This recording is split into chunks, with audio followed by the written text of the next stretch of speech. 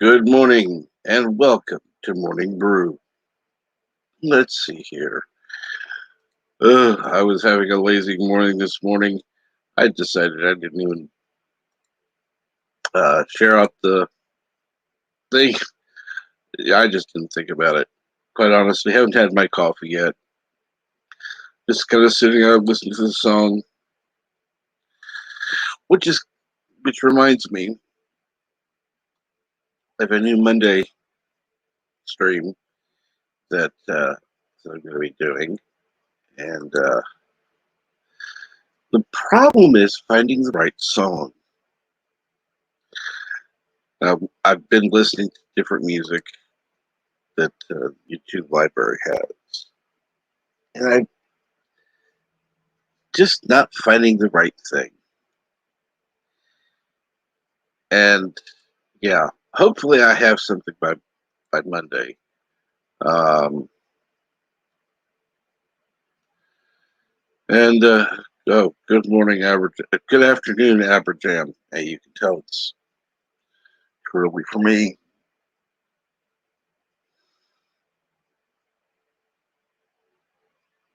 When I'm telling somebody in London at just past noon, good morning. Yeah. And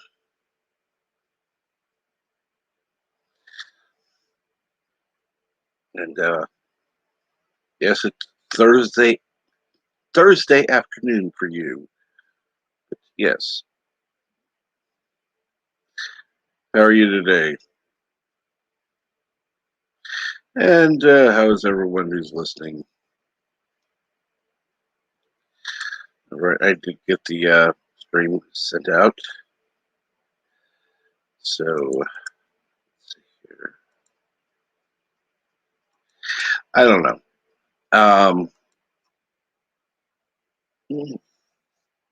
Okay. Took the regular pain medicine. I forgot to take the allergy medicine. Yay.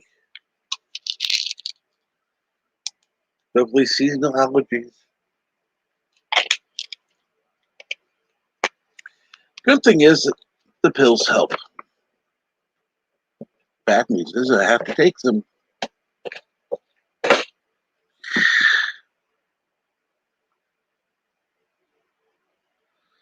Oh, shut up, Aberjam. I don't know where the bloody hell in UK you are. Okay, I'm sorry.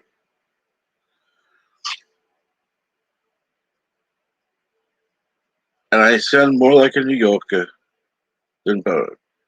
So yes. Yes, I am in New York.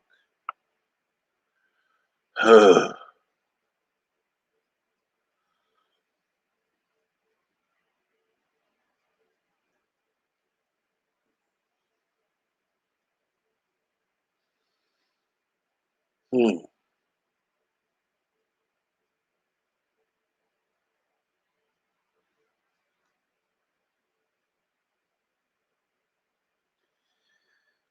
Let's see here.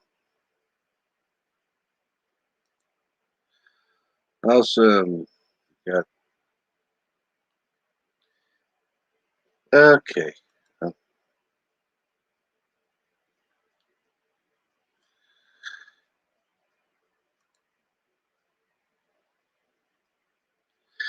Also, we had 5 people watching. Now we're down to 3. Yay.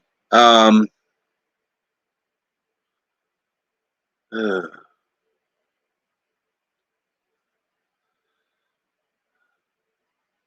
I don't know. Yes, UK is close enough. Yes, Aberdeen, UK. You're correct. Sorry. Um.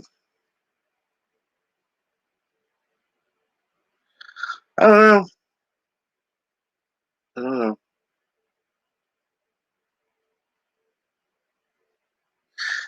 Not exactly my favorite day of the week. Not the worst day of the week, but not my favorite either. Um, with Bird unavailable today, and I don't know who's going to be able to be on other than Amber Jam right now. I don't know. At least the show will be 40 minutes longer than without Amber Jam.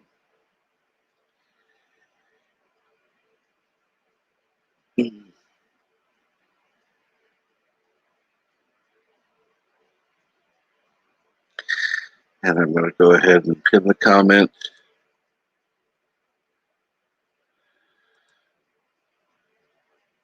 Go pin message. Okay, good.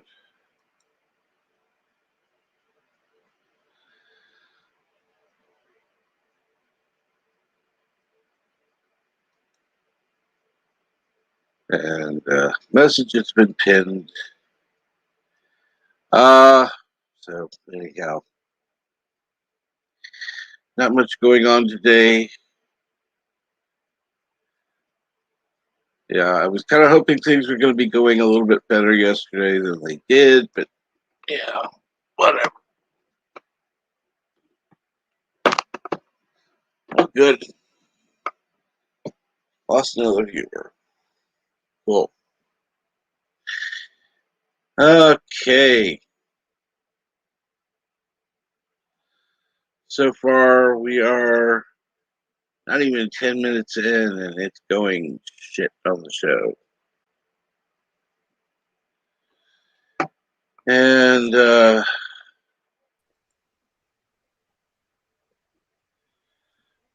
Good morning. It's morning here, yes. How is life in the great state of misery? Yeah, that's it. It's misery. Or should I say, how is life in New York? Sure, buddy.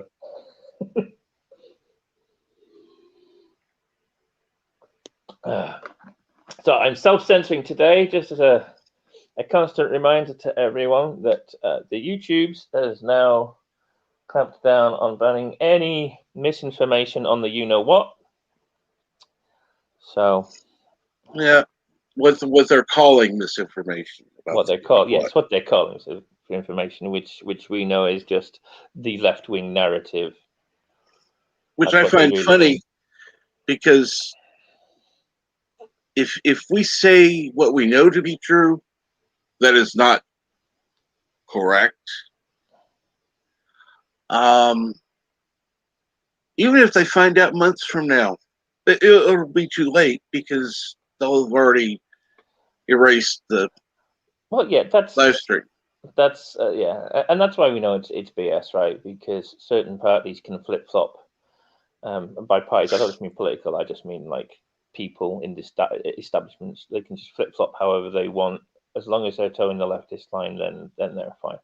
Anyway, I think we'll nip that conversation in the bud because I know we're not really doing that on this channel anymore. Anyway, but well, no, but I will say this. I will say this much after having a conversation with a doctor I highly respect. Her advice would be that of, most people. What most people know.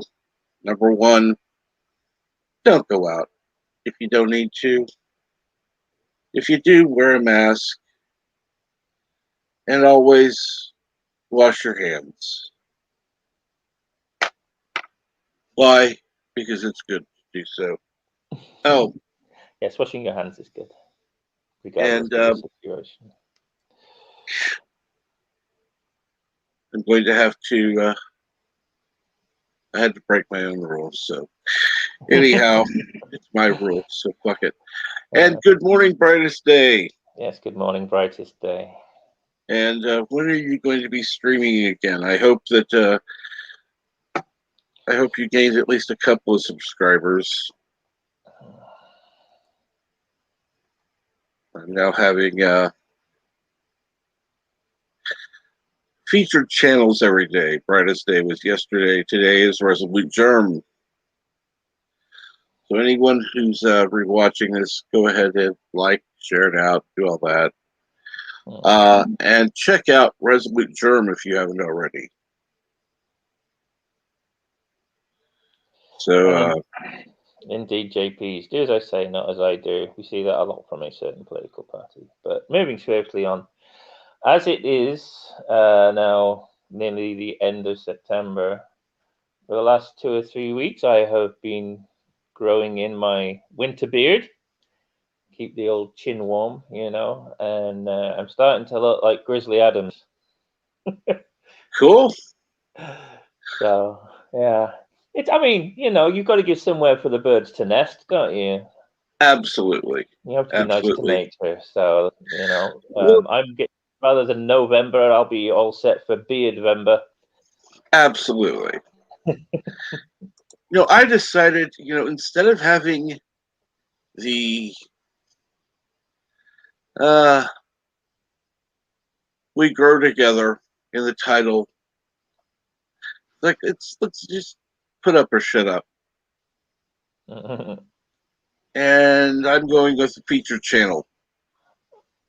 So if I have a different channel every day to feature, then I'm actually trying to help grow the community, not just by putting we grow together, but here's somebody else to watch. That's great. That's really putting your money where your mouth is. I like that idea. And I'm hoping, because there were several people who were in the chat yesterday that I hoped either subscribe themselves or help spread the word, because that's another thing that we can do. It not necessarily with mine, but if you hear about a YouTuber that you haven't heard or kind of like, um, spread the word about them. If you're listening to this on the playback, suggest somebody for me to feature. It may not be somebody I know, so I can check out somebody to do as well. And I have realized that I kind of, at least at the beginning, need to kind of also talk to people who are watching it after, because kind of helps make them feel included. And yes, the random menace. Greetings for the future. So YouTube is deleting all social Slavic content. Yes. Those crazy Slavs and their stupid misinformation. Exactly. Yeah.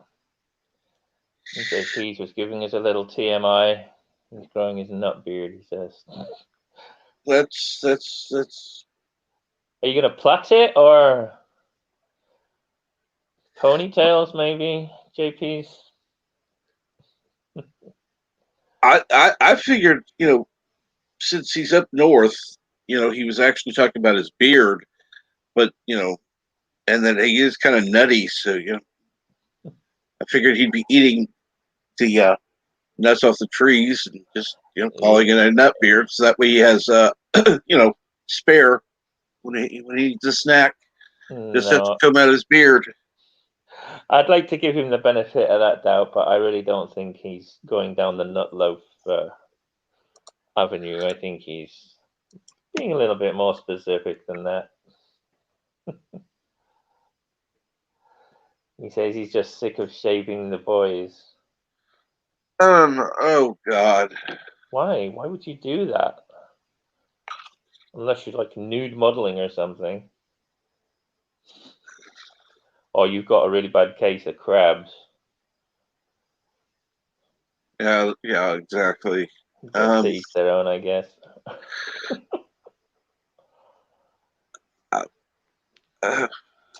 Good Lord. Joseph, save us, please. The kid on Bird won't be here, unfortunately. It's Thursday. and he'll have watched that shitty show and be doing a review on it.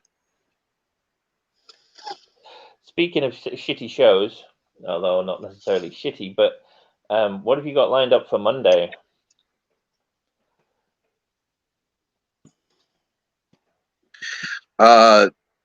Actually, I was considering doing Eureka, Eureka? I've not heard of that. the TV series. Oh, okay. So you're moving from movie to TV show. Well, see, that's the thing. I was never intending to just stick with one form of media, Okay. which is why I called it media. Morning media, not just movies or whatever. And You mentioned his name. He's been summoned. well, somebody's backstage. It's probably him. Mm-hmm. I come when I please. No, I'm kidding. I am here. I did happen to stop by to see what was going on. I did just watch the episode, so Okay, I have a few without minutes. spoilers, what was your overall rating for this episode? I was very happy with the episode. Okay, then I'll have to watch it. What are we talking I about? I don't think you're gonna like it, Captain, because I think we figured out that you don't like when they go back to old Trek tropes or jokes or situations, whereas I really enjoy when they do. So this was a full of right memberberry from start to finish. Oh, for fuck's sake! Really? Really? I They think can't write their own fucking episodes. but they did it in their own way, and I like it. Okay, so if you watch the episode, you'll understand. I think it makes sense why why it happens the way it does. I was a little upset, as often happens. Boimler gets screwed over, but truth be told, in the end, he doesn't. You know, he doesn't. He is and he isn't. He's still the hero, so that's what matters. So he is the hero. He gets credit for being the hero. He doesn't know what really happened, but so for him, it still works out. My issue with the member berries in lower decks, and I've only seen season 1, but that was enough for me to make my mind up that it's not for me. My issue was with all the member berries they threw in, and I knew some of them were quite deep and obscure references for the super Trekkies, but they never do anything with them. It's just here's that thing, there's that thing. And to me, good writing, you throw in the member berry and then you do something with it. You do something narratively with it. Well, and Lodex don't do that. here's my question: are we talking level 10, which would be episode 10 of the first season, or are we talking this battler, whatever thing? Well, this is episode. This is episode 8. But I know what you mean. I would put this up there as easily the second or third best episode of Lower Decks. Since I thought there were 2 good episodes, well, 1 good, 1 reasonable, that doesn't say much. Okay, go ahead. Well, I would say. See, here's the thing. I put episode 2 of this season as a 9 out of 10. And this one is not a fucking chance in hell. Is damn close. If you were on some good medicine that day, maybe, but Well, you have to understand, Captain. I don't know if you were awake for it or not last night, but I went to sleep on top of the world because last night, right before I went to sleep, I was in the backstage and I was playing Call of Duty, Mm-hmm. and I won. I came in first place, first out of Attaboy. 150, my very first Call of Duty victory. Cool. So I was like, and then this morning, I did start a new pill last night. I started a new heart pill. And then I woke up and I was like, oh, let's see. Remember, the little blue pill is not a heart pill. It is a little blue pill, but it's a heart pill. In fairness, there is more than one use for that little blue pill. So No, I think it's not that. It's not that blue pill. I don't think so. Anyway, Lotrisam or something. Yeah. And it's only 12.5 milligrams. Or I know the other blue pill is like 50 or 100. But regardless, I woke up and I wasn't sure what type of morning I was going to have, and I was like, God damn, I hope this episode doesn't ruin my whole day. And I turned it on, and I found it. I was first I was worried, but then it quickly got really not good, really, really fast. Was And I it was like, mostly holy shit. was it mostly because of the member berries, or was it because of the story that you felt it was Well, really the good? story is I don't want to give too much away, but the story is basically member berries. Okay, so it's One like the after two the other. combined that makes it good. Huh? It's like the combination of the You member berries in couldn't, the let's put it story. this way. If you've never seen any Star Trek before, it probably wouldn't be nearly as good or interesting. Right. The only reason it's so cool to me and is that fact that I've seen literally 90% of the story in 90 different, well, not 90, in 10 different episodes, movies, or whatever's before.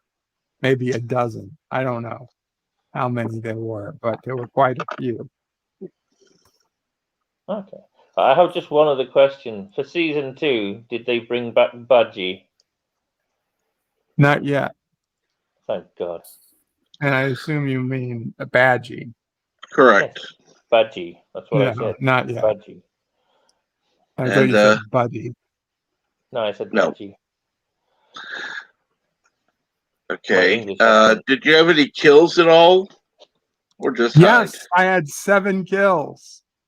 7 legit kills, not a single cheap kill. I didn't start and like mowing over 4 people. Every single kill was like literally shooting at somebody. And unfortunately, it didn't get recorded. LDG managed to record like the last few seconds where it said victory, but that was it. I wasn't playing the game to play, so. Whenever I hear an American say Call of Duty, I always think of a dog's collar covered in crap. Call of Duty. That's what it sounds like. Call of Duty. Deej is in the chat and he says, Captain Trek, you son of a bitch. You are my sunshine, my only sunshine.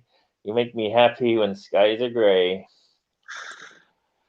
Oh, by the way, thank you for that video. I didn't get any subscribers off of it, so let's see here. What would be a good song to get stuck in your head today? I'm blue, da boo dee da boo da, boo da boo dee da boo da. That would be easy to forget. That would be easy to forget. I gotta think of one just for Deej. Just for Deej. Oh, I know. You're welcome, Deej. I can't whistle the tune. Crap. Well, what's the song? The Andy Griffith theme. Andy Griffith. I don't know that one. I mean, I've heard of the Andy Griffith show, but I don't know the theme. Deej, do you know the Andy Griffith theme?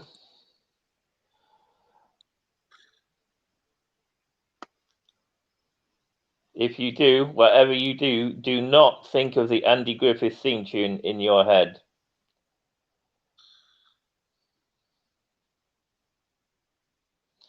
What about the Odd Couple? What about the Odd Couple? Do do do do do do do do do do. Deej says, "I'm already whistling it, you son of a bitch."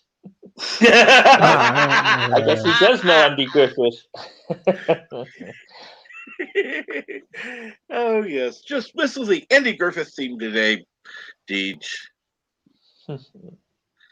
The song will get stuck in your head all day. I know a song that'll get on your nerves, get on your nerves, get on your nerves. I know a song that'll get on your nerves all the live long day. Repeat ad infinitum.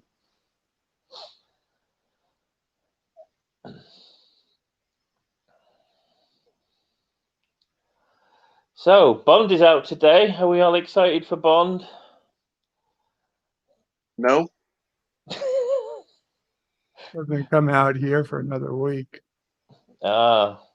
You guys get another 7 days of grace and mercy.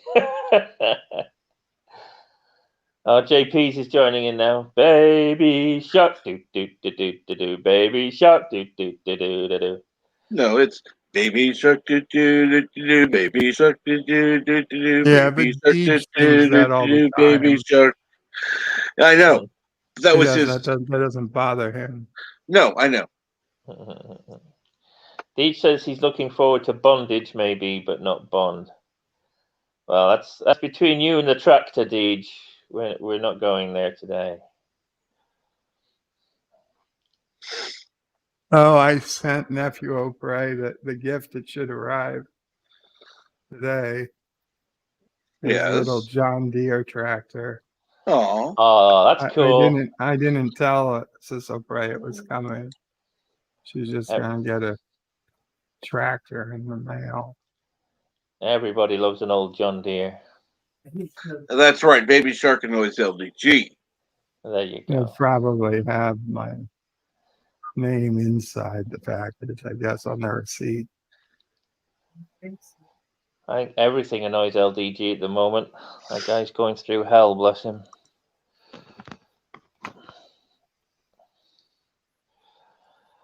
Hopefully he'll get it sorted, though.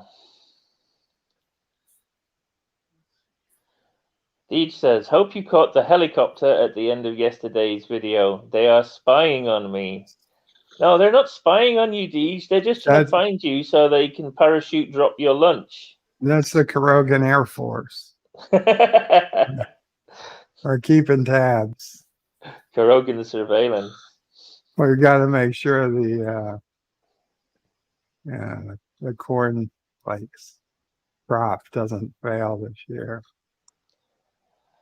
No JPs. The Karogan Air Force can't afford Black Hawks. They use UHH-1s from the Vietnam War. That's the most they can afford.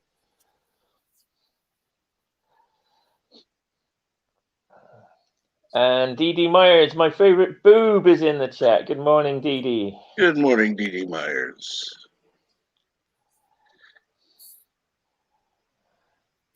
And just for you, Deej,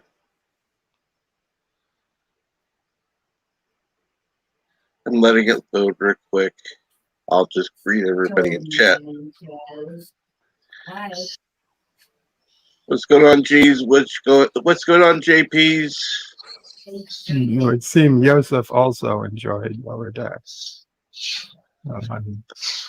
Okay, Clearly well, in good company. Joseph likes Discovery, so Yeah, I don't think he would like Discovery. I think that's a little. I don't It's a little.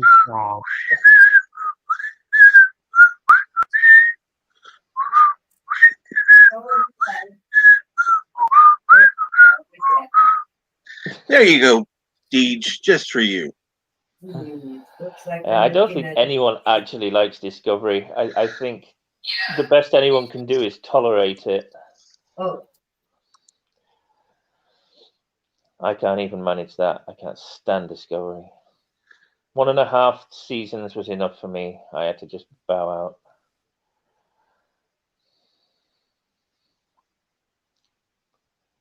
And Deej says he thinks Richie Poole is in the copter.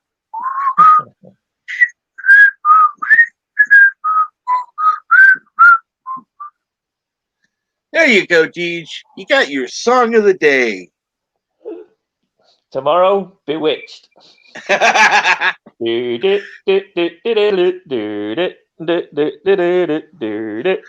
we don't want to get a different song stuck in his head. Oh no, it's what was the other one that I just sang? What's the one? Which show goes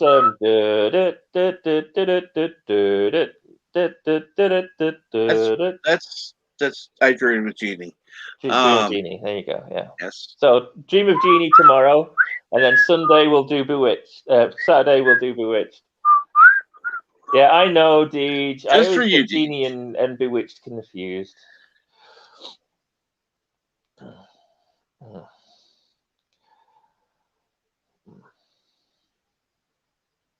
Ba ba ba ba ba ba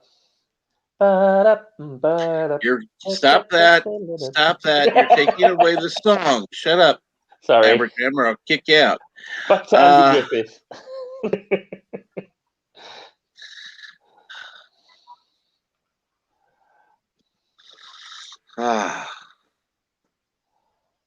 Yes, Deej, you've got the Andy Griffith Show theme song to keep you company all day.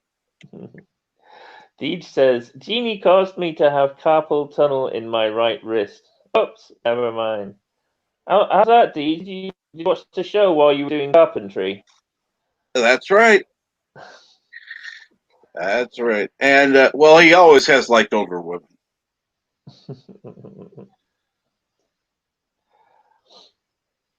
I mean, just think he used to shag his high school friends' mothers. So, yeah. Sorry, I may have misheard that. Did you say Deej used to shag his high school friends' mothers? Correct. Good grief, Deej. You hound dog.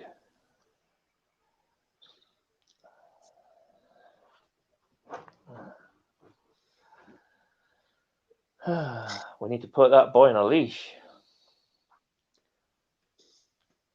But not one covered in duty. What? They needed loving too. Pretty sure they had husbands for that, Deej. You're a bad boy.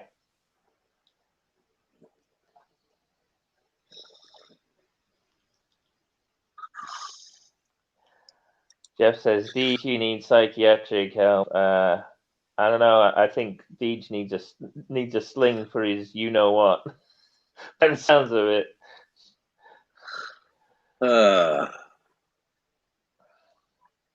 Well, actually, he didn't provide it today, but he has provided it in the past. So I simply brought something up that he's talked about on his own streams. Yeah, Deej says they weren't married. Okay, well, I guess there's that. Still, though, dude. I'm sure your friends wouldn't have been too happy if they'd found out.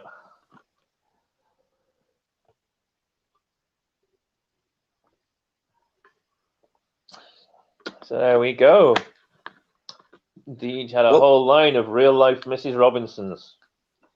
Well, you know, if he's ever single again, you know his cruising spot's going to be the retirement home. I don't think they'll take him. Randy Bugger that he is. Throw him out for bad behaviour. Oh, trust me, some of those old people can be pretty horny. I've worked in a couple of nursing homes, and yeah, it's not exactly untrue. They're all shaking like rabbits.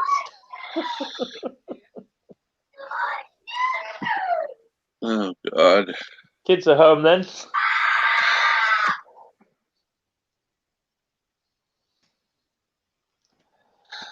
Oh, yes, I get to look forward to... It's threatened to send the kids to the nursing homes.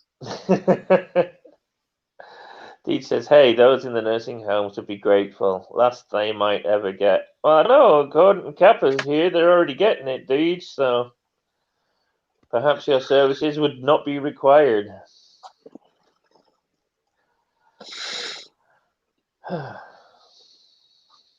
So Deej's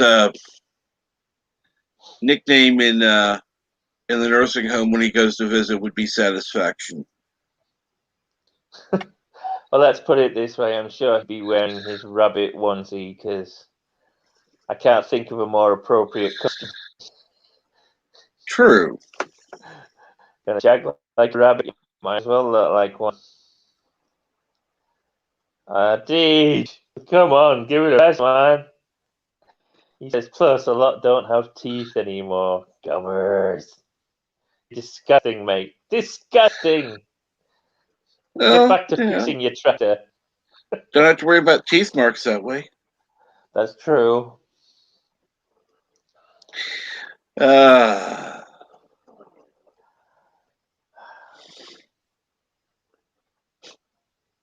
mean, it's not like this show has a particularly high caliber of conversation anyway, but somehow you can trust Deej to bring it down even further.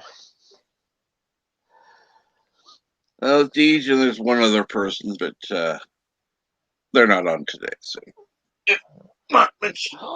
And where's Crooners, my favorite troll? Kronos has not been on for a while. I've seen him once in like the last 3 weeks. I know. So did I. Crooners, get your ass in here. Yeah, I'm actually missing him, but yeah. Oh, he's a quality troll. Absolutely. Well, the part of the thing was he would keep the conversation going. Oh yeah, absolutely. That's one of my issues. When the chat dies, it's just like, and there's nothing else going on. It's like, okay, what do now? Yeah. Oh, like I said, you just have a list of just a few, like a handful of topics. So when the conversation goes dead, you can just check your little sheet and go, okay, I can talk about that while the conversation's dead. Okay, well, let's put it this way. You have this little list of topics. Where do I get this little list from? Not like I can just go, oh, handy topics to keep in mind. No. Just stuff you do or stuff you watch. That's all you got. Like if the conversation went right now, I start talking about Final Space because I've been watching Final Space, doing my little marathon. Highly recommended, by the way. It's on Netflix. New season just dropped, season 3. And Deej is off to work. Remember the theme song to Andy Griffith. Yes. Take care, Deej, or should I say Andy?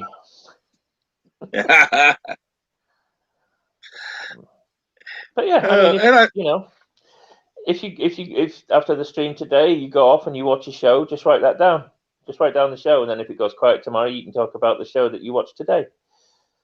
Well, actually, I can talk about something I did yesterday because I got my big screen TV finally, and awesome. See, but that's a topic you can save for when the conversation goes dead.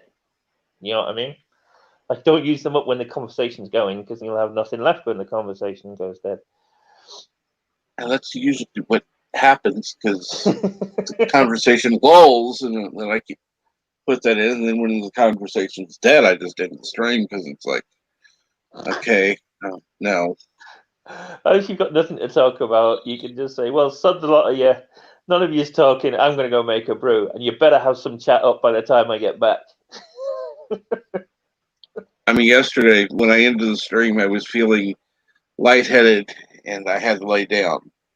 It's like, dear. I don't have it in me right now. So You should give DJ a call. Get him to send you a few of the ladies out of his little black book. Maybe they'll come round and cheer you up and keep the blood flowing.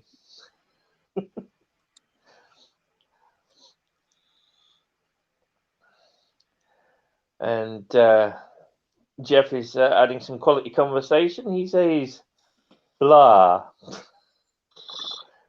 Tell us how you really feel, Jeff. So I guess Jeff isn't on top of the world this morning. He's having a blah day. that's his usual conversation starter.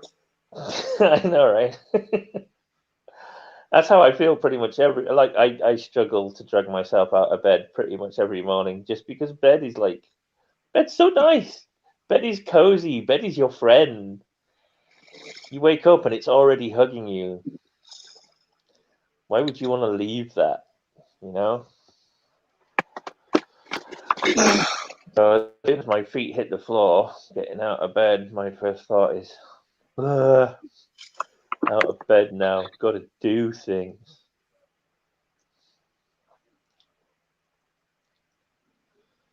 Which is why I'm only on for a brief period this morning. I'm heading out into town today. Things to do. And Good. I'll be able to wear my new winter jacket that I just got. I had to live off potatoes for a whole month just to be able to afford it. But at least so I'll be nice and warm and wrapped up when I go out today. So if anyone sees and it's the thing is, right? I was looking for winter jackets on Amazon, and they're all like 40, 50, 60 pounds, like, $80 plus. Mm-hmm. And the most affordable winter jacket is a workman's jacket, right? So I bought like the ones you see on building sites and stuff like that. You know, the bright yellow ones with the strips on, or the bright orange ones. Yep. I found one of them, but it had black as well, so it's just black with strips on it, and that was 25 quid. It was like, I guess, $38.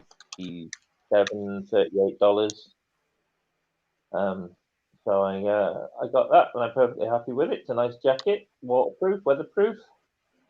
So if anyone sees a Hagrid lookalike walking around in a black workman's jacket in the Manchester area today, feel free to come up and say hi. Because that's what I'll be doing. Walking around like building site Hagrid. Thursday morning is rough. Work until 9 p.m. Last night has to be back at work at 8 in the morning. It's still, what is it? 11 hours off. Trust me, I've had much more difficult ones. Where I went in and it was like 6 hours later. Like, yeah, fuck this. I always figured Monday was the hardest day, After a good weekend, it's hard to motivate yourself to go back to the grindstone, right? Unless, of course, you work weekends, in which case, yeah, I guess. But for your average 9-to-5er, Monday's the toughest day. But on the bright side, tomorrow is Friday. Weekend starts tomorrow, so we have that to look forward to.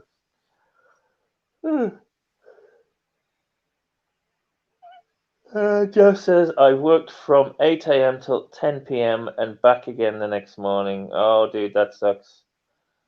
That sucks. Oh, I forgot you have to stay at least an hour later usually. That's true. I forgot about that. Sucks. I think the worst I've ever done when I was working for FedEx, and I was only supposed to be on the morning shift, like 2 a.m. till 7 a.m. But they had 1 week there was a driver sick, and they asked me to fill in for him. But every day I was working 2 a.m. till about 8 p.m. So it was literally all day at work, and as soon as I get home, just straight to bed, get about 5 hours sleep, 4 or 5 hours sleep, and then straight back to work again. Did that for 3 or 4 days in a row. Nearly killed me. Check was good though. I had a good week's wages.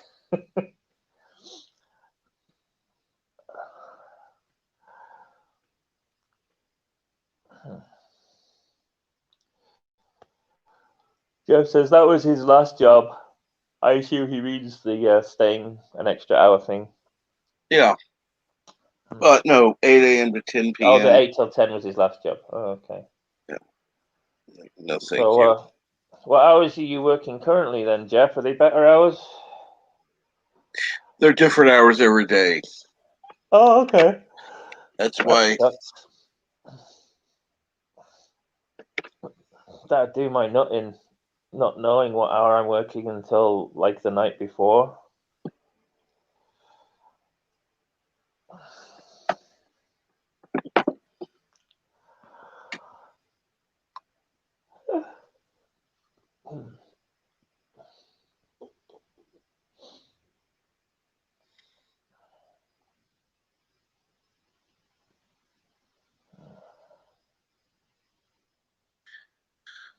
Let's see here. I did have a boss once that would change the schedule on a weekly basis. And I've no idea why he did, because there was no reason for it. Everybody was able to stick to it. Everyone on the team was able to stick to a schedule, but he just changed it every week. And I had the suspicion he was doing it just to suit himself, just so that he could pick and choose his own hours every week. But it used to do my nutting. So Jeff says he works 8 to 5 Tuesday, 12 to 9 Wednesday, 8 to 5 Thursday, 9 to 6 Friday, 8 to 5 Saturday. And then he has his second job on top.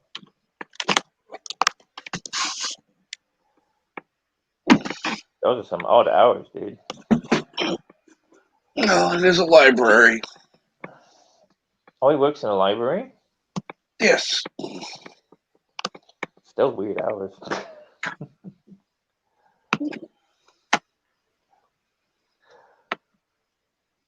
I guess they're mostly sort of in the 9 to 5 range, though, really, give or take an hour, aren't they?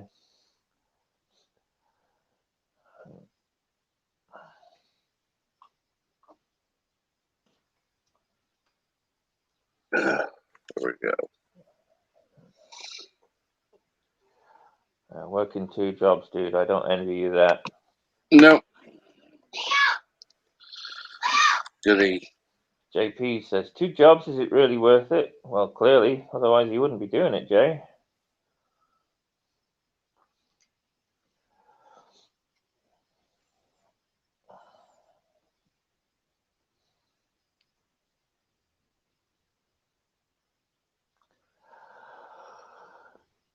Can't be easy, though.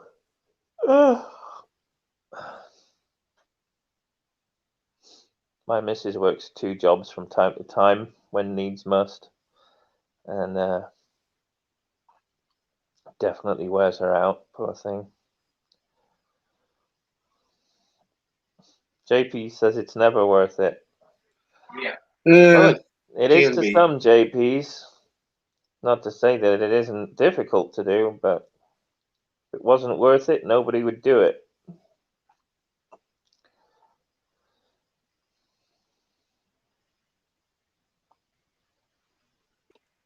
Worth it, maybe not, but necessity, yeah.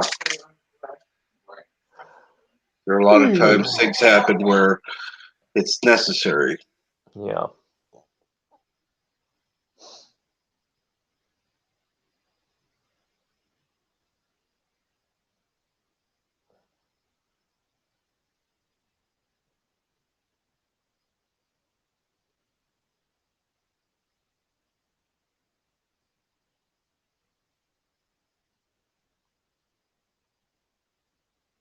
So tell us about your TV, Cappers.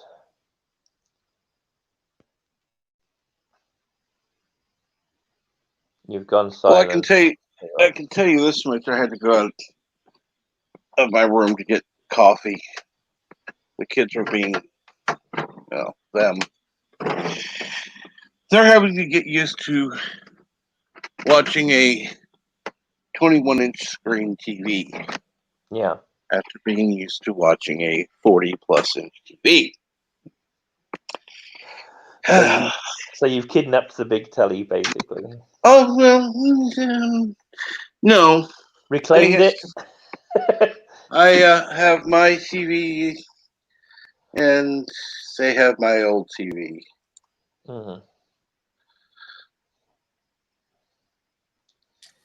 Which morning. is a good thing. Good morning. How are we doing today? With the exception of today being the start of 3 days of hell, or 4. I can't remember which. Yeah, the kids are going to be here constantly for the next, because there's no place else for them to go. Sad fun. 24/7. Lucky you. Mm-hmm. I'm sorry, Cap. I don't envy you. Good morning, Aber Jam. Aber Censored. Good afternoon, I should say. Yeah, you censor me because I've struggled You're roboting. flow issue. I'll put back Sleep Will Pray. That should fix the problem. Well, we actually, need to get you I off just that Krogan internet, Aberjam. Say again? We need to get you off the Krogan internet. The internet's not my issue. It's just that it's much too cheap. I just don't have buffer memory to keep the stream for a long time. Or Still roboting. At the same time. Yep. Well, I have to go anyway, so I would say cheery. Maybe it's my moving avatar. Let me change it. Maybe that'll help.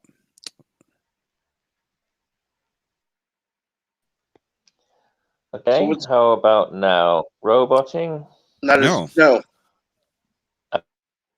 Okay, well, I need to leave anyway. I spoke too soon. A brief spell. So I thank you, and have a good one. Have a great rest of your day, Aberjam. Cheers, you too. Bye. Bye-bye. And now we're going to see if Sleep Will Pray is awake yet. I'm here. I'm just on and off with the microphone. Hello, Jeff. Kapla, Berto Pray, and welcome the Random Menace. Greetings from the future. Welcome. Greetings to the future. Yeah. And good morning, Darius. I don't know how long I can stay because of the constant calls that I'm getting throughout the day, but for now it looks like nothing scheduled there, so if it's not a random call, I should be fine. Because right now there is a conference call ongoing about composting. Uh-huh. Is there a lot of compost coming out of your company? It doesn't seem like you guys are you know what? I can tell you so much. Some people are like rotten vegetables. Yes, so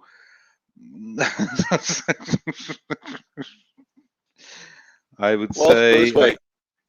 Printouts could go to the compost pile. Yeah, they are. You know what? No, they are doing like lots of different activities for us, so that we keep. So they are trying to keep us entertained. throughout the work from home. So there is like yesterday there was something about how not to get a burnout syndrome, and before that, I don't know, different stuff that I don't care about, because composting How is, to yeah. keep you entertained at home? They should just send you all a list of YouTube channels, starting with mine. That'll keep people entertained at home. Absolutely. Did you, by the way, I'm not sure because I was in a call after I sent one of my previous comments there. If you read it, I how we did. I did. I see. yeah, I said I was in good company. yeah. You were, yes. No, I really enjoyed this episode, but I think it's the two of us on the panel against the two other guys who didn't. I haven't seen Who it are yet. not going to, but you're not going to like it just because it's lower decks, and the same goes for Professor. So I don't know about that. I don't know. yeah. He seems to have a greater appreciation of it than I do. Although definitely not as much as you or Bird. It seems. Yeah. Well, I'm not a fan. Not a fan? Not an I'm not a AC? fan of it. Okay, bad joke. Sorry, I'm not awake yet, Joseph. Not a problem. Had it- Neither am I, and it's 2 p.m. So Sorry, I had a bit of a rough night. I woke up several times during the night with In leg here. cramps. It's leg the weather. cramps. Well, that and yesterday we moved a lot of things around at the library because they're going to come today to clean our carpets. So we had to move a lot of large furniture around. Ugh. So I think that affected me.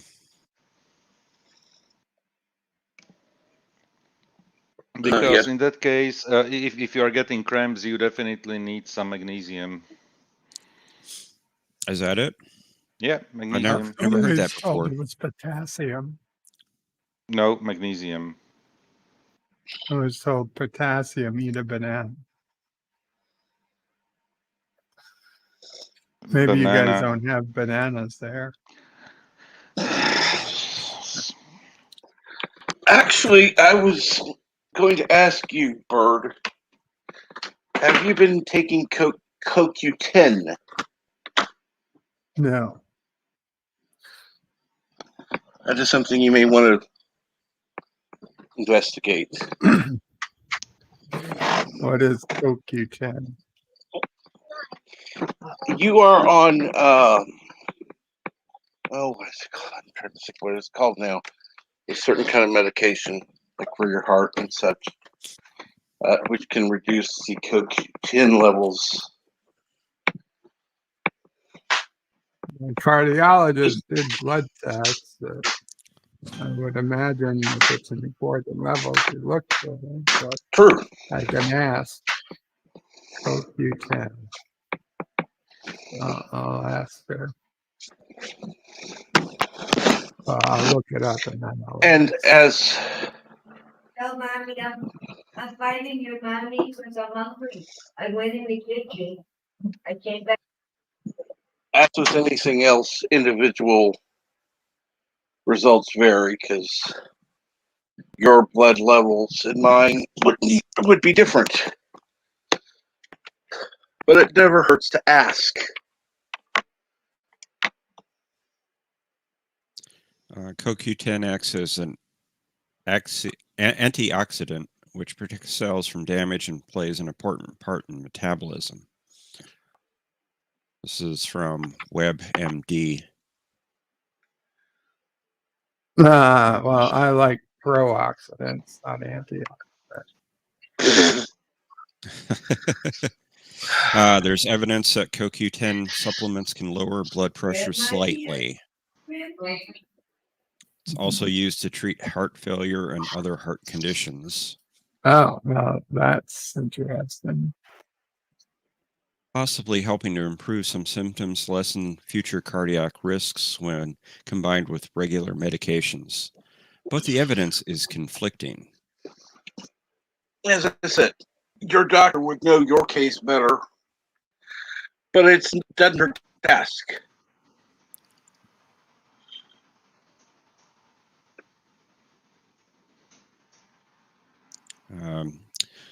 Still controversial, some preliminary evidence suggests that CoQ10 may help to prevent or treat the adverse effects such as muscle pains, liver problems of taking statin-type cholesterol drugs.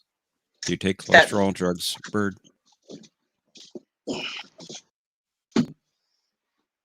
That's what I was wondering. Bird? I'm sorry, what was that, Professor? Do you take cholesterol medication? I do. Statin. Okay. Okay. Not well, statin. CoQ10. Okay. I It's don't not think a statin it's a type. statin. It's Tricor. I don't believe it's a statin. Apparently, CoQ10 can help prevent adverse effects if you do take statin-type cholesterol drugs. I wasn't aware there was bad effects from taking statins. In fact, I thought the whole point of a statin was a positive effect. Well, WebMD is claiming that those types of cholesterol drugs can cause muscle pains and liver problems. Ah, okay. You get those muscle pains. I got it. Okay. Well, good to know. Thank you. Because I tell you, Not a problem. Mamopray is supposed to be taking a statin, but gets muscle pain. So she doesn't. So maybe it will help her. That's Maybe. true. It's just preliminary studies, according to WebMD. Right. It's okay. Preliminary studies is all we need. Thanks. Nobody's got also- time for full studies. It's also a preventative treatment for migraine headaches. Isn't WebMD one of those pages where you ask them, "I sneezed, what's wrong with me?" and they tell you you're gonna die? The company I used to work for owns WebMD. Let me tell you, they don't give a fucking shit what's on WebMD, so long as you keep clicking to come back to it or clicking on another page. Okay, I can assure you. Maybe when WebMD was founded, it was something of value, but it is today just owned by a company that makes its money. The more you click, the more they make, and that's all they give a shit about. Yeah, so Okay, Facebook. they wouldn't put anything on WebMD if they thought it would make them money. Okay, Well, I'm sure they're going to start linking to porn soon. I'm looking at the. Does it have healing properties?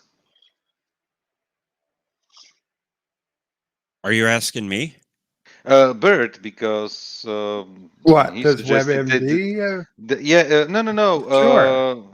Well, you said they are going to link it to porn, so Oh. I'm asking if porn has healing. No, the only properties, reason they so- probably haven't is because they're probably afraid the porn would take over from WebMD, and people would leave Likely. WebMD. And they don't own the porn sites. Yeah. They only own the WebMD. And they own tens of thousands of sites, but not porn. Yeah. Well, as a Probably only librarian, because of, I am checking other sources, and the Mayo Clinic site is saying basically the same information. that probably I half trust that. Half trust them. Okay. And like I said, it's something you could ask your doctor about. The info was probably copied off the mainframe to begin with. Oh, see, I'd rather trust Mayo Clinic than the other one, the WebMD. Yeah. I like mayo. It goes well with chicken McNuggets, Yeah. No, it doesn't. No, I've never heard anybody put mayo on McNuggets.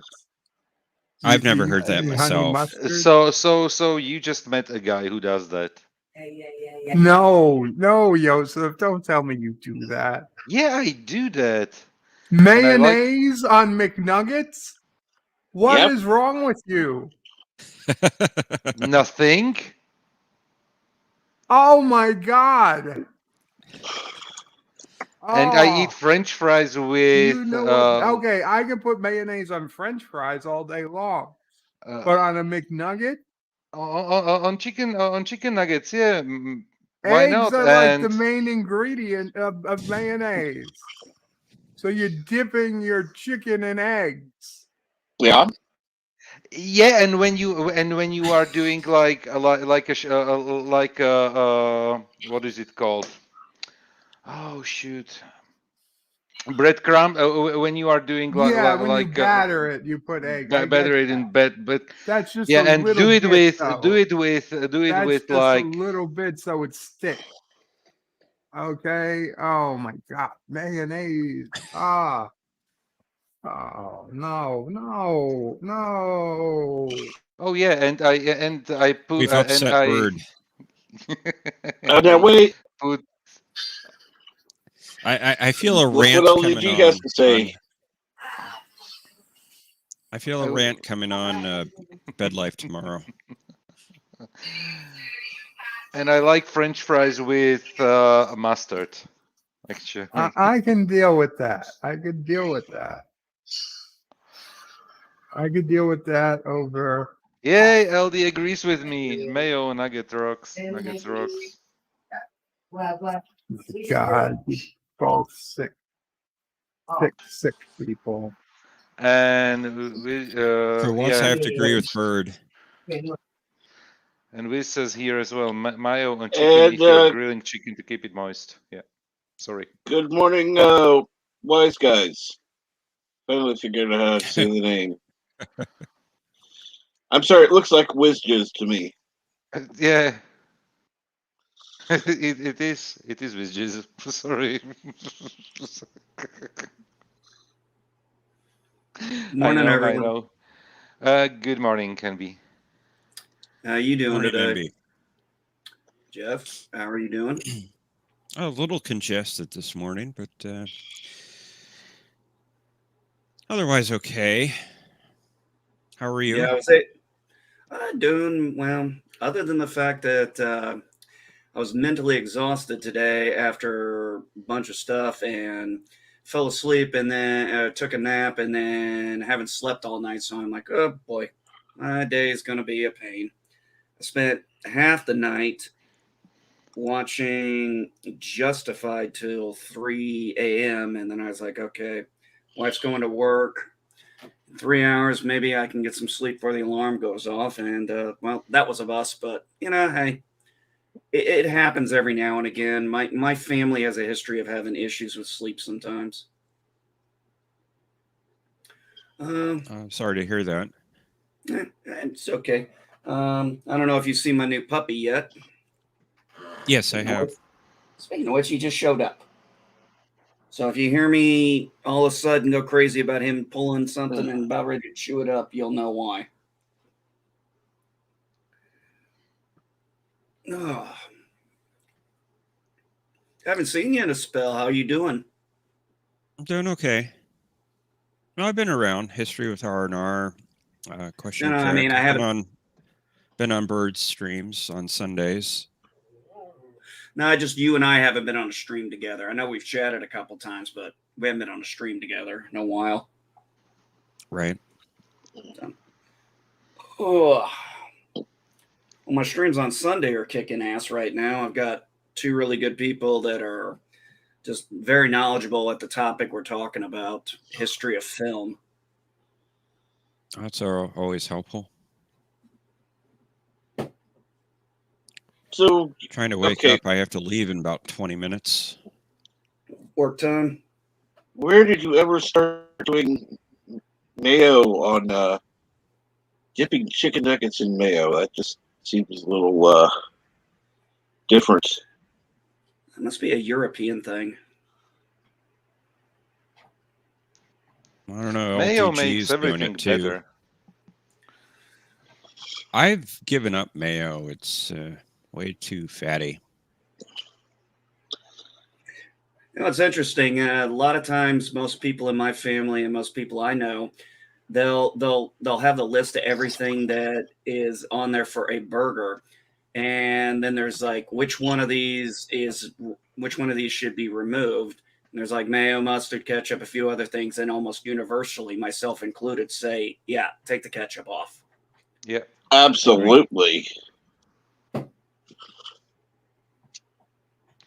Because It's like the difference between ketchup and mayo is that mayo is able to intensify the taste of other things because it is fatty, and ketchup, since it's basically sour and sweet and tomatoey, it's killing basically everything, and the only taste that sticks with you is the ketchup.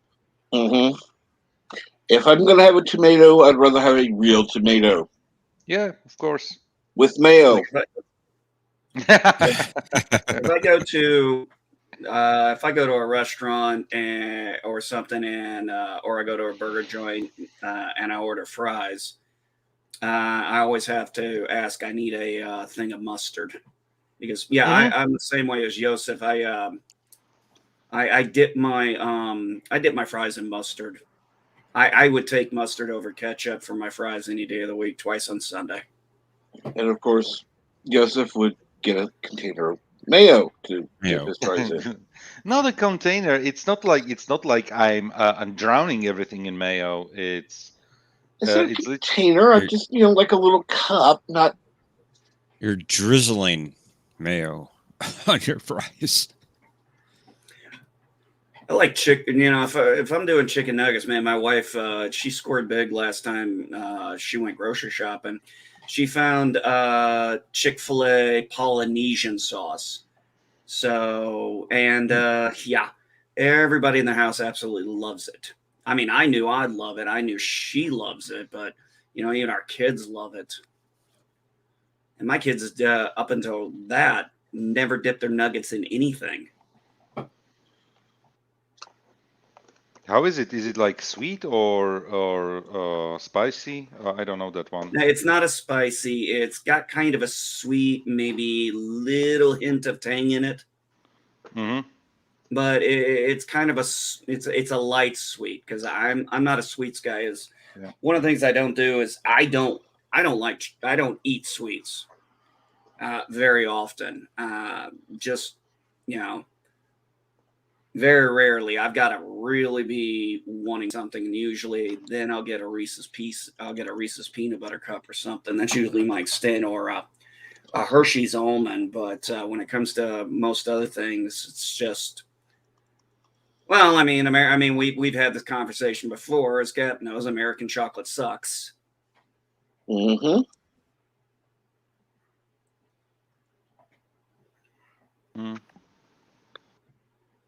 Take the free chocolate that you get over there in Europe and make it worse. That's American You know what? chocolate. You can get bad chocolate here as well, but obviously those are like really the low shelf, cheap stuff that nobody buys. It's literally there. Just I don't know why. And Why even bother? it's still better than American chocolates. I mean, there's a reason why. I'm gonna tell you, Joseph. There is a reason why when people go to Europe. I'll give you an example. I had an airman. She, I think for her 21st birthday, she wanted to take leave shortly after her 21st birthday, and she wanted to go to Germany. And the biggest thing is that she's like, does anybody want me to bring anything back? Give me, we'll give her the money for it and everything. And it was almost all exclusively chocolate. Almost exclusively. That's all anybody asking. You bring back some chocolate. I shit you not. I asked for Kinder eggs, but unfortunately, No. you can't get a Kinder egg in the U.S. because the FDA disapproves of it. Is you can't transport it here. I And think it is generally problem to send, like, if I want, I'm not sure if I even wanted to send you like a chocolate from over here, it would probably be stopped at the customs somewhere because it's food, and there are like tons of regulations because of sending food items. See, that's the thing. I used to get food items from different people. Um, one from Australia. I Oh gotta go my let my God! dog Even out. that had wonderful chocolate. So, yeah.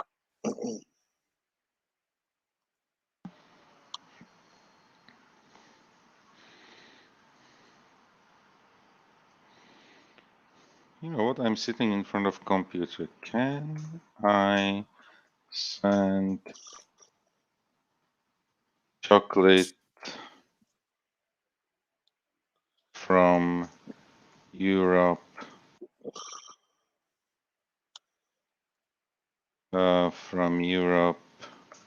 to the USA as a gift? And good morning, Carlo Albanese.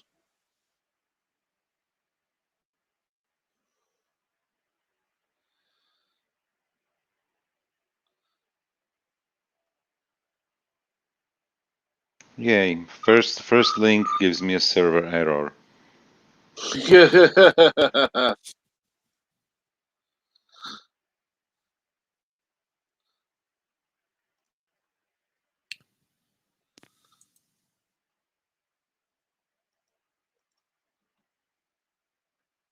So it looks like non-perishable food works. Awesome.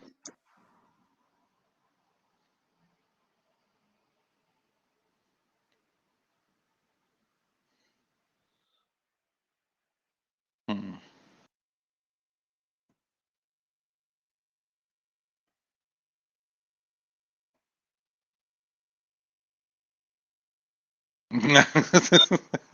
Okay, food can only be shipped to the US if it's being sent from one individual to another individual, so not company to company or individual to company. Custom forms must clearly be marketed as gift and state that the food is for personal consumption. You will also require a full list of the ingredients to be included for customs. Wow. Damn. Yeah.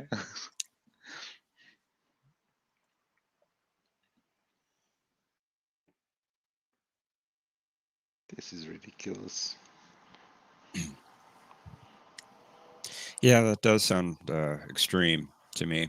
Yeah. That's not unusual.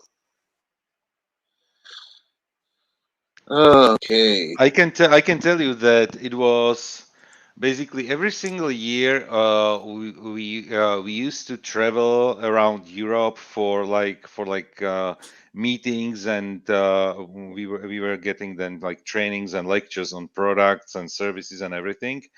And obviously last year it didn't happen, and this year is not happening as well.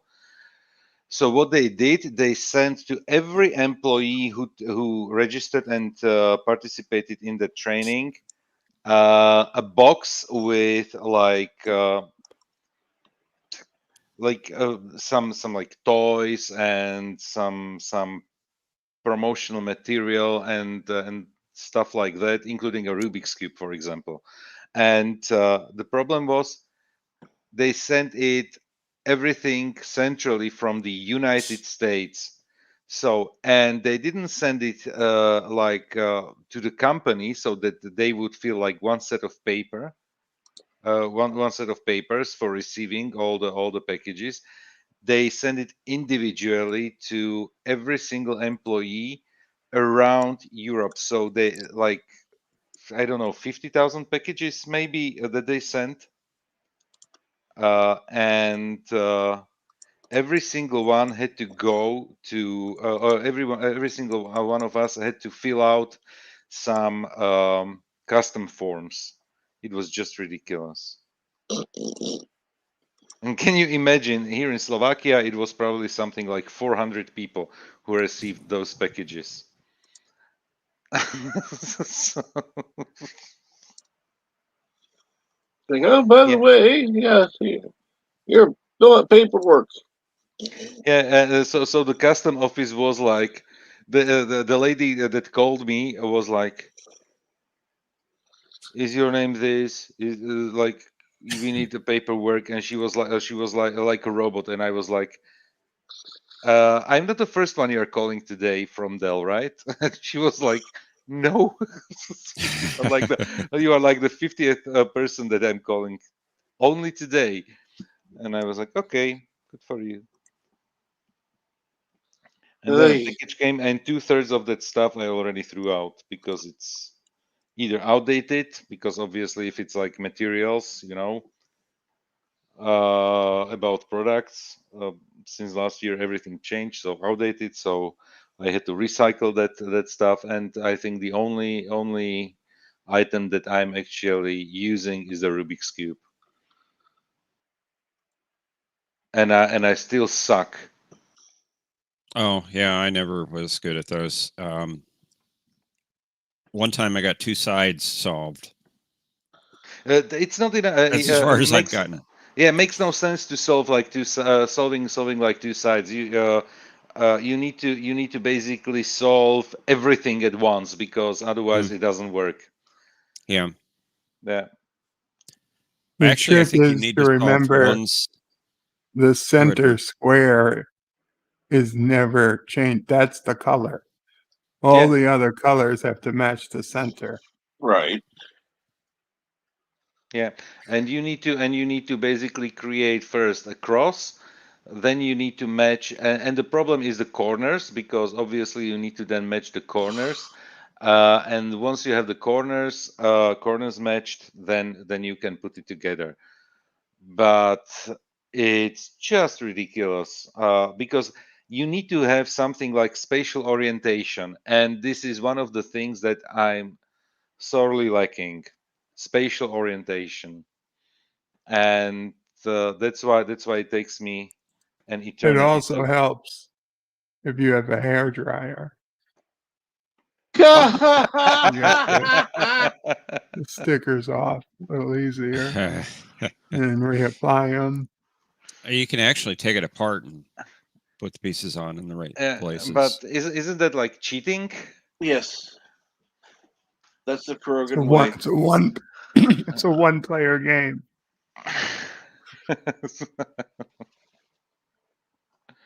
And this is only the 3x3 cube.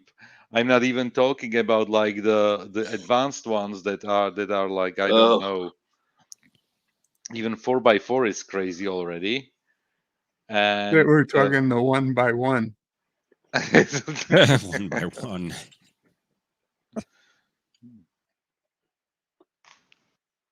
Yeah. And it's an Hungarian invention, by the way.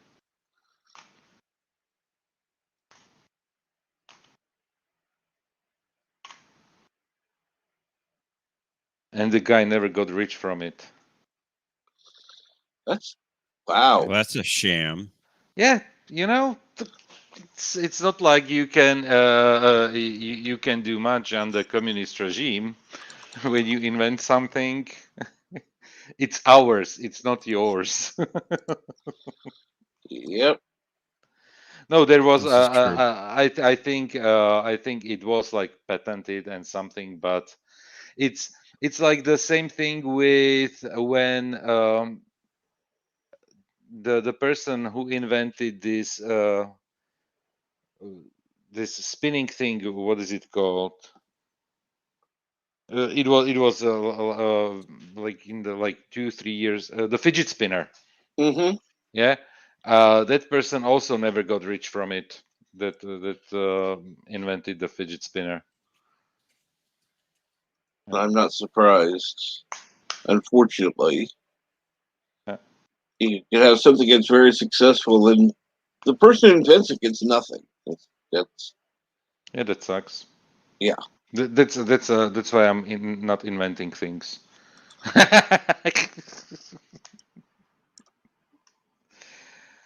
Oh. I'm holding the Rubik's Cube in my hand and it's completely built. So I don't want to mess it up, but I want to mess it up. But then I will fight with it like for another week to put it together. Right. Oh boy, we're going to get heavy rain and thunderstorms tonight Great, wonderful. and tomorrow night.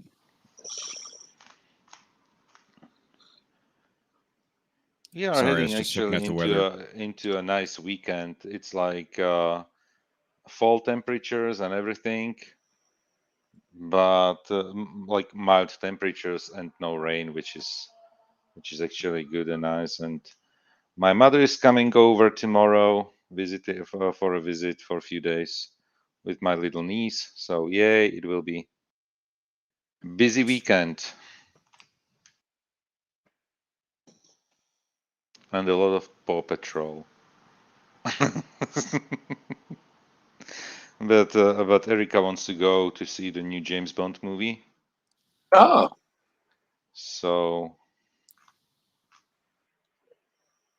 and I would like to see it as well, definitely. I haven't read a single review on it. I didn't watch any videos about it because I think the world premiere was yesterday or something. well, see, I know they need to bring back the real James Bond, a man. Um, Erica could be a Bond girl, and Yosef could be a Bond villain. I can definitely see Yosef as a As Bond a Bond villain. villain, Mr. Bond. Here are my sharks with the laser eyes. Yeah. So let's see how the movie is going to how the movie turns out, because the funniest thing that I ever read about the movie is that they are using Nokia phones in the movie, and basically, since the movie was supposed to be out like last year, they had to re-render every single shot that was made for the movie with the Nokia phones, because Nokia put out in the meantime like new models, so they had to digitally change all the phone models in the movie Oh, because of the 1 year delay. wonder how much you spent just doing that for something nobody's gonna really notice Yeah, pretty except them. much. Except them, except Nokia, exactly. But on the other hand, I can understand it if you sponsor them with, I don't know, like millions of dollars, and if you are giving them millions for dollars for product placement, and they are not able to deliver on the promise of promoting their new products, they obviously had to do something, and it's easier probably to render. It's probably cheaper to render new phones in than give all the money back. Sure. So yeah.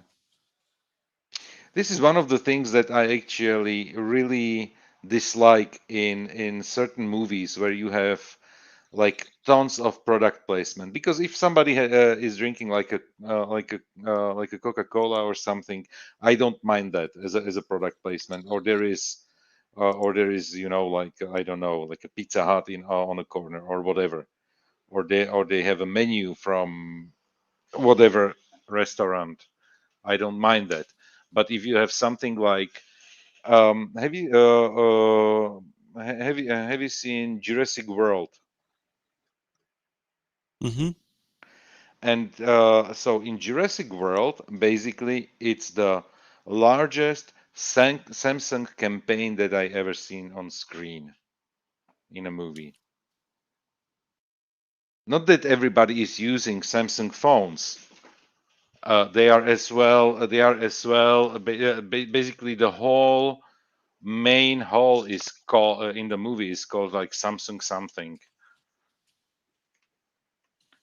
and they are even doubling down on that. That they are doing product placement. And JP says here in the chat, still waiting for Slovakian vodka. You know what? We have Slovak whiskey.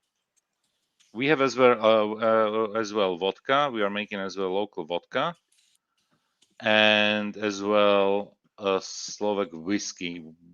It's not the worst thing in the world, but there are definitely better brands. Or as Chekhov would say, vodka.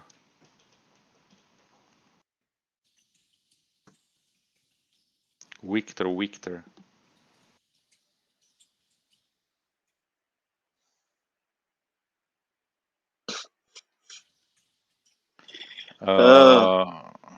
And Wise Guy says here, oh, if they did not make a correction, people would notice. There are people who are really good at searching for Easter eggs and goofy stuff on sets. Oh, that's true. E.g., Starbucks cup in Game of Thrones.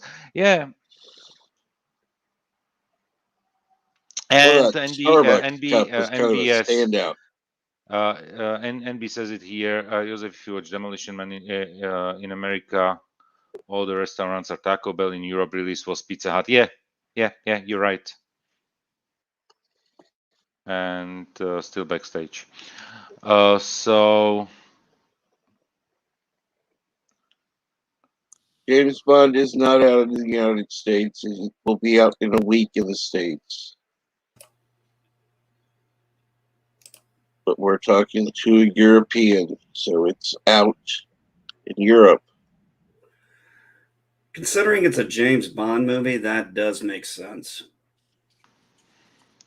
It's pretty much one of the really high-profile movies of the year, and they obviously didn't want to screw it up since it's the last one with Daniel Craig. Yeah, I thought I heard that. I'm going to be completely honest when it comes to, and I am a James Bond fan. I didn't care for Daniel Craig as James Bond, so I really, no. It's I don't think he's a bad actor. I think he's actually a very good actor. I've seen him in a lot of good roles, but for some reason, as a James Bond, I don't know if it's a story arcs or whatever, but they haven't been like, I hate them. I just didn't really, get into them like I did with others, like I did with the Sean Connerys or the Roger Moores, or I think for me, Pierce Brosnan was kind of the one I enjoyed the most because he was the one, and I don't mean that I don't love Sean Connery, obviously, as Bond, but when it came to switching out with him and kind of got more modern stuff, it just it's simply because let's be honest, Pierce Brosnan was the first Bond that was current for us when we were growing up, and the first Bond where we could actually understand and enjoy a good spy movie. So that's probably Pierce Brosnan has, for this reason, like a special place in my Bond list. I never thought of it that way, but yeah, that actually would make a lot of sense. Yeah, Carlo, I love Tomorrow Never Dies. And we all know that NB grew up on men. No, I didn't care much for the last one with Brosnan because that was so crazy. They went overboard with the tech and with all the craziness and bad CGI. Actually, I really thought the CGI in the movie was really subpar, and especially the scene where he is in the opening. I think it was in the opening scene where he's riding the waves, the tsunami caused by the glacier breaking up. That was very poorly done scene. Was Even that the one? Was that the one with the guy trying to start shit because he wanted to he wanted to market with papers or something, or he was owned no, that was Tomorrow Never Dies. This was which one was this? Oh. This was the guy with the diamonds in the face, fused in the face. I need to leave, Cap. So thank Absolutely. you for having me on the panel. You have a good day. Have a You good as day, well, everyone. sir. You take Have a care, good day, all. Professor.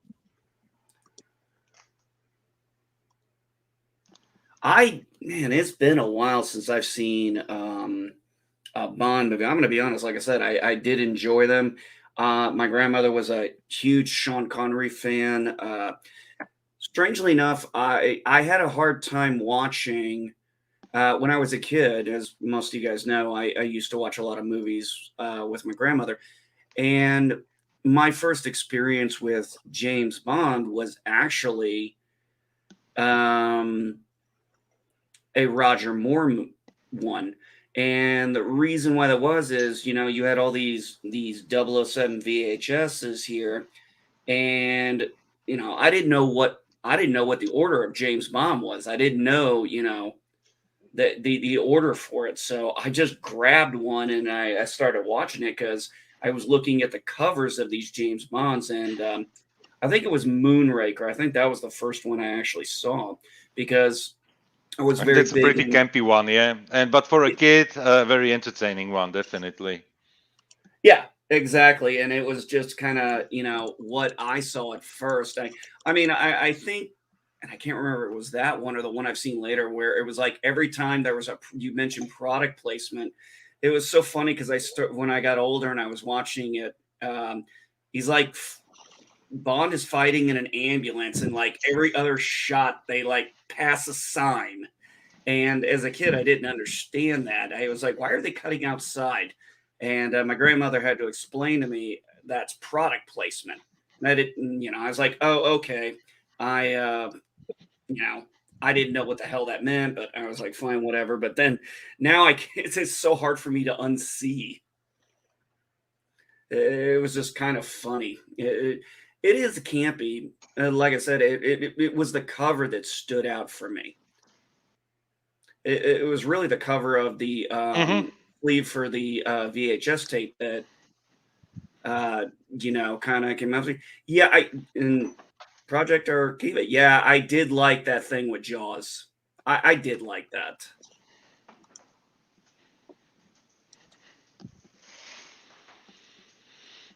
Jaws redemption arc, yeah. And Wise Guy says, I like Daniel Craig in the role, but all his talk about not wanting to stay in the franchise has soured me on wanting him to continue the role. And you know what? I have to correct you on that one. The problem was that it wasn't like Daniel Craig didn't want to play James Bond anymore, but it was on the talk show with I don't know whom. And he then even apologized for what he said after the previous movie, because he was like exhausted from the filming and the promotion tour for the movie when he was sitting in the studio and they asked him if he wants to be Bond, and he then he said like, no, not anymore. But then obviously he returned for the role. Well, it's got to be, well, when you know what, it's a prestige and a good paycheck. Mm-hmm. Well, I think what it was, when Sean Connery left, they were making, I don't know if anybody's ever looked at the timeline, but one of the reasons Sean Connery left the role was because they were doing a Bond movie like literally every year. Like every year a Bond movie was coming out. And that had to have been exhausting. And now the schedules, Bond movies come out, about every 3 to 5 years? But especially Daniel Craig's Bond, they do, I don't know, maybe more physical stuff. And the guy's not getting any younger. And that's why I think it's fine for him to quit now when he is, I don't know, 50-ish something. than Roger Moore was, because he was, I don't know, in his 60s, I think, when he quit the role of James Bond. I even remember him. I think I read somewhere in an article that he even said, "Yeah, I stayed with that character way longer than I should have." Yeah. He admitted it himself, and especially with the movie where he was supposed to be like the charmer, and the actress who was playing against him was, well, like as old as his own daughter or something. So, and then he realized that, okay, that's not good. Which obviously, yeah. But I mean, we don't get that nowadays. Right? He's like, look, okay, I know the last few weren't the best. Yeah, I stayed in the role longer than I should have. And I mean, that's at least good to own up to and say, hey, yeah, I think I did stay in it too long. Do you know why did George Lazenby? I remember reading that somewhere George Lazenby did the one movie and then opted out of returning because I watched a documentary where Lazenby was talking about it, and he was like, because he was listening to his agent who told him that there are waiting way better roles for him than James Bond, and he doesn't want to be typecasted for one type, and that was end of his career. Okay, let me look. JP, Wise Guys. I can say JP. I'm surprised by that. Wise Guys. I like Pierce Brosnan, but in his Bond movies, it seems like they were forcing Bond to the background and put the Bond girls in lead roles. And that's a bad thing. How? I don't necessarily see it that way. I saw it as with. I mean, let's be honest. Most men watch the movie for the Bond girls. Hello, duh. As long as they're not kicking James Bond's ass, who cares? You know what? If you watch GoldenEye, and basically it is, yeah, the first Brosnan movie, yeah, which was when, I think, even 1992 or three, something like that, where it was a long break between Dalton and Brosnan. Yes. As well, there was a big break, a long break, because I think the living 1995. Living Daylights was, I think, 1995 it was For GoldenEye. for GoldenEye. Okay, and I think the second Dalton movie was Living Daylights. I'm not sure. And Yes, that was 1987. so that was probably the longest break between the two Bond movies. Mm-hmm. And I'm not sure. Was the Living Daylight the first Dalton movie or the second one? I'm not sure.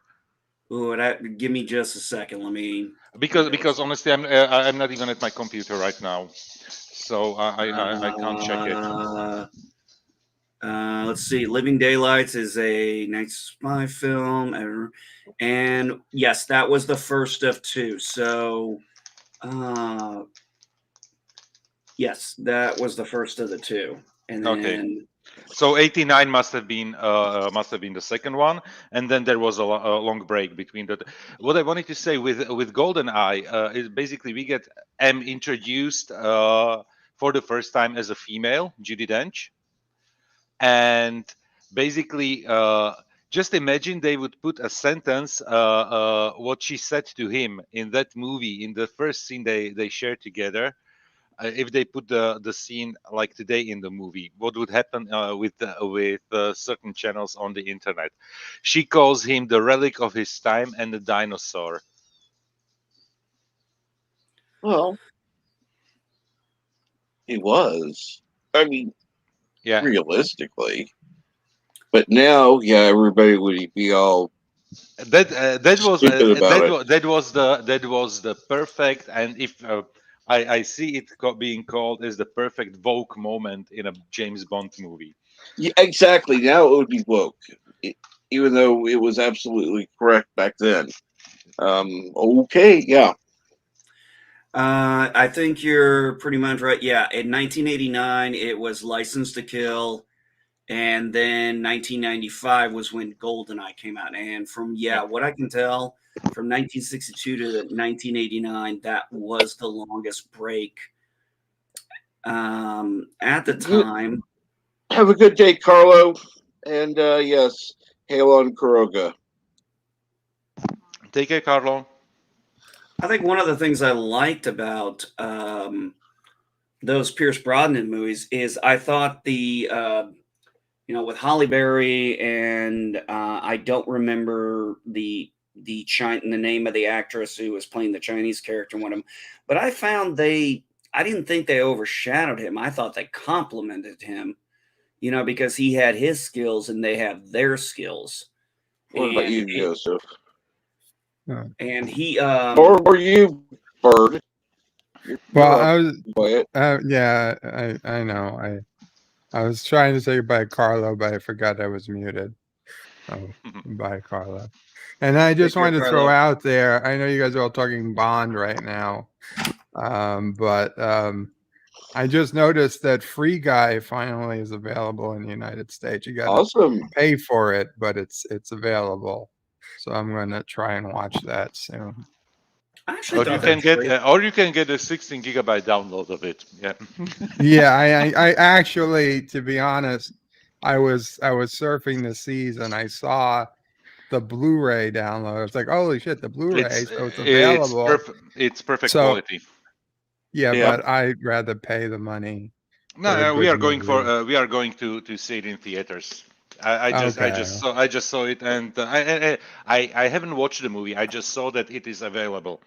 I saw it's available, and I was about to download it, and I said, wait, maybe I can just get it since I want to pay. I want to see the movie, and I want to support good movies. And so I went to Amazon, and sure enough, there it was. So I was like, oh, maybe because I didn't know it was not to out support of Ryan Reynolds. Yeah, I don't understand why it's available on Amazon, not in, or I guess it's in movie theaters. It's been in movie theaters here, so okay. It's one of the dual releases. It's one of the dual releases where they release it in theaters and online as well. Okay, but when it was first in theaters, it wasn't online here. I know that because I tried to get it online, but now it is. So I'll get it online and watch it soon. Yeah. Just wanted to let everybody know if anyone else was waiting for it. Actually, available. I was. Actually, and my wife and I were. We actually thought the trailer looked good. I heard nothing but positive things about the movie. That it was fun. So yeah, I definitely want to see this movie. I just getting to a theater is a little bit hard. Is a little bit kind of out of my element right now. Right. Mm-hmm. Of course, with where you live, I don't know how far away a movie theater is. Bird, it would be impossible for. So yeah, that would definitely be the way for him to go. With Bird, I wouldn't even condone any type of download. No, I wouldn't either. Legal or less legal, because he really has no other option. Yeah, I had Cap, my nearest Vudu and Amazon. Awesome. Yeah, my nearest theater is over in TH. So yeah, I mean, for me to go do that, I don't know how far Terre Haute is from me, so I couldn't say 30 minutes. Anything. Okay, it's 30 minutes away, and that's not that bad. No, it's not that bad. It's just, but I homeschool the kids. The wife went back to work at the Christian school, so getting out to TH is sometimes hard to do. So anyhow, Bird, what were you saying about watching a movie? Are you going to be watching it on Amazon or Vudu? Is that what you said? Or is it hailed?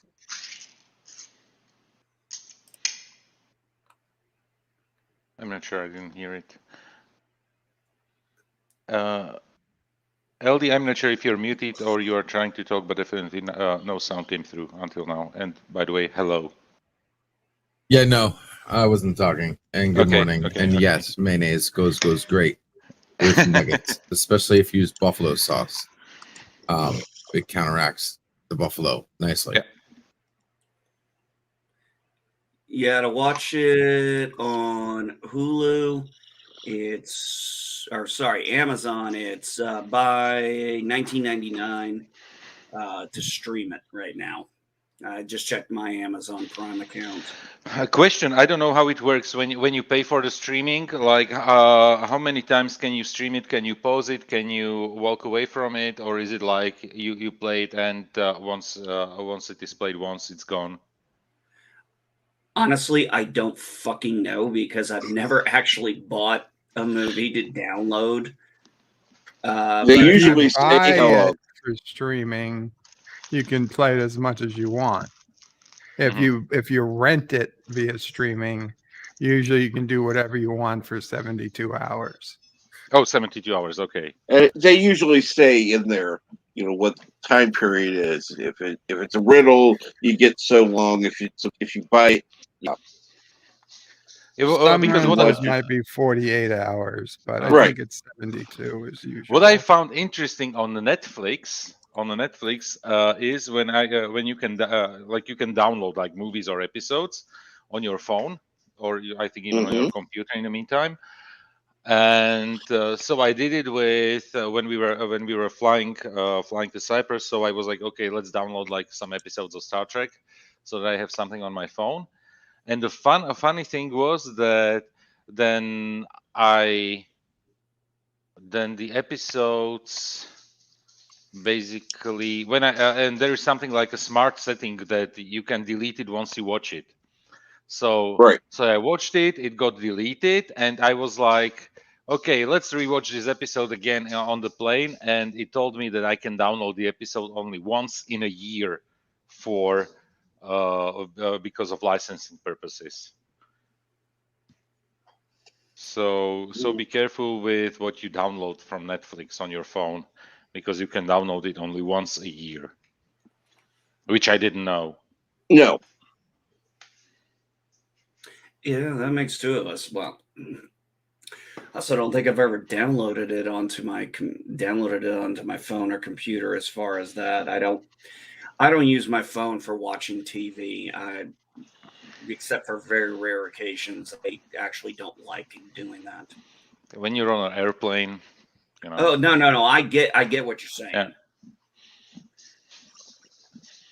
Otherwise, I don't care because I have basically unlimited data and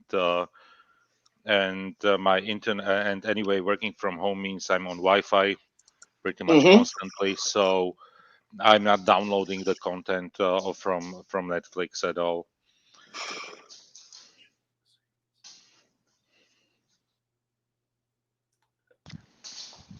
Words and Pictures is here. Good morning, Words and Pictures. How are you this morning?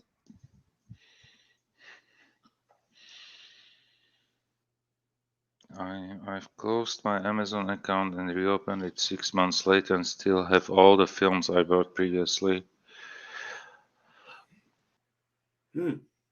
Which is understandable because since you paid for those movies and everything. One of the reasons why I didn't get into like Voodoo or one of those other ones was because I know it's like, oh yeah, I buy this movie. If I got that free digital download when I bought a Blu-ray or something, I was like, okay, sure, fine, I'll do that. Well, when it first started, Voodoo and Hulu were free. So that's how I originally got into them, and then they went to being pay sites. Yeah, and I remember, you get a movie, go buy a Blu-ray or go buy something, and you get the digital copy download, and then it'd be like, okay, I would download these things, and then I had a few times, and don't ask me what movies because I don't remember, but I got an email once where it said, this downloaded, this is no longer available on our streaming, and unfortunately, they ever shut down, you're kind of shit out of luck. Yeah. And Wise Guy says, dang it, not sure how it happened, but I've been listening to the stream lately with a 2-minute, 15-second delay. Yeah, that's what happens sometimes. I don't know what's going on. And good morning, Super Blubber Puss. Words and pictures. How have you, afternoon, I'm sorry. What do you have going on this afternoon? I've had that happen before myself, not exactly at that extreme, but I've had times where like I have to, I'll mute a show I'm watching on YouTube, or I'm watching somebody's stream, and I'll come back and I'll be like, I'll see the gap in my stream. I'm like, what the fuck just happened? And all of a sudden I'm like 45, 50 seconds behind everything. It's happened a few times.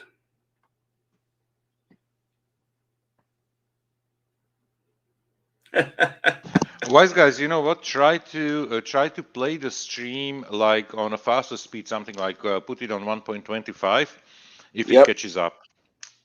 And it will eventually. It doesn't usually take too long, since it'll probably be a couple of minutes. But either that or just skip to live. Either way, of course, by that time he'll missed it. But I said it anyhow.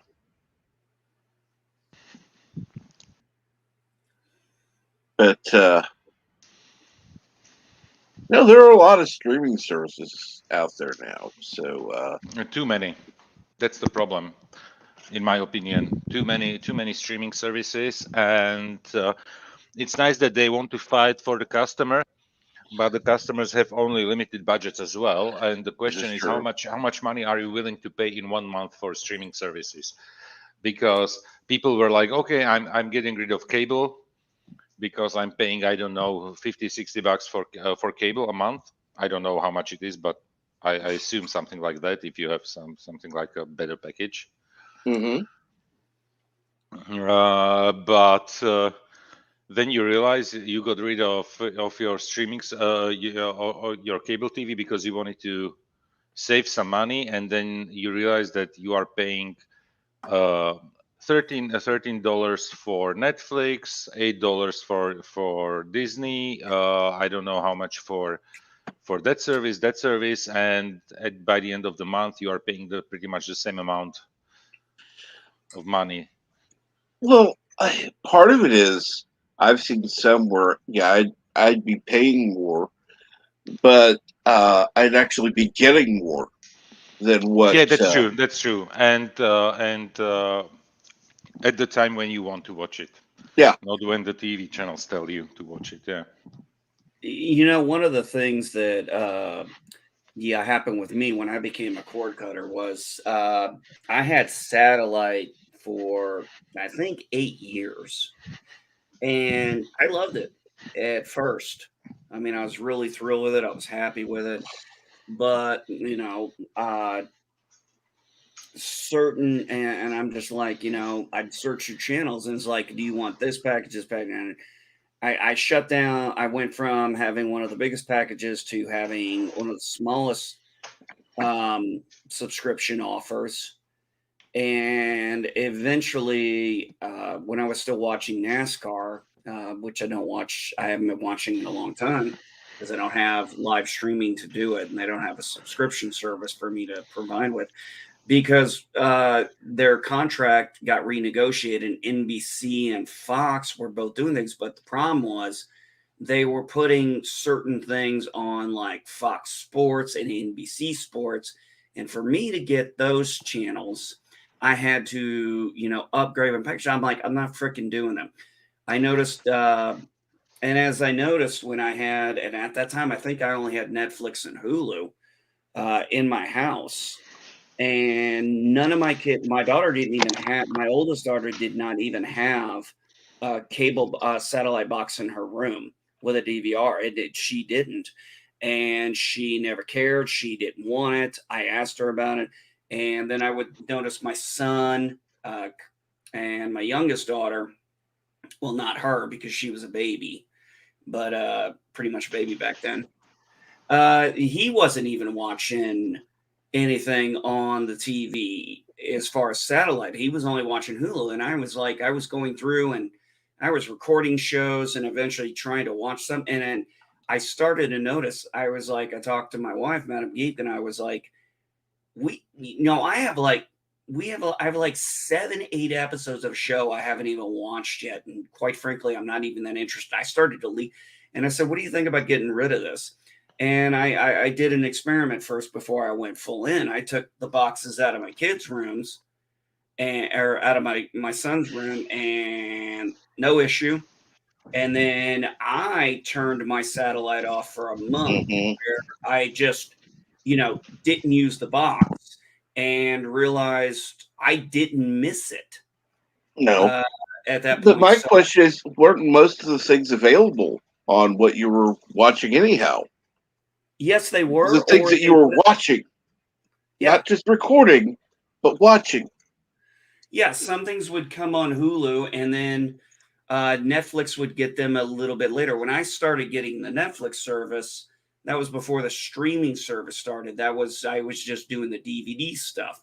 Right. But yeah, exactly. Or I knew it was going to end up, or I started to notice, hey, the show I was watching is in a month going to be on this streaming service. And I'm like, okay, this is a good show. I enjoy it, but it's not something that is, water cooler talk. Everybody's going to be talking about it the next day.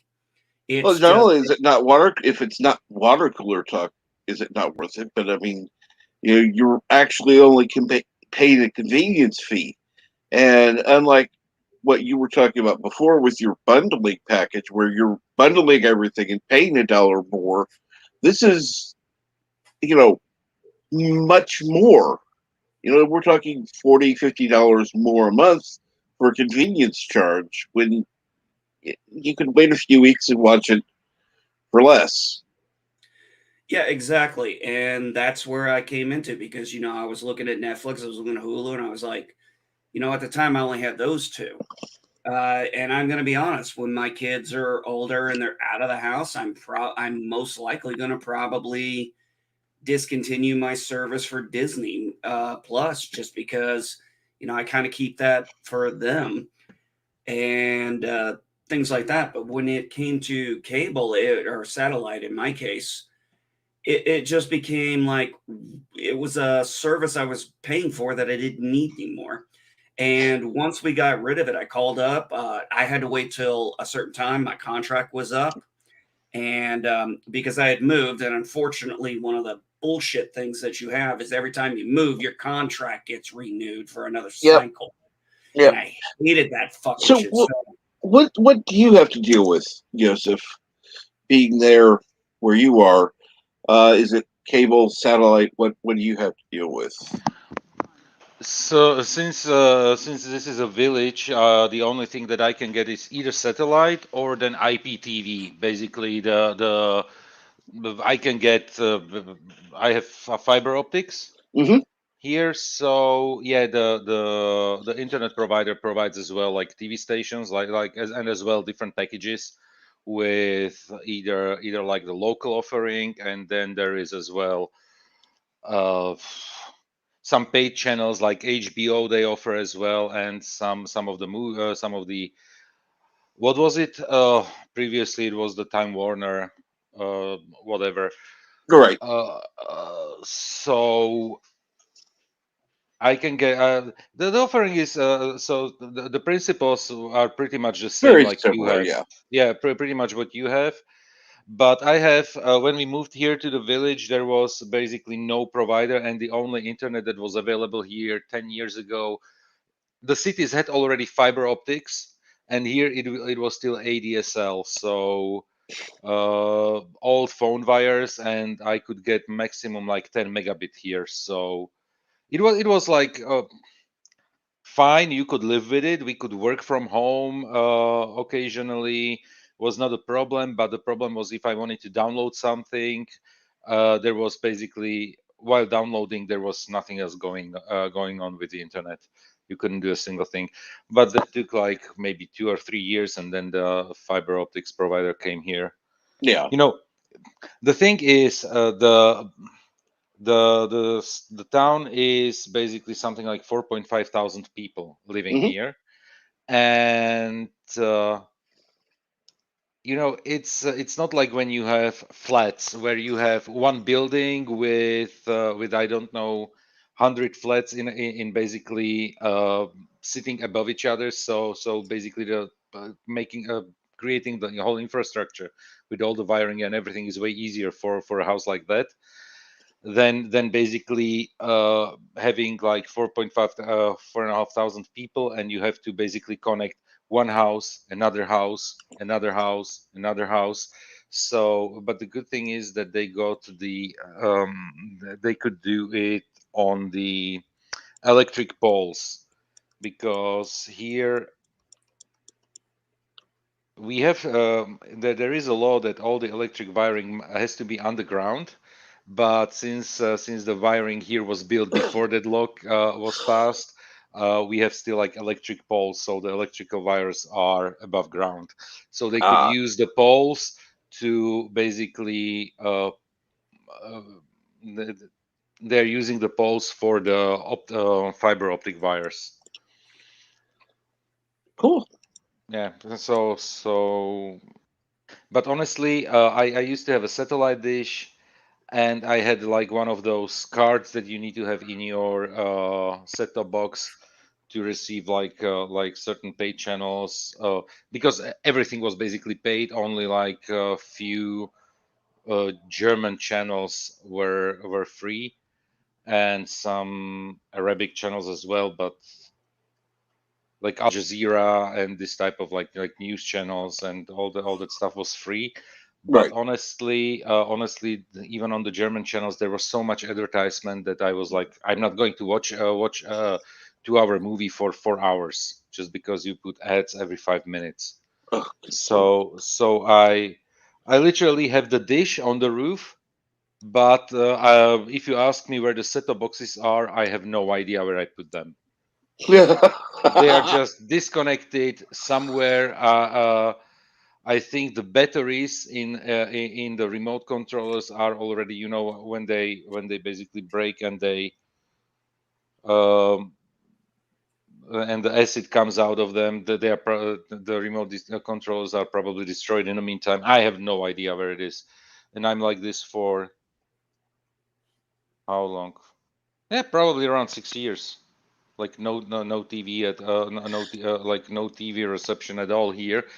The only thing how I get TV signal is basically my sister has her cable provider puts everything you pay for all the channels you pay, you can watch them over over the internet as well. So basically, like you have HBO and you have HBO Go, so like this Yeah. with archive and everything. So I'm using that, but I'm using that literally for watching news, and that's it.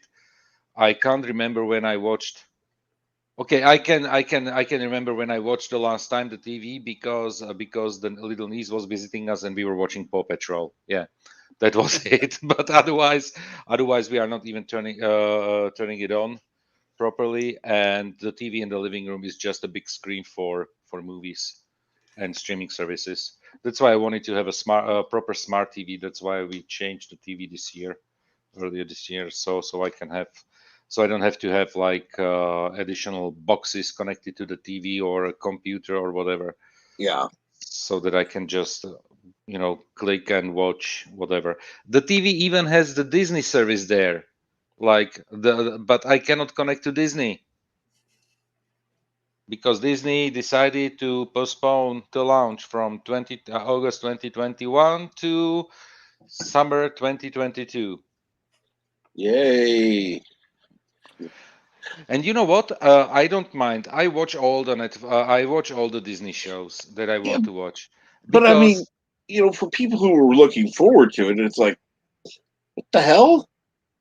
and And the worst thing is that I wanted to pay for it. I have a Right. VPN. I went to the US, not even the US. I went for the German service because I wanted to stay within EU and within Euro as a currency with Right. my credit card and everything.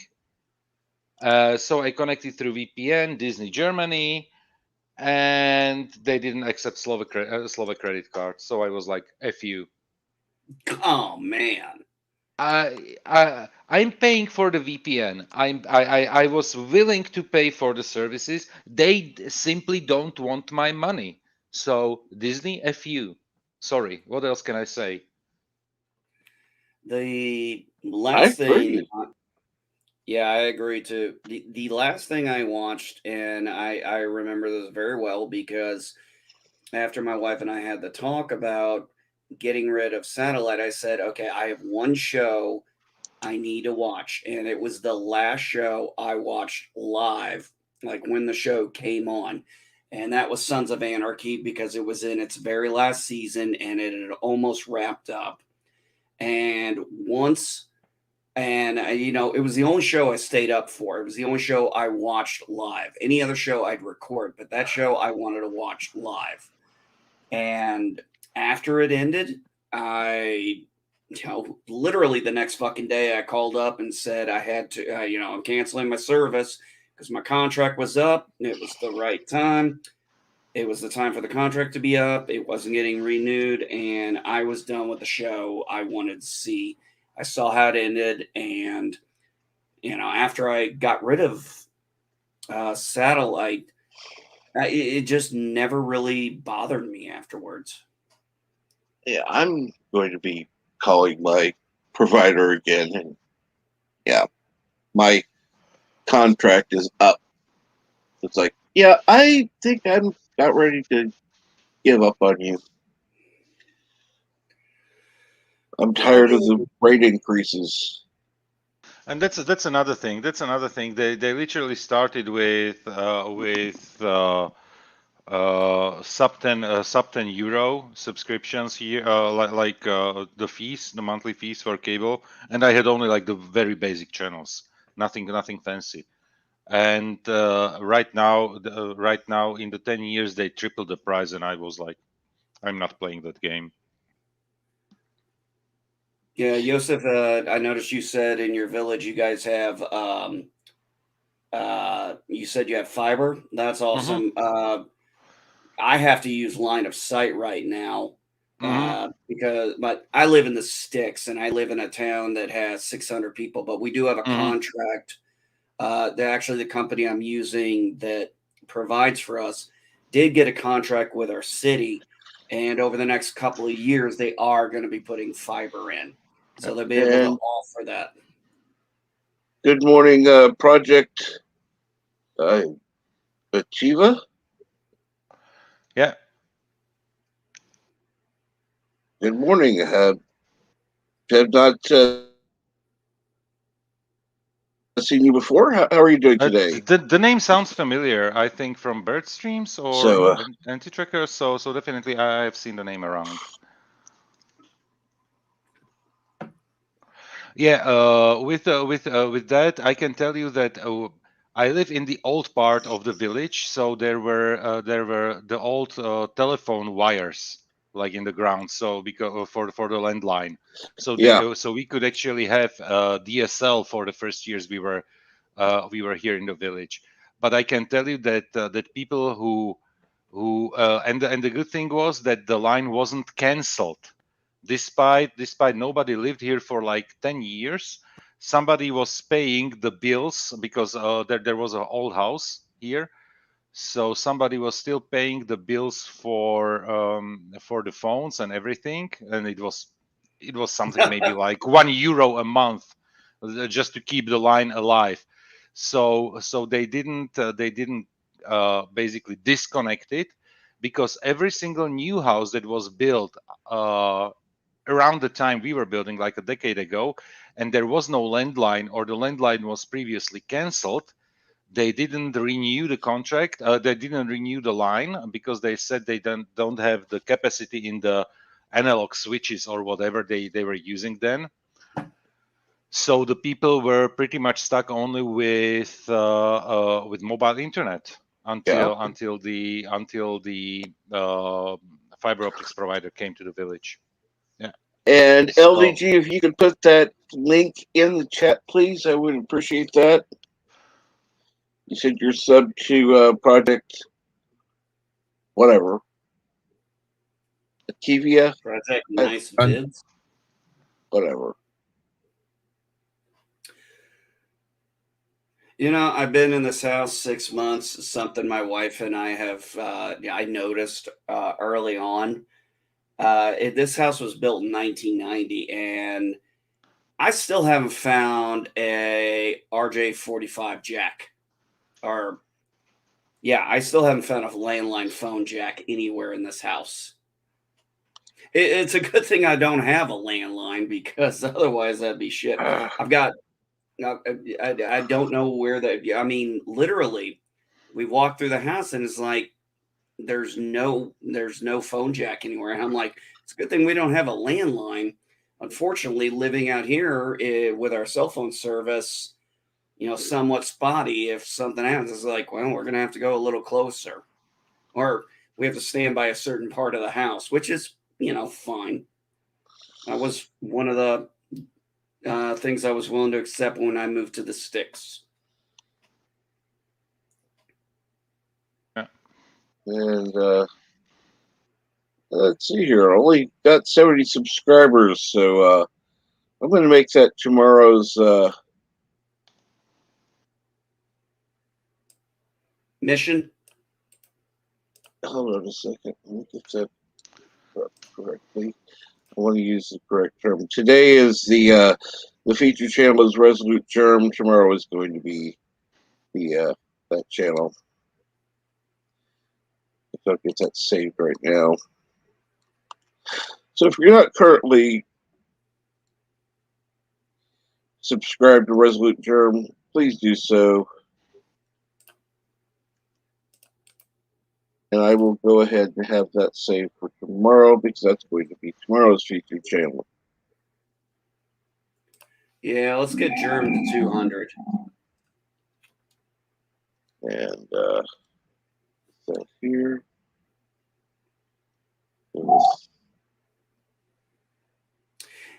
Yeah, Wise Guys Entertainment. I know I messed that up. I am actually an IT guy, or I was an IT repairman. And yeah, I said RJ45, and sometimes we said RJ, and I accidentally said RJ45 instead of RJ11. Bad geek. He's right. Landline RJ11, Ethernet RJ45. Yeah, I gotta be honest. It's been a while since I've messed with an RJ11. Right. Yeah, it's been a long time since I've had to deal with that. One of the funniest experiences I had in the Marine Corps was when I was working in the computer department. I was assigned over there, even though I was a radio operator. I knew computer stuff, and I was assigned over there. And we had a major thunderstorm come through. And mind you, this is 2000. This is pre 9/11. Let's just put it that way. So the only internet, there's very little internet. Not everybody has a computer. Not everybody has a laptop. Our chaplain had to call us and say that his laptop wasn't working.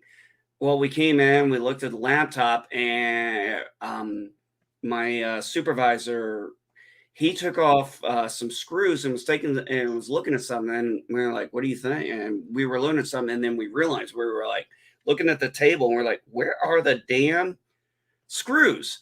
The screws were magnetized to the damn laptop. We're like, "This thing's fucked." And we had to tell the chaplain, in the proper respects to a man of the cloth. It's like, yeah, there ain't a goddamn thing we can do about this fucker. It's gone. It's done. We can maybe pull the hard drive out and look at it, but we didn't have the resources back.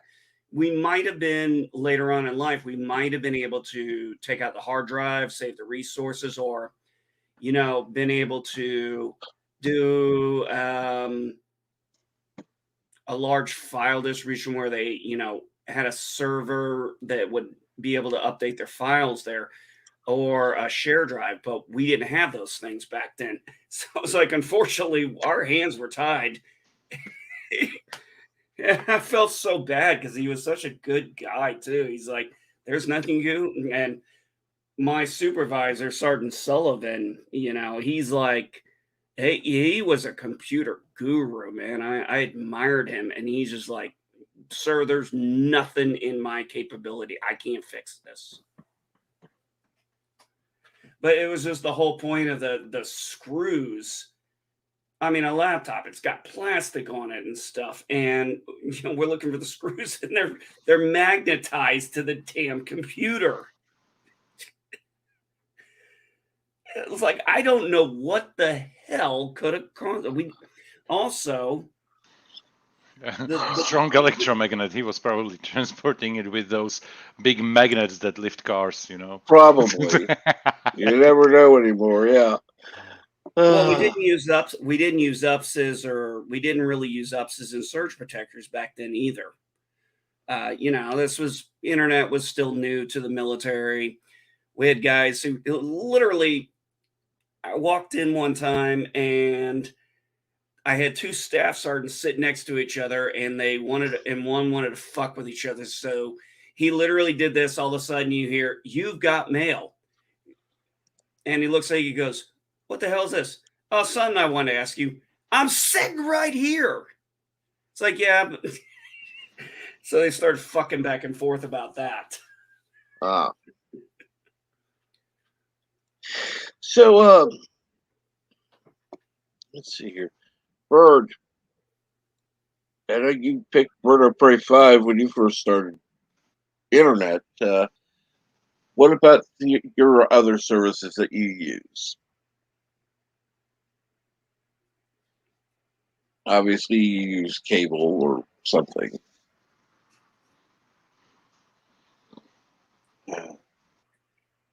Funniest thing, you are often talking about Roku, and I don't know what Roku is.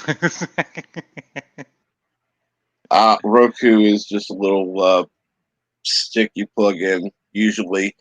You can also get a little box, or it's just another service. Well, also, Cap, in our house, we have, Roku has certain contracts with TV providers. So you'll have times where their smart ones come with a Roku remote. Yes. There's different services available. Yeah, it depends on who you have. By the way, I hate that Roku remote. It sucks. Depends on which one. They've got different ones available. And apparently, LDG likes to sit on panels and talk to other people. And good morning, the A team. How are you this morning?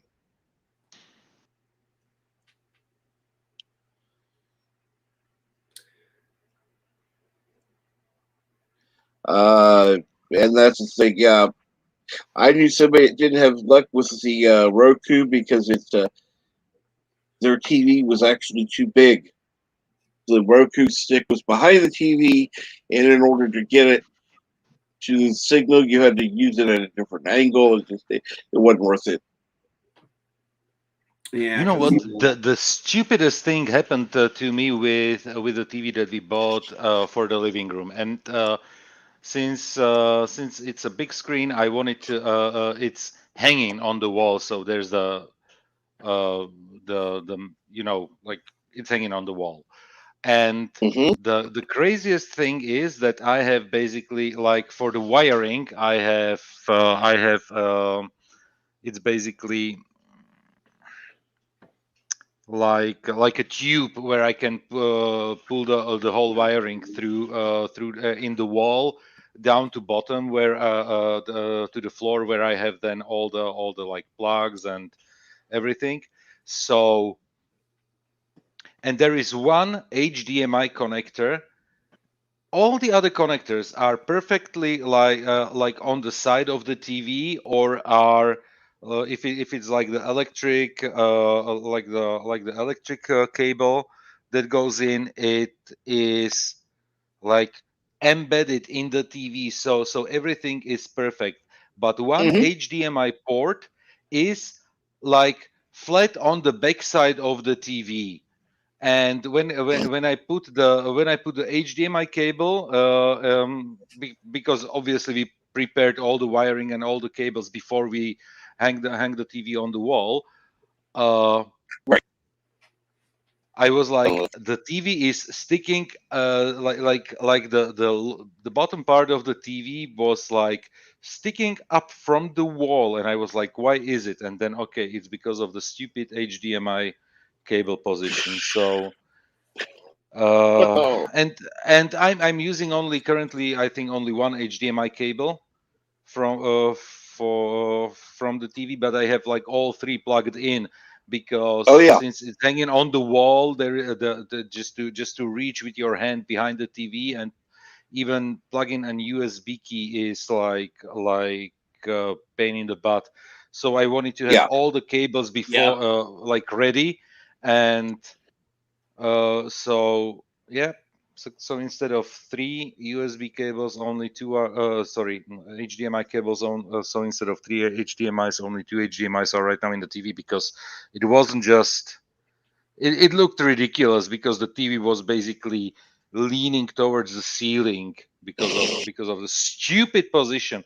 And you know what? For a 75-inch TV, they could think about something like that. People are not going to have it like only on a stand on like standing on your furniture in the living room, but people actually like to hang those TVs on the wall because it looks actually good when it's hanging on the TV on the wall. One of the things, Joseph, I've had issues with TVs is the ones on the if they're. I try to find the ones that have them on the back, like on the very back of it, because the problem I've ran into is I've broken several HDMI cables and several HDMI because they put them right underneath. Yeah, that was the problem with the one that Yeah, I had. Yeah, exactly. yeah, they put them underneath, and you're like, okay, this is a pain in the ass, and yeah, I would. But I mean, so let's say 3 HDMIs, 4 HDMIs, to whatever the fuck. But I stopped worrying about the number of HDMIs they had, and I was like, where are they positioned on this TV? So I know how to put these things in. Because I'm sorry, I'm a radio guy. Also, as a radio guy, and I'm sorry, but when you had an audio video cable, you had your red cable, your white cable, your yellow cable, and they were just, you plug them in right there, right there, right there, not shove it up the fucking TV's ass. Yep. And good morning, Alexander. And good morning, Richie Tool. Cap, you have somebody who says they're backstage, but I have absolutely no clue who they are. And I don't know if you know them.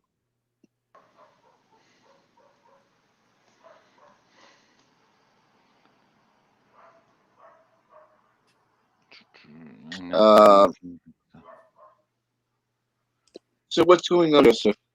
When okay, I'm working here and clicking stupid. How's work going? Stupid things, and and submitting requests like crazy the whole time. Of course. How are your cats doing?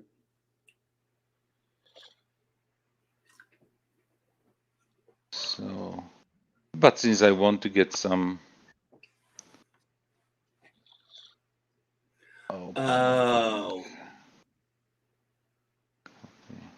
Oh, okay. Let's see here now. Take care of this real quick. So definitely, it's like pain in the butt with all the TVs sometimes, and the problem is I had to be very careful with what is it called, with the Toslink cable, Right. because I have as well a set of speakers, and I wanted to have the digital audio connected, and so basically it's just a fiberglass cable, and is as well very badly positioned on the TV, so I had to be very careful so that I don't break it, because you can bend you barely can bend the cables, not even you cannot just nick it, because otherwise, yeah, they get damaged. But the sound in the living room is actually very nice, coming from, because you know what, this is one of the things where I say, okay, TVs, it's nice that they make it like large format and everything, and I don't understand one thing, why they are trying to make them as thin as possible. This is something that doesn't compute with me, because anyway, even if it's on a stand or if it's hanging from the wall, it literally has zero impact if the TV is like 1 inch thick or 1/8 of an inch thick. I don't care, but the problem is, if the TV is really thin, the sound either sucks, or with the ultra thin TVs Yeah. that are extremely expensive, they are even giving you a sound bar to it, because the Yep. TV is so thin that the speakers don't even fit in there. And the smaller the speakers, obviously, the more the sound sucks.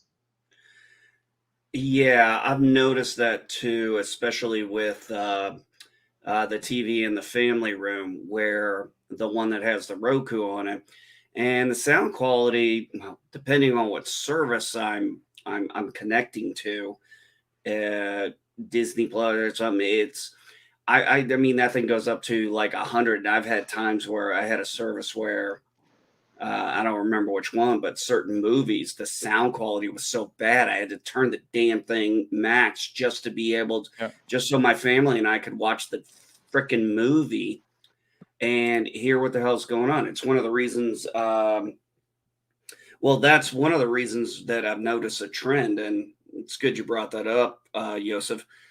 That's one of the reasons why I have subtitles on. It doesn't matter if it's English, or it doesn't matter if it's an English movie. Like, for example, I watch Justified, and I'm like, I turn the TV on and I watch Justified, but I watch it with subtitles on, even though I can hear everything. But one of the biggest issues with I have with Hulu is they suck with where they place their subtitles when you're trying to read something that's being written in.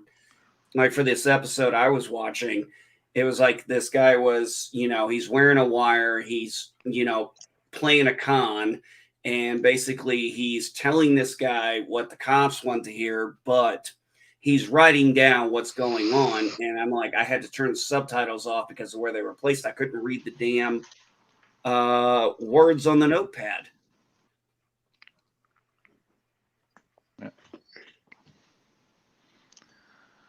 And Yeah. LDG is back if he wants to contribute or Uh, not. where did he go? And I don't know. And good morning. Good morning. How do you say that? How do you say your handle? Fizz Chozo. Fizz Shozo? Yeah, Fizz Chozo. Can I just call you Fizz? Yeah, that most people do.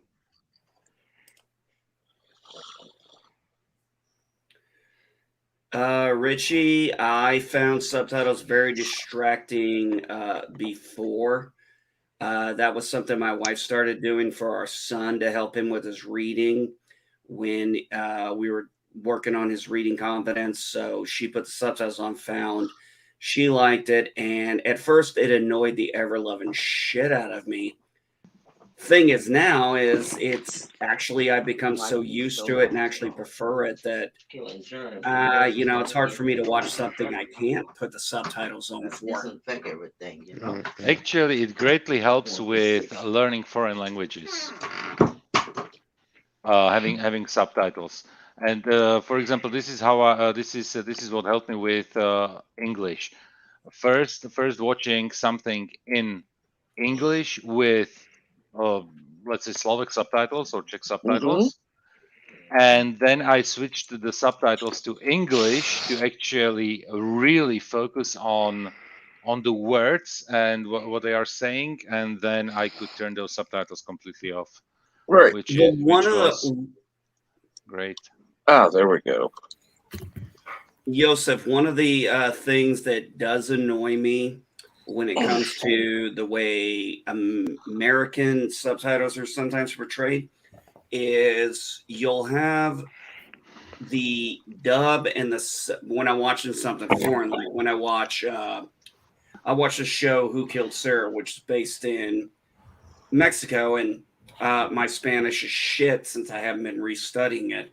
But unfortunately, you'll see that's the one big problem I've noticed is I'll be watching in English, have the subtitles on, and we've had to start. My wife and I've had to start turning those off for those because you'll have what the dub is saying and what the sub is saying, and they're not exactly the same thing.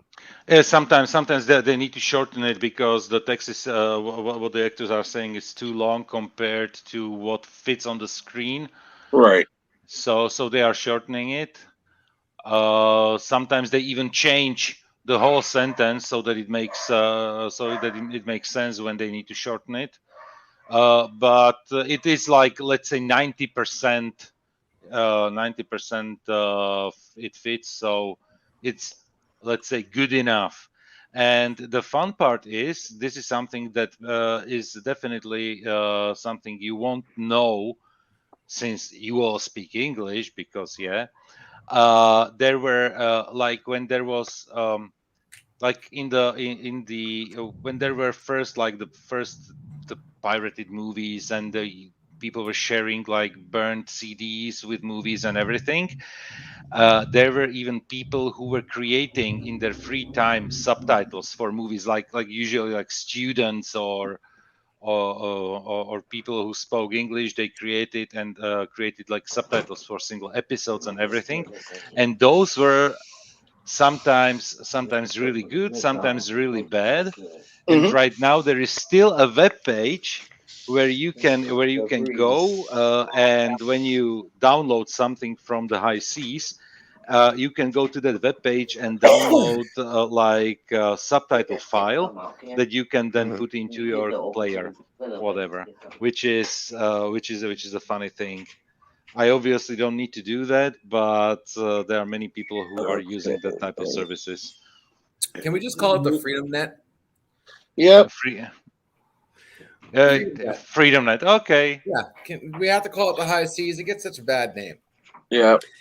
Yeah. One of the things I noticed after my wife and I started getting used to subtitles was I would watch a certain episode or something of a show I'd seen before, and I couldn't understand what the person was saying because no matter how good my hearing is, no matter how much I listen, I'm like, I can't figure out what the frick they're saying. But then the subtitle would come up and tell me what they said. And then now I could finally put it together and make more sense of it. So it just became a very common thing because it was amazing. My wife and I, even my wife, she was the first one who told me about that. That's why she wanted me to watch stuff with subtitles. Yes, of course, because my wife is the smartest person in the house.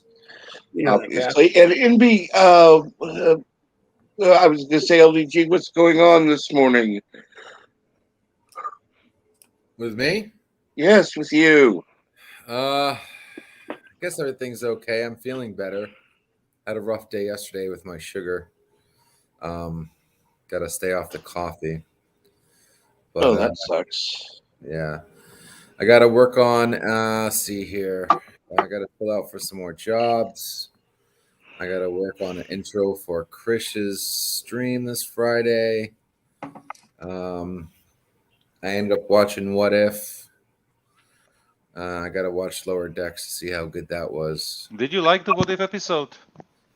I liked it, but I don't want to give Marvel credit for doing a half-decent episode. All the shit that they gave us, I'm not just going to automatically kiss their ass because they gave us 90% shit. And they finally gave us one decent episode, in which even in that episode, they still made Thanos look like he was taking it up the ass. Literally. I don't know. I don't know why AF even watching What If. I don't know why either, man. I ain't watching something else. There's lots of other stuff you could be watching that's better. A million times things better. I have better dreams, for God's sakes. I watched I mean, this. Thanos had the entire gauntlet minus one gem. So you're telling me the mind gem is more powerful than all the other gems put together? Like element of surprise, I would say. That was rather an element of right in front of him. Yeah, but he didn't expect the treatment that he got. I don't want to go into spoilers. Power gem, dude, that makes his body indestructible. Obviously not. Obviously not, because of reasons. Oh yeah, reasons. Yeah. Thanos took the fucking Thor hammer to the chest and survived, no problem. Thor, he took Wolverine's claws to the chest, no problem. You telling me he can't hold back a fucking laser beam from the mind gem? Seriously? Really? Now it only makes sense if you use the mind gem to make Thanos kill himself or something, like kind of like how the or something. That would make sense. I haven't seen the last, I guess 2 or 3 episodes. That's when I saw this one. Yeah, and this one even ends up on a cliffhanger, so it's going to be a double feature, obviously. Well, it was a double. It's a two-parter. I predicted that bit. I said the last 2 episodes should be a two-parter because they better have some big, end game 2-part story. They're not going to be able to answer it in one 20-minute, 30-minute freaking show. But when once again we watch the Watcher, break his rule and interact once again. Well, no. What episode are you talking about? What I'm talking about? Because I didn't watch another show. I would disagree that LG he can interact but not interfere. He's interfering right now. The second he laid I haven't seen the episode, so I can't discuss that with you because I haven't seen the episode. Oh well, you haven't seen the episode. Yeah, he interfered already. Yeah, I won't see. I ain't watched none of the What If episodes, nor that I care to. But where's the latest episode that came out? I know a previous one that was a Thor had not been on channel. Thor garbage. Yeah, tell me about it. The episode went like 2 days ago. Yeah, it was the night before last. Yeah, it was the story of freaking. It was the continuation of the story of Ultron getting the gauntlet. And what he does. How's that interesting? How's that interesting? I mean, what's the point of that? It's not. How's that interesting? What if? It's what the fuck. It's Marvel. No, what the fuck? It isn't what if. It's not what if. It isn't a single. It isn't a single. And that's the problem I have with this series. You have generally problems with all the Marvel shows. Yes, you're right. No, not Marvel. MCU. I love Marvel. Marvel rocks. MCU's screwing it up left and right. What if is generally supposed to be a single event that happens differently. That's not true. That's normally what it is. No, there might be a couple of exceptions. Okay, LDG. And good morning, Jedi Bill. Did you read the comics back when they came out? Yes, I have some. Okay. It wasn't just a single event. It was made up as an alternative universe because of choices. But if you look at it, it wasn't always a single choice in the comic in the comics themselves. It wasn't always just a single choice that a person did. You had other characters make choices because of that. Yes, a lot of things came down to certain choices, but I still feel when I've seen, I think, only 3 episodes, I still think he keeps with the spirit of What If and the comic book. Now, I understand. Another thing with the Yes, show, sir. another thing from what I heard from the show is that okay, what if is it doesn't really do anything interesting concept that people actually ask. I mean, what if Peggy Carter was Captain America? How's that interesting? She wouldn't be any different from Steve. I don't believe. Or what if Ultron had the Infinity Gauntlet? Would it just be Thanos? That won't be much different. You just turn everybody to robots. One of the things from the comics too is you got to remember they had a huge gambit of stuff to play with. They did things like what if Spider-Man, because I'm a huge Spider-Man fan. What if Spider-Man kept the symbiote suit? What if Spider-Man kept his 6 arms? What if Spider-Man remained Captain Universe? These are, events that happen, not necessarily choices, because when you read some of these comics, they still didn't want the choice. It wasn't that it changed the choice, it was the circumstances also that would change inside the comic. It wasn't necessarily that person making the choice. Like, for example, Spider Man did not want to keep the 6 arms after he unfortunately, screwed himself up and got, sorry, 8 limbs. got the limbs. What ended up, and unfortunately, unlike in the original story, where Reed Richards was able to help him reverse it, because at that time, Reed Richards was one of the smartest people in the Marvel universe, obviously, at that point with the Fantastic Four. He wasn't able to do that. What he was able to do was to help Peter and Spider-Man live a normal life, was that he was able to do a thing that phased out those forearms. So when he was out of his costume, you couldn't see those extra forearms. And I have no idea what the hell you're talking about. So, yeah, not everybody knows all this shit. Well, that's what I'm saying. They have such a huge gap. Well, actually, I was going somewhere with that. What they have is they had such a huge gambit in the comic industry. What they're doing with this What If is they're going off the MCU stuff, which makes sense because this is what is fresh in people's minds. That's where I was going with that, Cap. All right, so straight from the story of What If. Most What If stories begin with Utah describing an event in the mainstream Marvel universe, then introducing a point of divergence in the event, and then describing the consequence of that divergence. Again, a single moment in the history that changes, that has a different outcome, not a separate, completely different universe from the beginning. Point of divergence, and that's what's missing from these What If stories. Agreed. If they're going by a different universe, then that doesn't make any sense. What If, by its name by itself, should be a divergence, not some whack separate universe. You can't follow the story if they're making it look like it's supposed to be a point of divergence, but then the entire universe is different.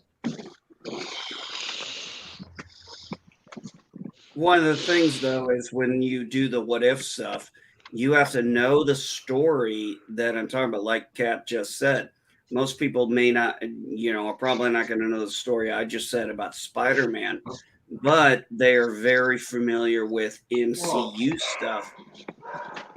And that's that's one of the reasons I think they're going that route. You okay, bud? Yeah. Okay. Yeah, freaking like I said, man.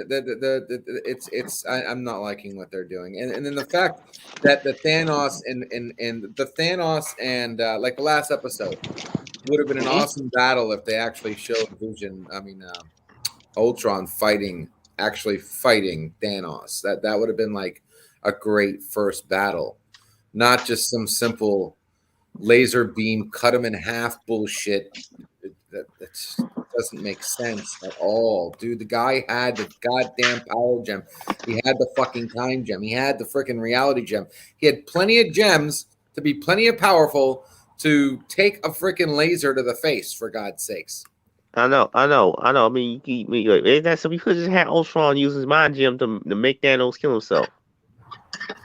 Well, he could have done something like that. That would have been an interesting take on it. That But made even sense. then, you got the reality gem, so it's like you got the space gem. He could have just sent him to the middle of a star, for God's sakes. Or the time gem. Anything. I mean, this should have been interesting. The best part of the Infinity Gauntlet, if anyone reads the comics, was the two comics called Thanos Quest. It was the story as how he beat the original time gem people. And a time gem, I mean, not time gem, space gem, soul gems. So an Infinity Gem War. I mean, that's people with gems fighting each other. That's badass. They could have made something badass out of that. Then instead, you got the guy who has the full fucking set of gems fighting the Watcher and actually having somewhat of a hard time. Who the hell is the Watcher? He's not, you know what I mean? Like, you just ripped Thanos to shreds. Why didn't you do the same with the Watcher? One of the things I would agree with you on that, LDG, is one of the things that was really impressive when I remember reading the Infinity the Infinity Gauntlet. Infinity Watch was a different series. Yeah. And yeah, that was after. But the beginning of the book started with him basically, it was within like the first or two pages of the panel, he snapped and half of everything was gone. I think that would have actually been a better way to open up the very first movie of those two, where he already had all those things, but they had a storyline they had to deal with. But there was something dramatic about, as a kid in the 90s, as most of us were, that snap, and all of a sudden you're finding out a lot of your heroes are dead. Just like that. But why did he do it? Because he wanted to impress the love of his life, death. The only person he's destroyed. But I mean, if Thanos can snap, why the hell was Ultron even fighting? Why didn't he just? Like I said, I haven't seen the episode. Well, as I'm saying, Ultron was going around killing everybody manually and creating a freaking army and shit when all he had to do was snap. Like, what the hell? What's the point of the snap if he had to do everything manually and go fight people one-on-one? It makes no sense. Just completely. By the way, guys in the chat, spoilers, and this is one thing, and another thing. I agree with one thing that whoever said it, I didn't pay that much attention. About that they have to do the what if episodes based on the movies, because honestly, you guys, the comic books. I don't. And for me, all the Marvel characters that I know are those ones that I know from the MCU. And that's pretty much it. So I can probably relate better to those stories. And because I am not aficionado. And there is no backstory for me. There are no comic books for me. There is no for me. This is the original. This is how it's supposed to be. I have no idea whatsoever. That's where I have an issue with, because you could read the story online like right now. You could take an hour and read the damn real story of Infinity But Gauntlet. but LD, we are Makes running them in right. into the same problem like we had, let's say, with Picard. Buy or read comic books before the story even starts, so that you know what it is all about. And this is No. not how a movie or a TV show should be conceptually put together. If I start watching something, I want to have the proper introduction to everything, and then I want to have a proper conclusion to everything. Cap, if you don't mind, I want to answer this with the A team. It really depends on the story of what you're telling. You can tell a really good story in a very short, compact time, if that's your intention and where you want to go with it. Or you can do a 14-minute episode, for example, or a novella or a short story, and tell a complete story in a Novella. very small amount of time. But sometimes it depends. You might start out with a short story that you think is a short story, and then you realize you develop characters more. It depends on the flavor of where you want to go with it. How much do you want to know? How deep dive does the writer want to get into these characters? What is their main objective with their story? Is their story character driven, story driven, where there's going to be a lot of expletives and background? If it's going to be expletives and background, yeah, we're going to need a lot more than. Well, I mean, you can do that in one book, depending on but that depends on how big the book is. And I've read books anywhere from, I've read books anywhere from hundreds to over 1,000 pages. What is your take on it, LG? Well, Pickles. Infinity Gauntlet wasn't one book; it was multiple comics, and then the story keep going on beyond that. You had the Infinity Gauntlet, you had the Infinity Watch, you had the Infinity Crusades, you had the Infinity Wars. I mean, it wasn't just one book. And that's another problem. Every single character gets rebooted multiple times, and you have multiple universes, multiple timelines, and everything. So how would you conceptually put that into a series of movies, LD? Because you need to set something, and you need to then stick with it, because otherwise it would create such a confusion for normies like I am. Yeah, and me, because it's like talk about the multiverse. I'm going, who gives a fuck? I want a Spider-Man universe. I don't care what it is. If Superman fits in that universe, it should be the same universe. Whatever. One universe, one Superman, one Spider-Man, whatever. If they go on to another one, fine. If it's by natural progression. If we're going to a different universe, fuck you, go away. And this is, for example, why the Justice League didn't work for DC. They didn't do a proper introduction of all the characters before they put them on screen together. Yes.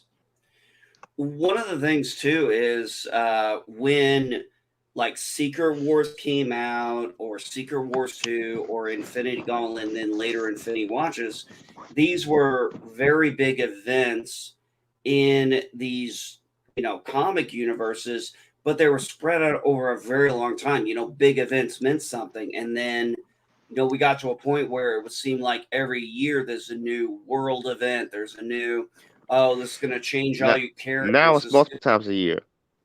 Exactly. Yes, sir. And we you have to balance that out with both expectations and product, because they went away from where Infinity Gauntlet, Infinity Watch were actually successful. Then it was like, oh, great, we're doing another Infinity this, another Infinity this, another.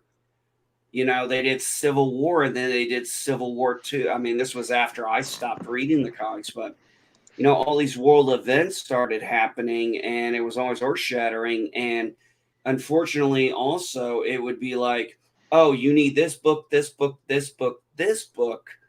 to get the complete story. And it's like, but I don't want those books. I want the books for this series, or the comic books for that series only. I'm not interested in, for example, and I'm just throwing names out there. It's like, I want to know what happens I want to know what happens with, a certain character like Spider-Man.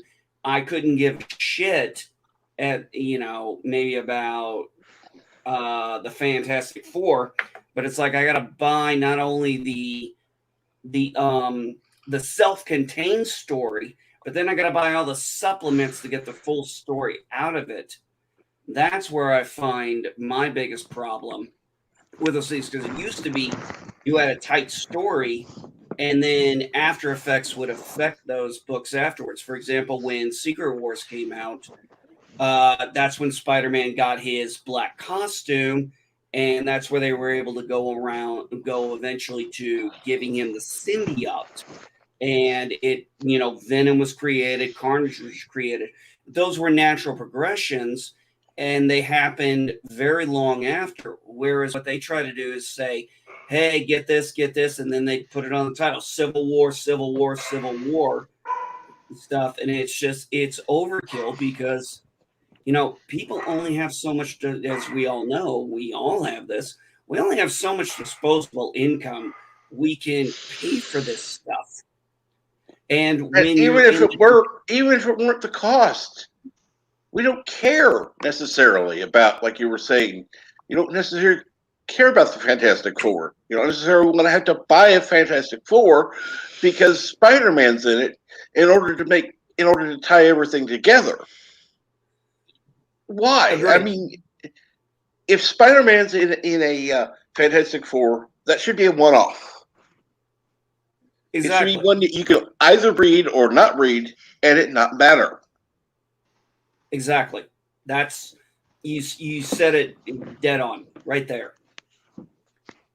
I shouldn't have to buy that. This was one of the reasons I got out of comics way back in the 90s, because they would have, let's say, like I said, I love Spider-Man. They did, they would have 4 or 5 parts, whatever. But the problem is, it'd be over Amazing Spider-Man, Spectacular Spider-Man, Web of Spider-Man, Spider-Man Ultimate, and shit like that. And you find the writing different. It's different writers, it's different artists, it's different pencilers, it's different, penners, and some of those dialogues and stuff, you're like, it kind of ruined the stories in a lot of those during comics, because it was like, we're taking this story with the same character, but we're splatting it out over all these people, and whatever they were collaborating on wasn't that good. And then it's even worse when you have to go with, like you said, if I want to read a Spider-Man comic, and then that was bad enough. But if you had a Spider-Man comic, then, you got to get Fantastic Four, you got to get the Avengers, you got to get comics you don't normally buy just to get that whole story. Most of us, with our disposable income, especially at that age as children, we wouldn't read it. I mean, we couldn't afford it. And it was frustrating, because you have a storyline that starts with a character you love, and then there's other characters brought in you couldn't give a shit about. And they're the primary, and then now that guy's in the background. You're like, I'm not interested in that. I want to see Spider-Man, not Reed Richards. And then, of course, you've got people like Fandom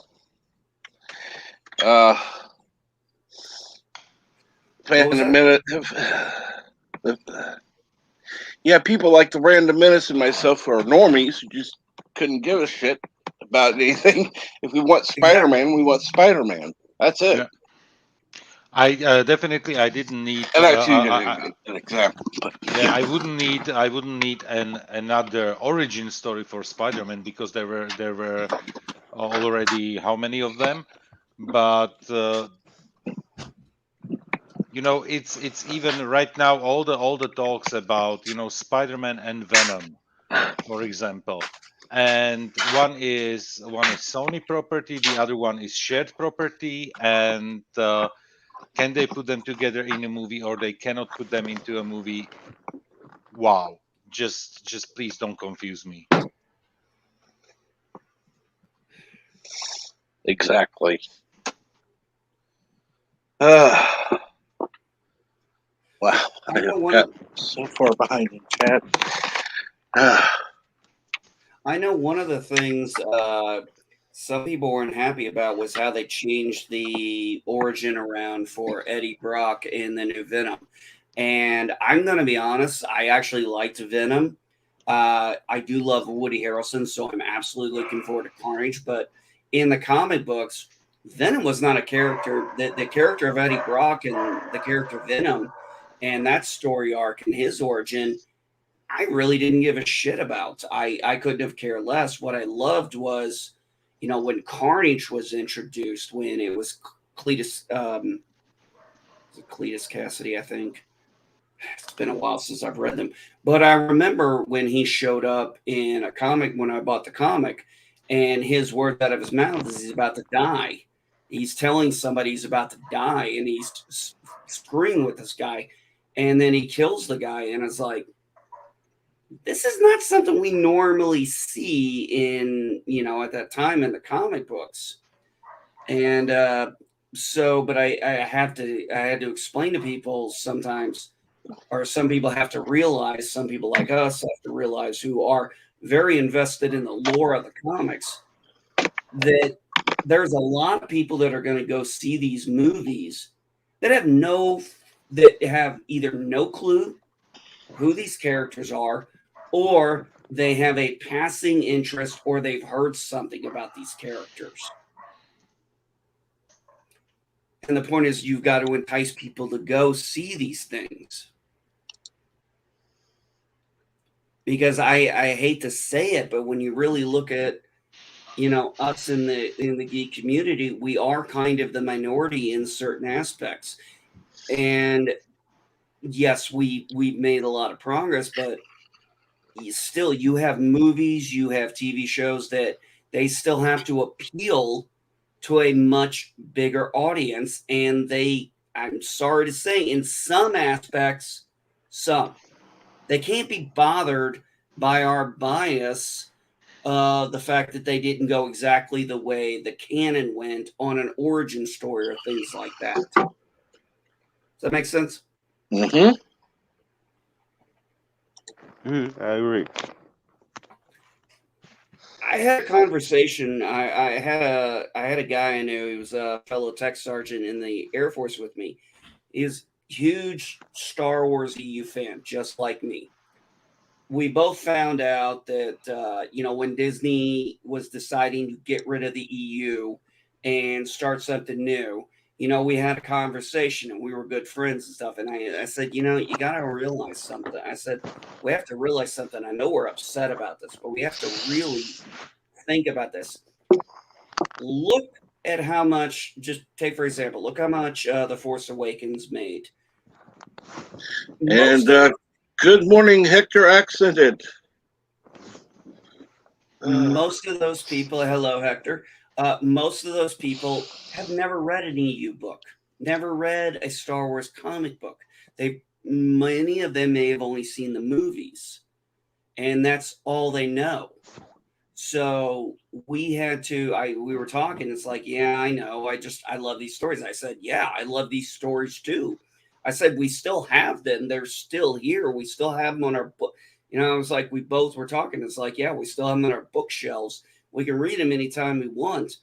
But unfortunately, they've got to appeal to a much bigger audience than us because I just say, look at comic book sales. Look at the book sales for Star Wars books. Yes, they're good, but if you sell 100,000 books, that's it. It's 100,000 or it's 1,000,000. Whereas you're trying to get, to a audience of upwards of we're 7 billion people on this planet. So they had to, put those things in perspective.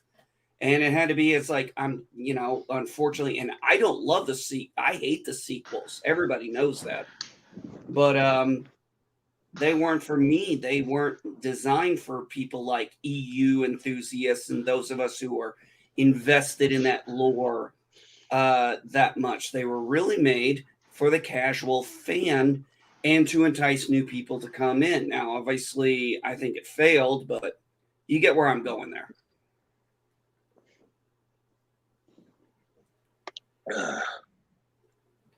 We had to accept the fact that this wasn't being made with us in mind. This was being made with broadening it to a wider audience, unfortunately. And sometimes, you know, we end up paying the price for it.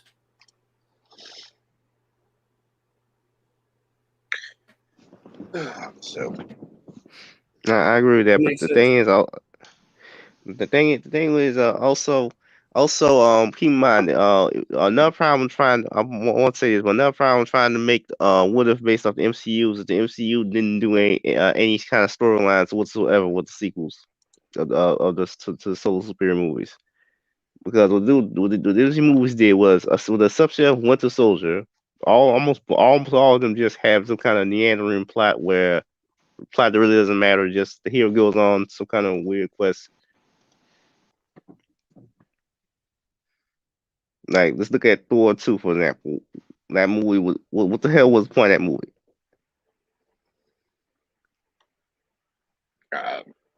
you got me.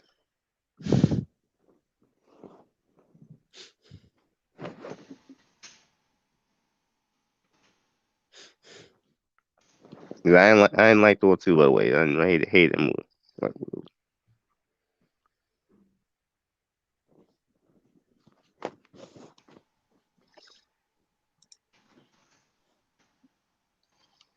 You know, I'll be honest, right about now, I get, well, except for there was a time where you could skip Thor 2 and not miss anything until, Infinity War.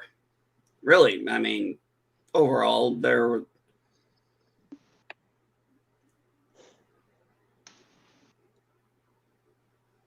it's like that for quite a few MCU movies. Like, what else? The second sequel to Ant-Man. I actually enjoyed that one. But I like Paul Rudd's comedy and humor.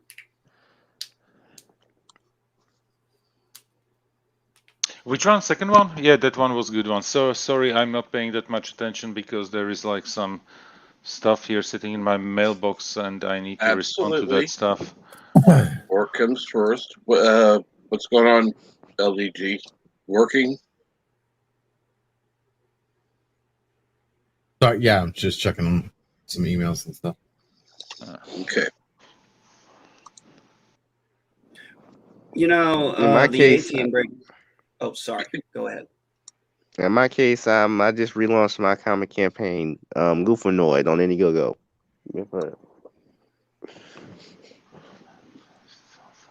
Cool. What's it about? A clown superhero is based on the concept. Nice. That went away. That went well, very well in Dragon Ball Super. Dragon Ball Super. What? Dragon Ball Super has a clown, god, god of destruction. Like, and he was awesome. Oh, he's evil, right? He comes off as evil, but he's not. He just comes off that way, just like Beerus comes off as like kind of evil. He just comes off as creepy evil, but he's actually, I mean, he's a god of destruction, so he has to fulfill his role. Yeah, my comic is actually about a clown superhero, like actual superhero, not a villain at all. Nice. I don't know who A-Team. I don't know who would be a legendary storyteller, but I would say Jim Butcher, the Dresden Files books that I read, and anything I've read by Simon R. Green has absolutely been a blast. Kevin J. Anderson did a fantastic space opera called Saga the Seven Sons that I tore through like crazy because I was just absolutely loving it. I don't know about legendary, but those are some really good writers right now that are producing good work, and they've been producing good work. I don't know about anybody else here who's got our author in mind. By the way, I may have to go. So bye bye everybody. Take care, Thank boss. you for We're good. thank you for Okay. coming. Okay, bye.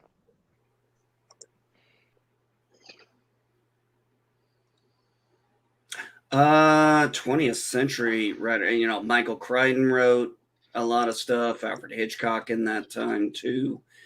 But as far as 21st century people that have been putting out stuff now, whew, those are the ones I like. But they write a particular type way that seems to resonate with me. Even I think it was Kevin J. Anderson wrote. Yeah, after he wrote the Saga of the Seven Sons, he did kind of a high fantasy series. And I don't normally do high fantasy, but I found it very engaging. It was a very interesting story. I wish I could remember the title right now, but it's escaping me. Where you have these two, basically countries. They're kind of and they both believe in the same gods, but they know there were their religion tells of three gods. One god is apparently in the series notices demised. The other two, one follows one follows the other.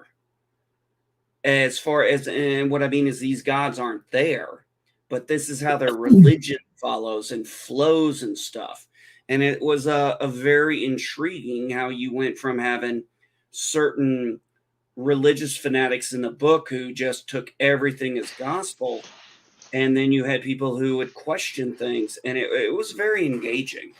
And it was based in like kind of not a sword sorcery, but more say pirate time. That'd be about the right timeline.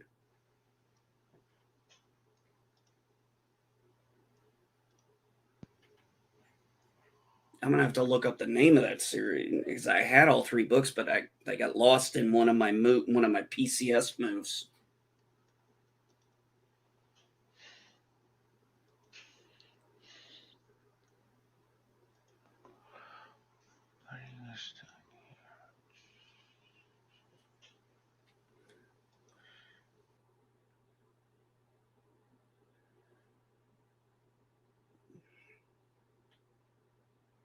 Well, Hector, there's never going to be another Shakespeare. That's just a fact.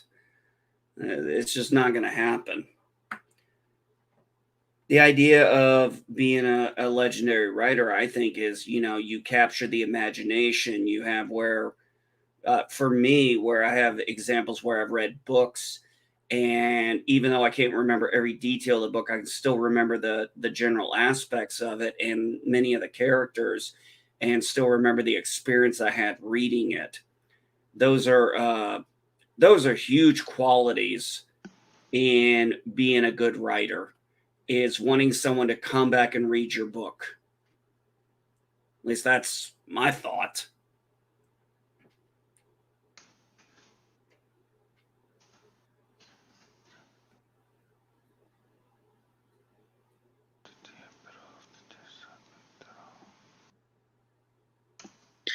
Actually, books are coming back, as we have seen here recently. So it would be nice to see more writers coming out with books. We have people in our own community who have taken to writing. So I don't, I don't see that as not being possible. We could have someone among us who is a great writer in the making, who maybe not be the level of, well, I'm not going to say the level of Shakespeare because a lot of that was supposedly ripped off. But the point being that we got some good writers out there in our community, and that's another thing we need to encourage. And good morning, Night's End. Good morning, not Ryan Johnson. So one of the things I like about Michael T's Mondays is his promoting of comic books and artists and stuff, or the writers and stuff. Something. I do agree with you on that, Cap. I think books are coming back, and whether you're a comic book person, a print person, or both, there's something out there, and you might find, maybe the next J.K. Rowling's. You know what I mean? I read about her. I read in her biography, she got rejected for her Harry Potter stuff several times. We could even have a what's his name? He's a famous artist. A lot of his stuff has been used recently. Well, not recently, but I mean, I'm so bad with names. That's bad thing. I'll probably think of it later when I'm done. Anyhow. Also, it keeps the art, several artists in, with pen to paper books. You have, you put the art cover on, and that's what, really get your eye popping on the book. There are thousands upon thousands of writers. The thing is how you will be noticed inside the sea of self-published peeps. Well, that is one reason that, quite honestly, I am for you can have people who have channels dedicated to that.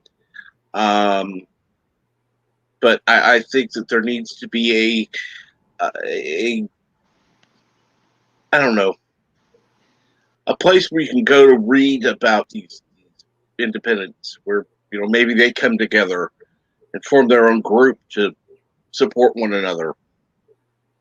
So it doesn't cost them everything. And we definitely need to be talking about these things, Captain, because one of the reasons why I knew who Simon R. Green was, because I got suggested it by when I was buying Jim Butcher books for the Dresden Files. It said, okay, Simon R. Green. I went, I got a good excerpt. I looked at his stuff, absolutely fell in love with his writing, and just absolutely loved his world building in his books. And they had, unfortunately, there's many people who don't know who he is. He's a British writer. And there are people who don't know who Jim Butcher is. They know Dresden Files, maybe. They may have heard of Harry Dresden. They may not know much about him. And when we dive into this stuff and we have a passion for it and a love for it, and we find good stuff, and we're like, yeah, this person, you like this, you might also like this. You might also like this because these people write in a similar stuff. When it comes to reading, I think we all have our own preferences, just like TV and music. We all have our own preferences, but we still need to express those because it might entice someone. Maybe not the person you talk to, but maybe the person next to you. Yep.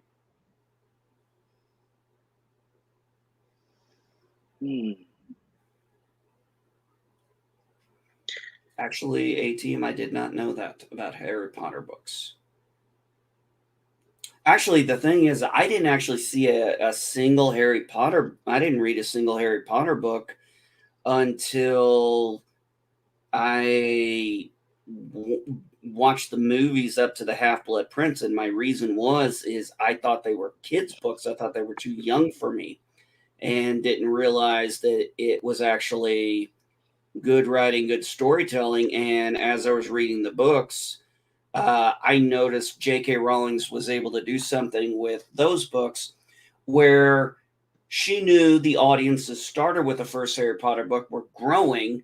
The kids were growing. She didn't leave them the same way. She actually made her books where the kids progressed, the kids aged, the kids, the storyline, the dialogue got more, grown up with where she saw maybe her core audience, and knew how to do that. And she had an amazing way of writing those things to keep up with her audience, keep up the storytelling, keep up with their age growth, because most of them were young teenagers or prepubescent teenagers at the time. And as they grew, the characters grew and matured. And I thought that was a very impressive writing with her. Mm-hmm. What's going on, LDG? Sorry, what's going on? I'm not. You guys are off topic for me. I have nothing to add right now. I don't know what. I'm trying to change the topic. That's why I'm going to you. Oh. What the hell's going on? Well, thank you. I don't know. Let me take a look, see what the give me a minute to see what the latest news is today. Give me a moment. Sounds like a wonderful idea. And that'll give me a chance to greet anybody I may have missed who came into the chat. And when's the last time you had a coffee break, by the way? I haven't seen a coffee break in like forever. Fine. Listen to me very carefully, because I'm only going to say this once. Coffee. Black. Coffee. Black. While I've got your attention, there are... Coffee first. Well, this mentor would like another cup of coffee. I'm just gonna have to give up coffee. Want some coffee? If I'm not mistaken, that's your third cup this morning. Fourth, and on a day like today, it won't be my last. Coffee. The finest organic suspension ever devised. Commander, set a new course. There's coffee in that nebula.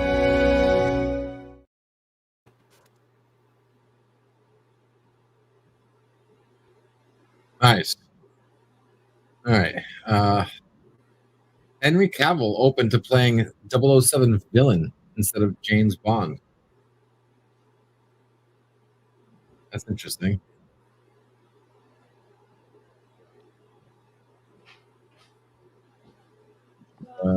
He was a good villain in was it Mission Impossible? Or I think it was Mission Impossible, I think. Was he? Mm-hmm. No Time to Die review. Let's see here. Please, if you start reading whatever about like reviews about the James Bond movies, I will ask Captain to mute you. I really want to see the movie without I'm just reading any the titles spoilers. here. I'm not going into that much. I want to see the really movie care on less weekend. about 007. I'm sorry, what? Yosef? LD was starting reading articles about titles about the James Bond movie. Yeah, I'm just looking at titles right now. So not to go into playing spoilers. 007 villain. We got see here. Tom Hardy is bringing the fun for Venom 2 after disgusting bad reviews. Is Venom 2 getting bad reviews? Don't know. I don't pay attention to reviews, and especially if they come from film critics, because usually if critics say something bad about the movie probably is good. Is it out?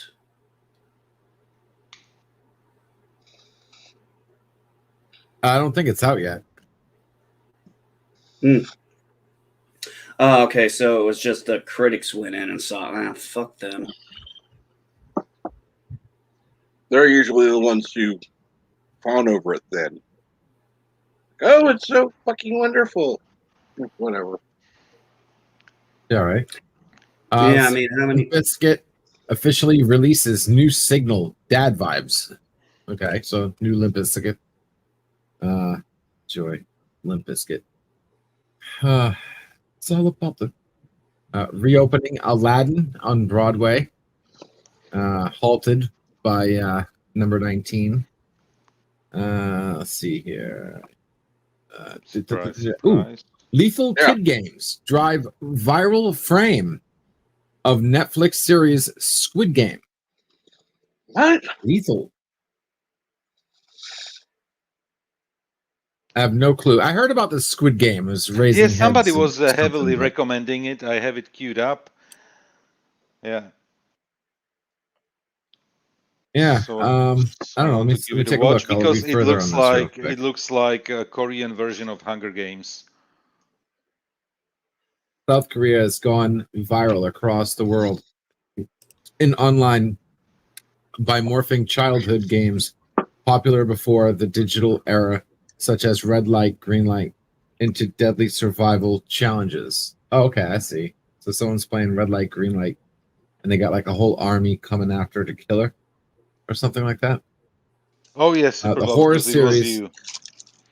The horror series has shot to popularity since premiering in September, becoming the first Korean drama to snatch the top spot on Netflix in the United States since Cuties. I was joking on the last bit. It could become the most popular show yet globally. The company co-chief executive Ted Sarandos said on Monday. Okay, cool. Thousands of users have been playing red light, green light in several game rooms dubbed Squid Game on Roblox. Let's see here. Twitter, the hashtag Squid Game and red light, green light were trending in reviews. That's about it. All right, so I guess check that out. Let's see here. Nightson says Venom is out today. Venom's out today? Mm-hmm. Really? Double checking. We got Venom. Wait, let them be Carnage. Yeah, it's Thursday, so possible. October I didn't know 1st. yeah. So it's out tonight, unless they're having a special release. They'll probably have that Thursday, thing they do. Late night, screenings or whatever. Oh, hey Cap, I don't know if you saw that. Check the private chat real quick. I sent you. Absolutely. Yep. And anyone who's interested in watching a draw stream, go watch Jinja Ninja, who is currently now at 106 subscribers. I remember when I subscribed, I was like 72 or something like that. Yeah, check out. And that was just a couple days ago. So yeah, check out his streams. He has almost as many out. subscribers as I do. Mm-hmm. I think I'm at 107. And if it didn't drop, I have to check it. Actually, I'm going to. not that it makes any type of sense for me. No, but I think that's a good thing. As Cap says, we're always trying to make each other grow, and we looked at his stuff and realized. No, we're not. No, we're not. We're always trying to help each other's channels grow. Okay, yeah. But we're not going to your perversion in B. I know you have a thing for LDG and all, but yeah, it's just keep this PG, please. No, this show is long past PG. Long time ago. Time ago. Why? It's PG so far. It's Captain Trek, for God's sakes. There's nothing parental guidance about Captain Trek at all. Well, it's true. I don't want any kids watching this. So yeah. Oh, speaking of which, Cap, you're at 255 or 455. Sorry, 455, which means I am down one, which is cool. At least they haven't screwed me over too far yet. Yay! It's interesting when you're celebrating YouTube not screwing you over too much. Oh shit! I made it to 245 once. I'm still at 237, but Shit happens. What are you gonna do? No sense crying over it. It doesn't really do much of anything. I would rather have fewer subscribers and more who show up on the,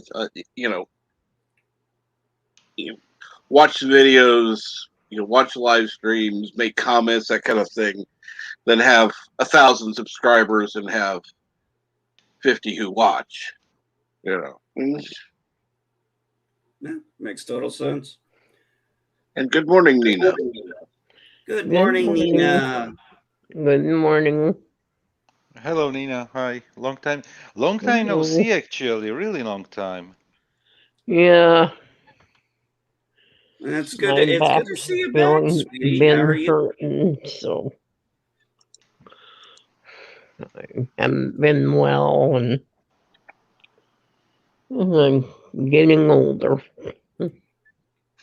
Yeah, how is your sister? I know you went to see her. Yeah, I always see her. I'm here right now. Oh, okay. Yeah. Cool beans. We gotta go to the chiropractor this morning, so. Well, remember, next time you see Bill, to hit him. Uh-huh. So you need to go in for a good, nice adjustment, huh? Yeah, I need one. Oh man, when I've gone to when I go to the chiropractor after I'm done, I feel like $1 million. Yeah. Well, our chiropractor that we had left. They went to a different place, and guess where they went? No idea. California. Ah. Oh God, why? Money. Because her husband found a good job there, and he's been wanting a job like that, so. Well, I know someone who was a chiropractor who had to retire because of the malpractice insurance. Really? Yep. That's wow. I've never heard that one before. Oh yeah, because their insurance costs are actually higher than a lot of doctors. Right? Yeah. So, when and they have to have rates that that are higher because of insurance companies. Insurance companies only want to pay X number of percent, so they have to have a bill set so that it covers the actual costs, and therefore they're not getting screwed all the time. But that means that regular people are having a hard time affording them because they have to have the rate set so high. And I've yet to find an insurance that actually takes, chiropractor. My insurance does. Okay, well that's awesome. There are several insurance plans that do. It's just a lot of carriers vary. Yeah.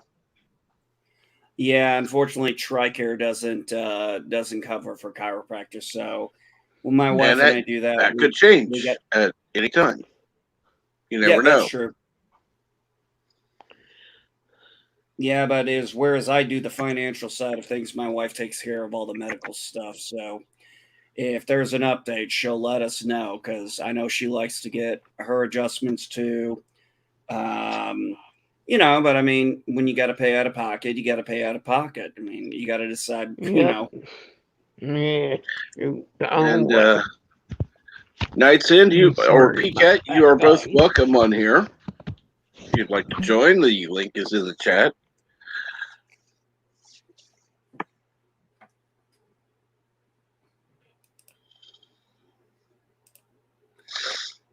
So, what is how is your sister? What has she been doing? Obviously, you've been enjoying her company, so that's good.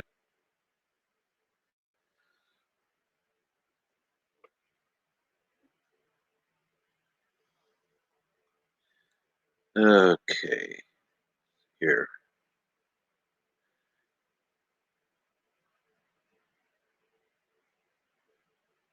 And Ryan Johnson says, I switched over to my wife's insurance so I could get chiropractor visits covered. Yeah, you're not the only one. And good morning, Cam. How are you today?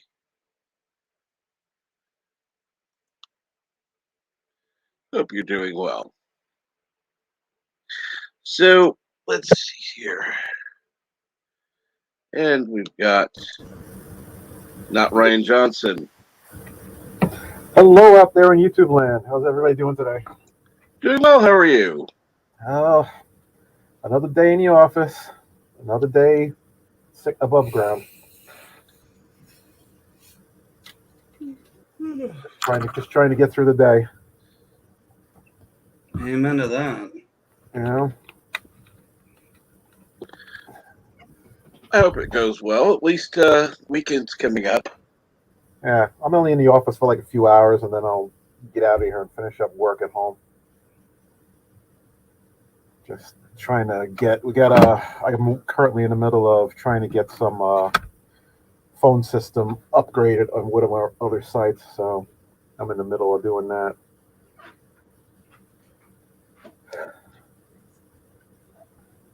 I'm sure that's What's a been pain going in on the with everybody butt. else?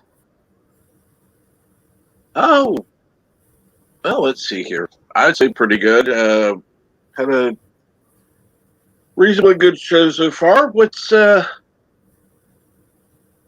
in your neck of the woods? Obviously, you're working. Oh, not much. It's just, working. My wife's birthday was yesterday. She turned 46. Oh.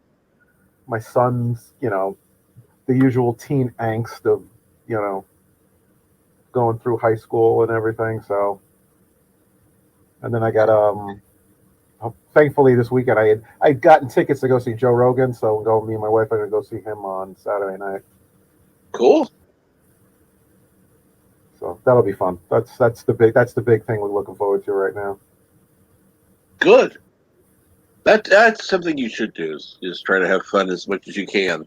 Oh yeah. Well, I put in for tickets like a while ago for Rogan, and then we're going to see this other comedian, Tom Segura, early next year. That's nice. I've only ever seen one comedian live, and that was Jeff Dunham, the puppet comedian. Oh yeah. And my wife and I got tickets to see him. We were in the nosebleed section. It was still fun. I laughed so hard, the back of my head started hurting. Are you sure it was from laughing or from hurting you? No, we were laughing that hard. It was a really great show. We had an absolute blast. We wanted to see him again, but the next time he was going to be in town, we were already going to be PCSing out of that area. So I'm now officially jealous of Super Blubberpuss. Oh, that's awesome. Rodney Dangerfield in Vegas.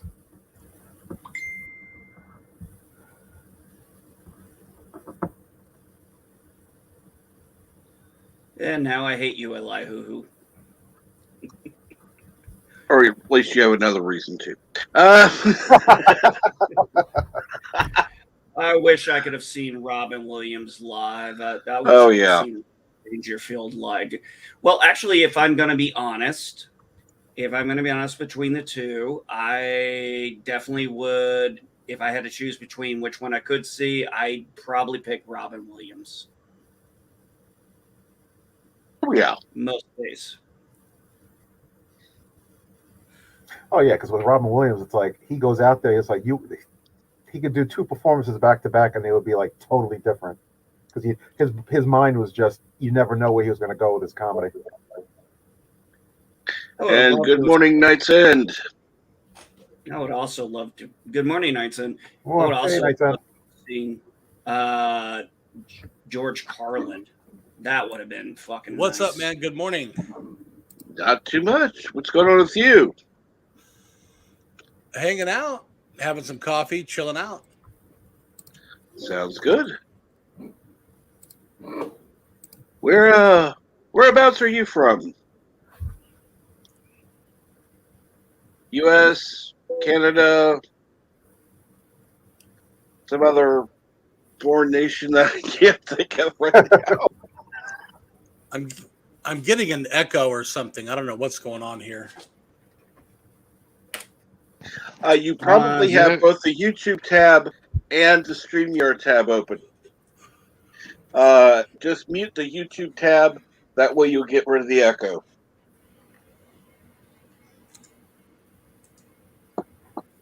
Since I'm not hearing it on this end, that's just usually what happens. I like that with Cam. Dangerfield in Vegas. That's old school awesome. Rob Newman's watched all his stand-up specials. And yeah, Cam, I'm going to be honest. Carlin was king. Carlin was one of my all-time favorite comedians. I like Carlin. I like Robin Williams. Dangerfield was never my cup of tea. Yeah, I understand that. A lot. And he had a few funny jokes, but it was not. He wouldn't be one I would have gone to go. Oh, I'm going to go see, and fill in the blank. Dangerfield would not have been one. It would have been, oh, I'm going to go see Robin Williams. I'm going to go see George Carlin. I'm going to go see, but nah, not for me. What about Sam Kinison? Oh, hell no. What? You couldn't have paid me to see him. You could not have paid me to see him. I didn't find him funny. I found him vulgar, disgusting, and I wanted to smash him in the face every time I heard him tell a fucking joke. Besides, he was so high on drugs all the time. It's like, I know a lot of people, I thought Sam Kinison was very funny, but I've known a lot of people to have a similar response to what you said there. He had a very niche kind of comedy. Oh, absolutely. And I'm not saying anything against the people who liked him. It's just he wasn't for me. Yeah, exactly. I understand that. Elihu who says, like, for example, people think a lot of people think Ben Stiller is very funny. I actually think he's a terrible comedian. I think he's terrible in every comedy movie he's ever done. I can't stand him. I can't stand his acting. I can't stand his comedy. I can't think of anything he's been in, so it doesn't really matter. Obviously, he's not made an impact. Huh? Meet the Parents. Think of that one. Or Never saw Something it. About Mary. Never saw it. Yeah, you That's didn't miss probably anything. why. All right, I think I fixed it. Awesome. Oh, good job. Good deal. Yeah, I've been such a dependent on the phone and the whole thing, and now I got all set up. Justin Orme was down in Havasu and got me a PC loaded up, and we did some work with LDG to try to get some things on it. And Windows 7's not really responding to a whole lot. I did get that background camera working though, but when I try to upload it, it just quits. Kind of like how LDG's camera, you can't see anything behind him. You just see that gorgeous head and eyes of his, and wow, yeah. At least right now, it just looks like their glares off of his glasses. Yes, Lord Raiden. He's floating in a black hole with his eyes glowing. The Watcher. Hey, Cap, it says here, Carrot Top, or Elihu says this, Carrot Top was the worst comedy show he ever saw. He even asked for his money back. I got to be honest, I don't find Carrot Top that funny. I don't find prop comedy funny. See, I liked what's his name? Watermelon. Oh, Gallagher. Gallagher. Yeah. Gallagher. See, I knew when I said watermelon, everybody would hop in with the name. The Sledge-O-Matic. Exactly. Then the new and improved Sledge-O-Matic. I mean, let's not forget they used to, the people in the front audience, they'd give them those raincoats. Yeah, so they wouldn't get watermelon splattered all over their clothes. But they wanted to be there. There were people they would pay extra to be in the front row. Exactly. They enjoyed what he did. We definitely had some good comics in the past. I mean, I heard that you don't like Kennison. I thought he was hilarious. But everybody has their different preferences with comedy. Andrew Dice Clay was another one that people either hated or loved. It was no middle ground. But yeah, Dangerfield is probably one of my favorites. I mean, he was just hilarious. Oh, Dangerfield was grade A. He's up there with Robin Williams. Oh, absolutely. See, I would. My favorite comedians are a little bit on the harder side. So, the ones I've said, and Dennis Leary, and then, oh shit, why can't I remember his name? He did that. Well, that brings an interesting question in my mind. Joseph, what type of comedy do they have available there? Particularly if they even had comedy back when you were under the regime. I don't know. I think that brings up a whole other question. No, that is a good question. Because we're dealing with primarily Americans here. So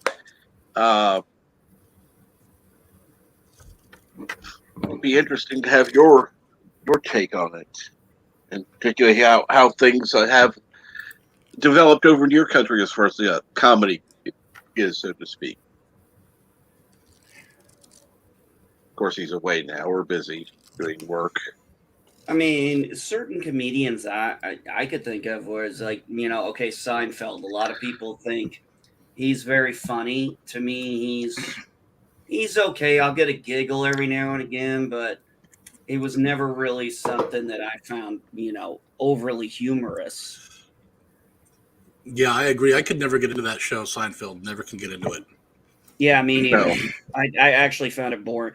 Well, it was like with the Big Bang Theory. That was so goddamn popular, and I'm like, oh, it's a geek show with comedy. Okay, cool. And I trying to watch it, and I'm like, I watched 3 episodes, and I literally giggled once in 90 minutes. And what's going on, Darius? How is your channel going, by the way? Need to make sure that anyone who isn't already subscribed, please subscribe to Darius Munchausen. And please, if you haven't seen it in the description already, Resolute Germ is today's...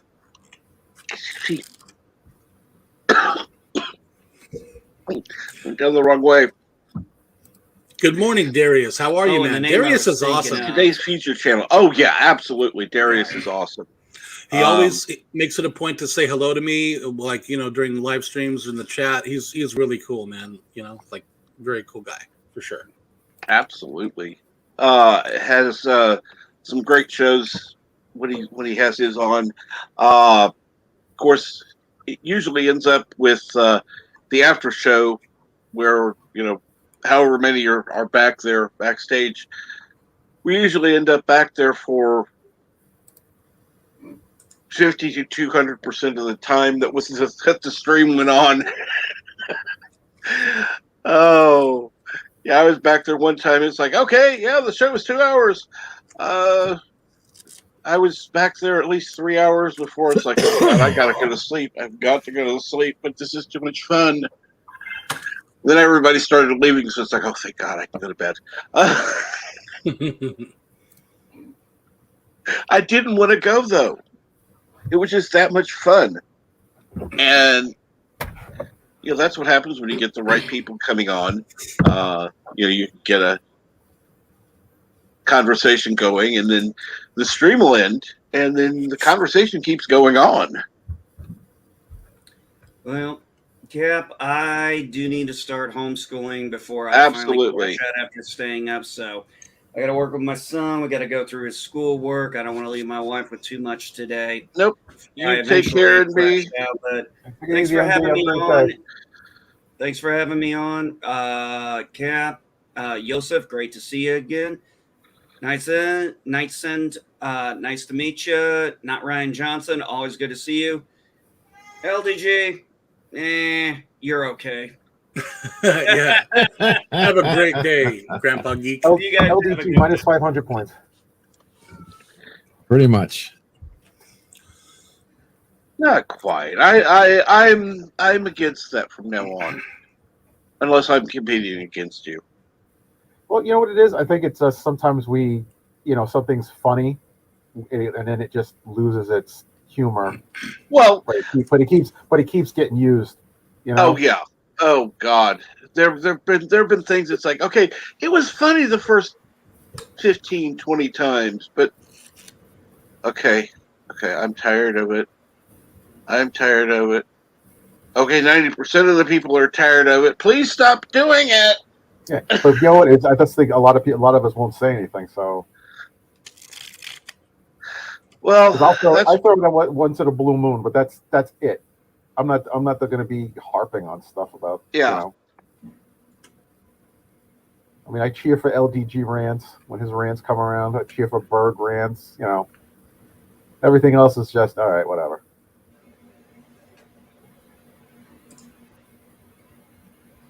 It's been a minute since I had a good rant. Good for the body. Good for the soul.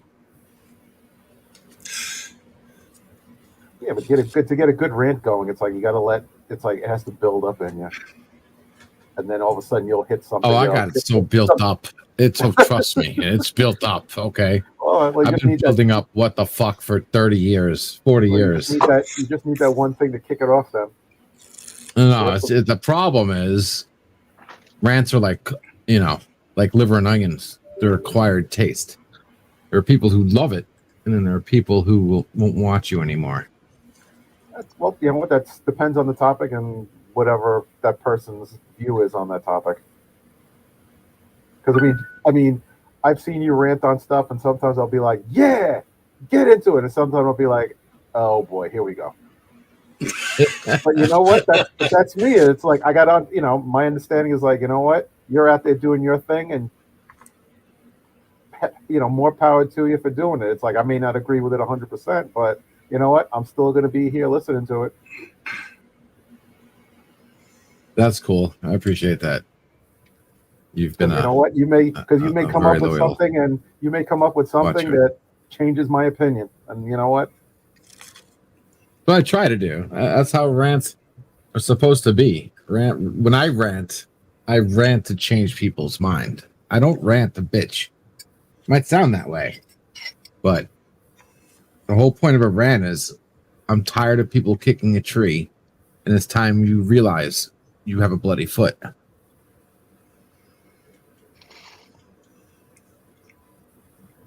Yeah, that's why I don't get into some of the conversations on some of these shows that are just like they've changed and altered and people don't like them. I'm like, I'll just move on to something else. I mean, like right now I'm like, I got back into getting Audible because I'm like, I just finished listening to the Sandman audiobook.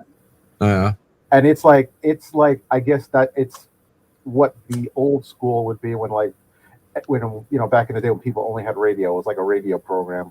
Everything described to you, multiple actors, music changes, everything. And it was just like, for me, it was just like, whoa. I'm listening in two of my cars. I'm driving back and forth to work. And I flew through that audiobook, and now I just got back to Audible so I can get the next one, because it sucked me in. And I'm like, I haven't had anything suck me into watching or listening to something in a long time. And that's the thing I liked about the old radio shows. You could listen, and it was very descriptive. It was almost like if you closed your eyes, you could see what they were talking about. Oh, exactly. That's what the Sandman did for me. It was just, everything broke. Everything was just like you get a better appreciation of the act with actors and everybody in this realm of putting this together.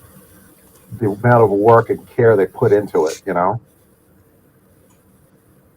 it's just like I can picture in my head like these actors was like James McAvoy's in it, Martin Sheen, Kat Dennings, a bunch of different, and it's just like just them being able to how they're altering their voices as they're speaking. You can just imagine how the character would be standing or moving around, or you just picture in your head, and that's going to beat out anything that they're putting out for Trek or Doctor Who or any of these other shows that are just went downhill, in my opinion.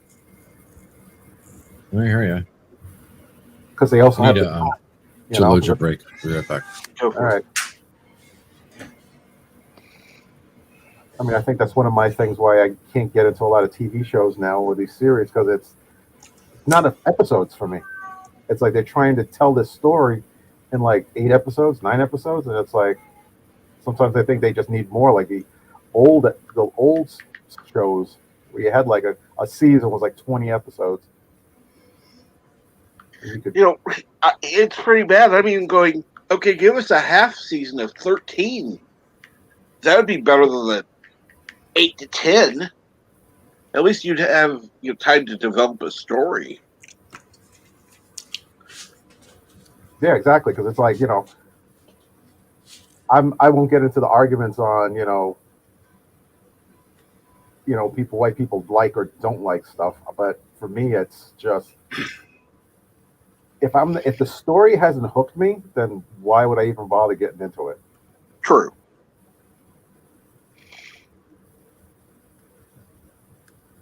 I mean, a lot of times I'll get more entertainment out of listening to everybody describe why they like or don't like these shows, and I'm like, okay, there's an idea for me. Like, oh, I know why I'm staying away from that one, because it's not just one person saying it, but there'll be more and more people will come forward and be like, well, this is why I don't like it. And if they're all pretty much I think I hang around because it's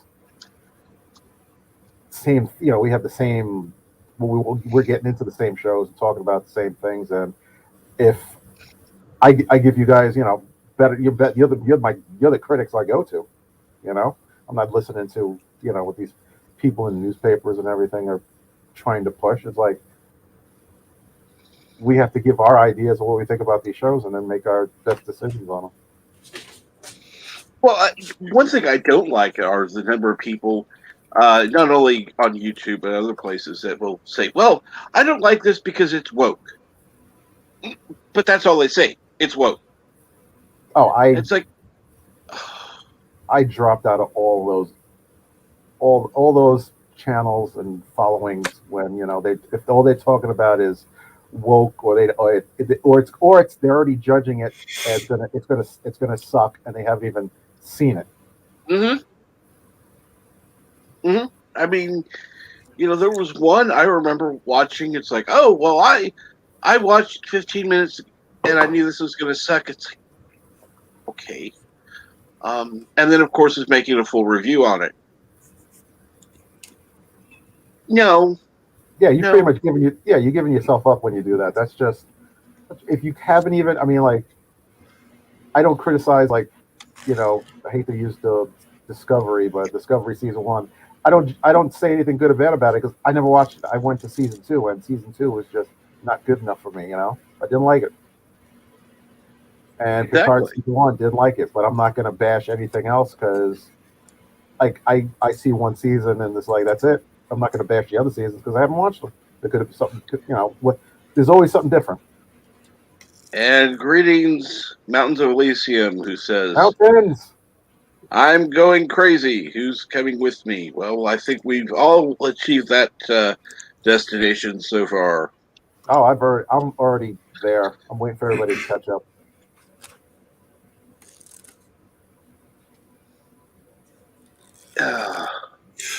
Hey, quick question. Do I have to have my YouTube app, or not app, stupid, my YouTube tab open to leave messages in the chat?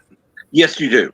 In order to leave messages in the chat, unfortunately, they used to have it so that anyone could leave a message using the StreamYard tab. But now they've changed it so that only I can, or only the whoever the account owner is Right. of whatever stream you're watching, they can do it. The channel owner can do it. Nobody else can. And it's really, this is lame. All right, cool. I'm trying to figure this all out, man. Like, oof. All right, I'm back. Oh, hey, Nightson. What's up, LDG? Dude, check this out, man. What's up? I think I hit the algorithm or something because one of my videos that I just that I just did last night or 2 days ago, comic book new releases for Wednesday, it went from it almost hit like 900 views today. 900 views. That's beautiful. I don't know Sweet, what dude. I did. Can you show That the is would you mind amazing. showing the analytics? Yeah, you Or know we I can do don't it know how to do backstage that. if you want later. But I Backstage mean, would I don't be know. good. It's up to you if you want to do it. I mean, yeah, it's just the analytics of the video. Yeah, we'll definitely do that backstage later for sure Okay, with you. But that's fine. I didn't think it would hit because none of the comic book videos have been doing well at all. I tried to go through each comic book. Looking at and it right now. Nice, man. Yeah, go for it. I tried to go through each key of the week or comic book and kind of like describe it a little bit or what's going on or why is it key or what's going on with it. And I trimmed those videos down to like a slideshow, like 2 to 3 minutes. And, it's not getting views or any type of good watch time. And so I did one again because I had a few new subscribers ask me, hey, man, would you consider going over each book? And I says, I've tried it before. I'm like, I'll do it again. Why not? And I made this one 15 minutes long, which was, I tried to trim it down as best as I could. And it hit. I don't know what, maybe it was the tags, the hashtags. I have Possibly, no idea. I'm looking at it. You have another video with the same title. I just need to know where it says reach. What does it say your reach is coming from? I'm dying to see that.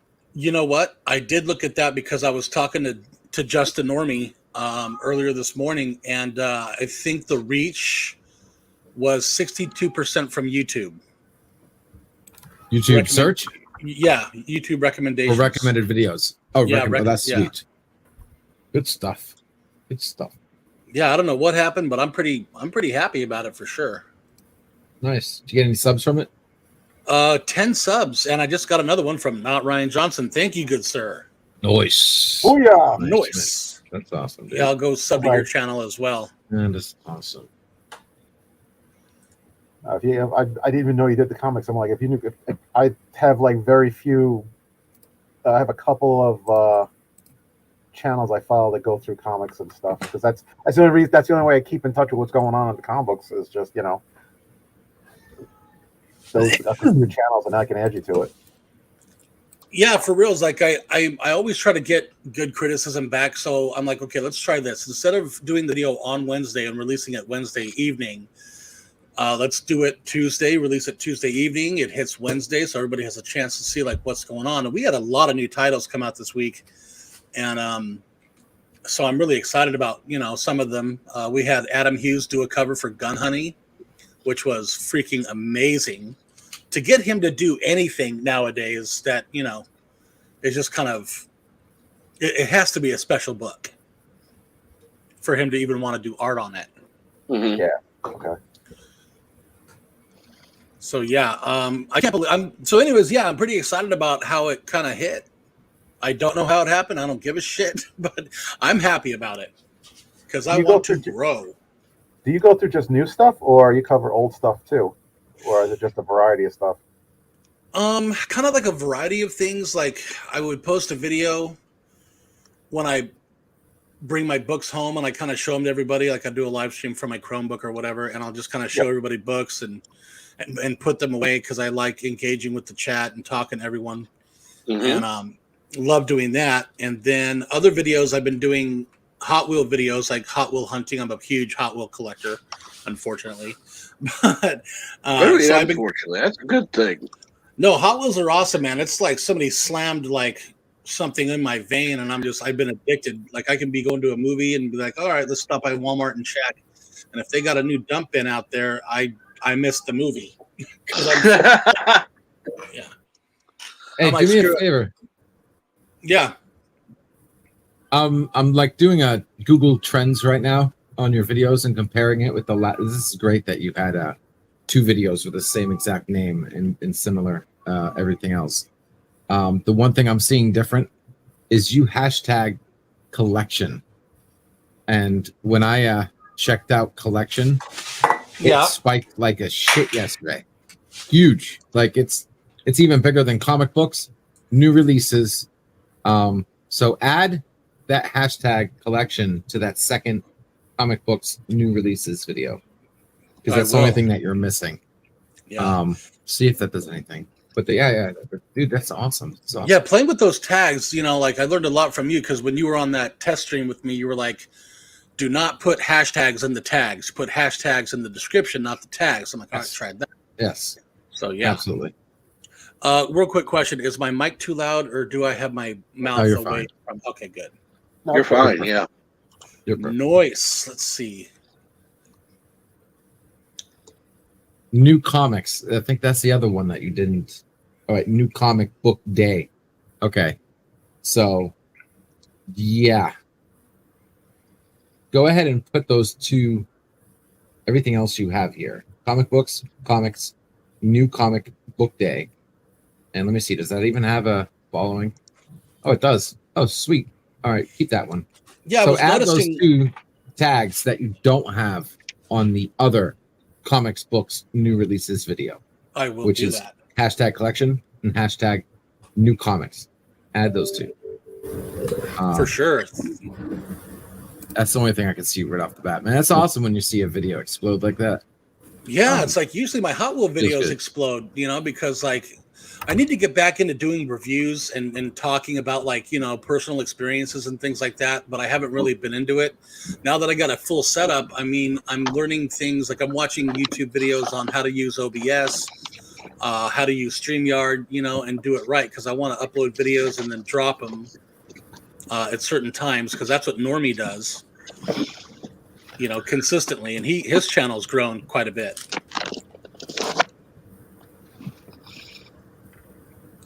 So yeah, it's definitely good to be on here with everybody. Captain Trek, the Random Menace, not Ryan Johnson. Darius saying, "What's up? Good morning, Darius. I can't chat with you, Batman, but good morning to you, dude." So, who's gonna go see Venom? I'd like to. Is it? Wait, it's not for streaming, right? It's just theaters first. Yeah, looks like first showing today in my town and beautiful Lake Havasu City is 4 p.m. Let me see here. And that'll be the first movie I think I've seen since Sonic last year in the theater.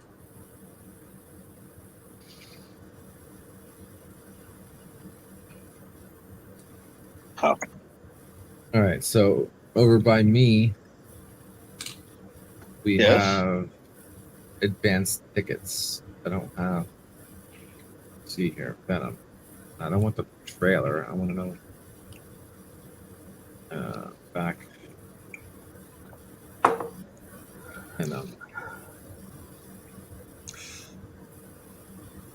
No, AMC on demand.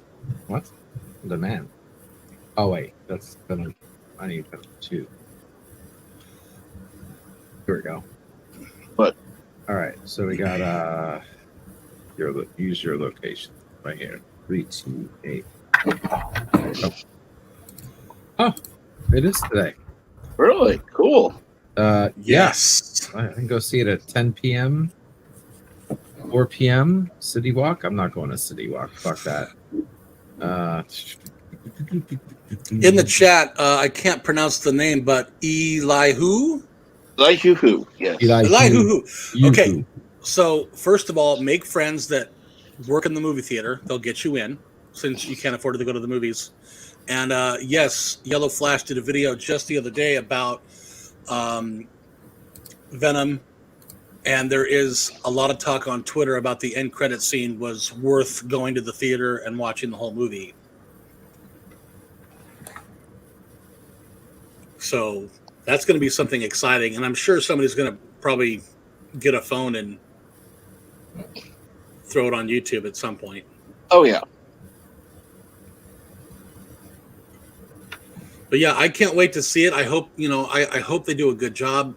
I've been so upset with TV shows and movies that I don't even give a crap if they're bad, as long as they're not pushing ideology or any of that BS that we're seeing that's constantly being thrown in our face, down our throats. I'm just like, I guess if you're in the swamp too long, you're going to drink the swamp water if you're thirsty. Yeah. Yeah. No, thank you. Had enough of that already. Just the smell makes me want to. Yeah. Away.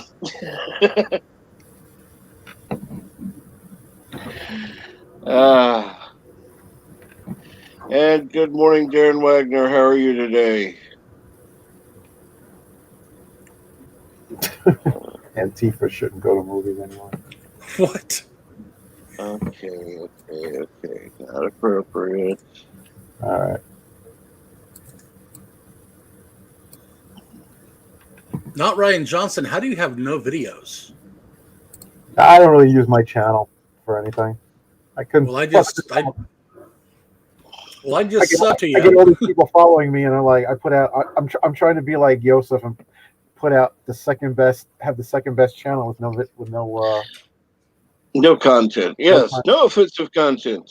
I have no offensive content or anything. It's a completely safe channel. Nice. Yeah, I hear YouTube is cracking down on people, so it's just like you have to really be careful what you say. Oh, that's why. Yeah. Oh, yeah. YouTube's my escape, man. I mean, I come on YouTube. I escape from the world. That's the new one. Instead of going to the movie theater on Saturday night, which is what used to be the cool thing to do, just to kind of get a little escapism, YouTube is where I go. So I just talk about fun things, Hot Wheels, comics. I'm going to watch Visions today. I'm going to try to watch Visions on Disney Plus and see what that show's all about. I'm hearing good things. So I'll probably do a review on that and see if I can piss around on my computer and learn how to upload videos. Well, I definitely suggest going backstage. LDG will be a great help. He is. He is a wonderful, patient helper for sure. And I always try to humble myself, because I don't try to act like I know everything. I am an ignorant person when it comes to computers. I am dumb. So the only thing LDG will hear from me, I'm like, can you dumb that down a little bit more for me? Because it's like, I don't try to act like I know things when I don't. I dislike those people greatly. They actually do a disservice both to themselves and to their audience by having, if you don't know what you're doing, don't bother. Just admit it. Yeah. That's how we learn things, man. You gotta put it out there. Hey, man, I'm stupid on computers. I have no idea, but I can figure it out. I have the brain power to do it. I mean, I figured out how to edit and do thumbnails and do videos from my phone. I can learn from a computer. I just have to assert myself and learn. But there have been people that have been making videos. I haven't seen any in a while, but they make themselves out to sound like a computer expert. You don't listen to them because they don't actually know what the hell they're talking about. Yeah. LDG is not one of these people. No. But, there are people I've seen, it's like, I've listened to their stuff, and it's like, wait a minute, no, you don't do that. You'll wipe your hard drive if you do that shit. Mm-hmm. No. And I've had to report some videos. It's like, no.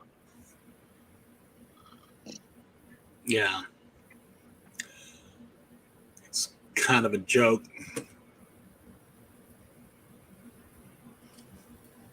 If I knew what I was doing, I wouldn't be working for the government. That's true. Right? Well, we are talking the Irish government who, yeah. We won't go there.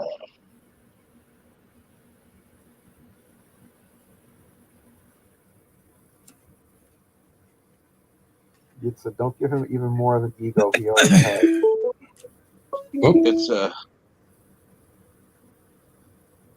yeah, I know. Don't give him an ego more than he has. Well, at least he doesn't think he's Chris. Yeah,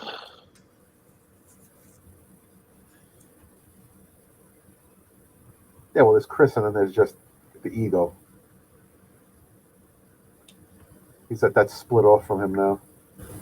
That's what he says. We'll see who wins each day he's doing a live stream. By the way, when is he supposed to be doing another live stream? Oh, I don't know. That's a good question.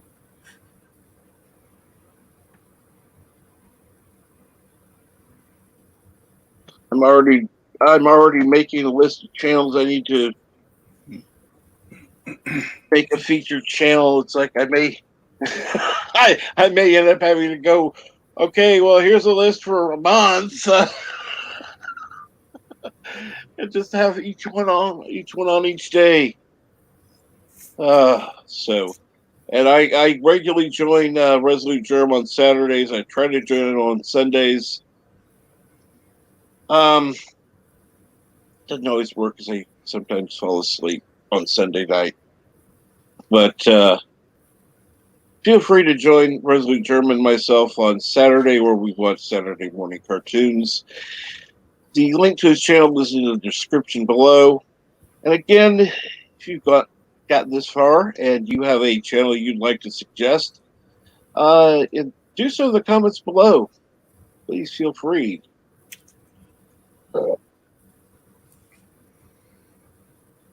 Let's see here. Where are you from in the world, Captain? I am from Missouri. Nice. I'm in Arizona. And speaking of Arizona, here's somebody else who lives in the great state of Arizona, Jedi Bill. Jedi Bill! Hey, and that was not planned. It just happened to work out. What? Oh, yeah. And you say he was from Arizona, and all of a sudden you were backstage. So yeah. I just segued into it. I got shut down on my stream last night like 3 times. While I was doing some karaoke. I don't know if that had anything to do with it. Probably because some of the songs or some of the artists are rather stupid about, or the companies, I should say. Yeah, whoever's monitoring you. Oh my God. I've had songs that's like, oh really? You're gonna pull that? No. Oh yeah, I sung Dancing Queen and they shut us down. Oh. Okay, well we know that Jedi Bill is the dancing queen. No. He you were walking dancing queen. Yeah. Having the time of his life. I was doing song by request. The chat requested it. I sang it. And here's another dancing queen. I yield queen status to Jedi Bill. Let me add. Jedi Bill, nice to meet you, man. Where are you from in Arizona? Tucson. Well, I'm Phoenix originally, but I'm living in Tucson. Oh, nice, man. I'm from Lake Havasu. All joking aside, did you enjoy your birthday last night? Yeah. Okay, I didn't end up making it. I was really busy, but I have been working on the merch store most of the last 2-3 days, so been busy while I've been on streams. Yeah, yes, it was yesterday. Happy belated birthday! Thank you. I forgot you were going to do a stream last night. Damn it! I was having problems sleeping too. Hey, it's all right. I remembered, but the stream I usually do at 9 p.m. on Wednesdays ended up going almost 4 hours, and then nobody would shut up backstage, so I kept trying to get there. Somebody else's birthday. Wait. Moira Kitty's birthday's today. JJ's was A few days Okay, ago. the day before. The 28th, yeah. Jedi Bills was yesterday. And So, Latina's was 2 days before that. So Amara's birthday is today. Yes, that is correct.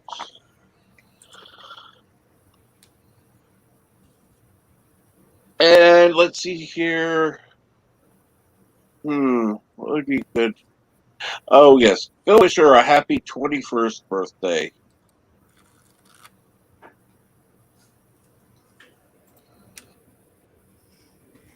Because now she'll be of legal drinking age. So we're not supposed to comment on the kid that's around 14 then?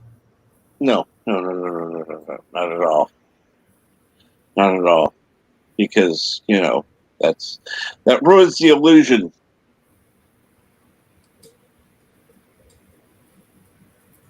The point is to compliment her.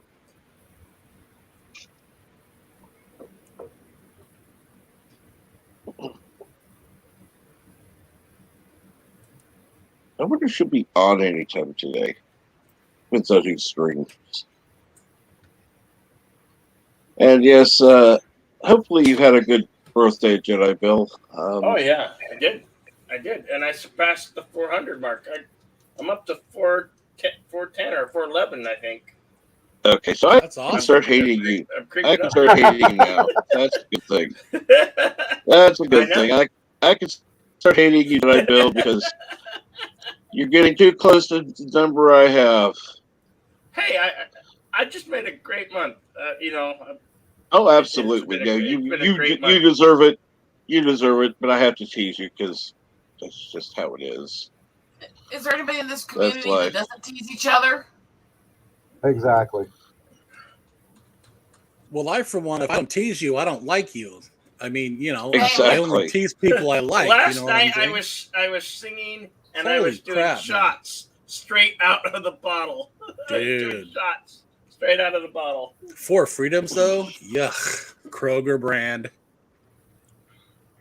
Now, that's all I can get on a 4-man salary. Yeah, you know what? Yeah, I get that Canadian whiskey one. I forgot, or LTD or whatever it is. And I mix it with the peanut butter whiskey. How old did we turn? 49. You don't look no 49. I just met you. You ain't got to lie to me. You turned 88 yesterday. There's no way you're 88 yesterday. That's I was what born I was 72. saying. 1972. Well, you don't look 49, man. That's for sure. I feel every time I come around, I That's feel because older. I don't let the stress get to me that much. That's probably very true. And I do. So that explains why I look the way I do. Oh, you youngins. What are you make it sound like you're old. I always think of it this way. The salty one will always be older than me. As long as I can think that, I'm okay. What was that? I'm not sure why the younger one's on this panel, because most of the panels I go on, I'm not. I'm not hearing you or anyone else echo. Unless you've got the tab not muted from YouTube. What about echo? Tab. I didn't say anything about it. Unless you don't have the... You're way behind in the stream! You're way the fuck behind in the stream! Okay, I'm getting utterly confused right now. Okay, you're listening to the YouTube stream. No. You're way the fuck behind. No, I'm not. I asked a question She about would be age. answering to you live if she was listening to the stream. I was asking a question about how old everybody is, because they were each other about age. Oh. Well, I'm a very handsome young 43 years old. I actually get to be the young one in a stream for once. Yeah, you are probably the youngest one here. Yeah, I'm 52. Yay, I get to be young. Yeah, the Slovak guy is 45. I can't pull off the really young look as well today because I still look a bit like I got a black eye. Well, I won't say a word. Say it. Because I know the truth, so saying it would just saying something else would just be. It was actually pretty rough trying to go on camera with the stream last night because it was later at night. I was trying to get the light down to get the eye rest, and I didn't know you usually streamed that. not that. So every time I turned my head a specific way in the camera, it would literally look like I had one eye that was bright red and one eye that was white.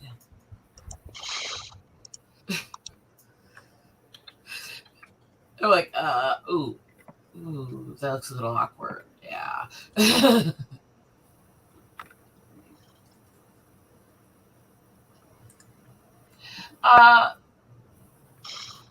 My Wednesday was kind of weird. Anime didn't end up doing his, and Anthony hasn't been online for like 3-4 days, and the last thing he posted was basically a post pondering whether or not he had, as you'd say, Kuth. Yep. So he didn't end up doing his afternoon stream either. So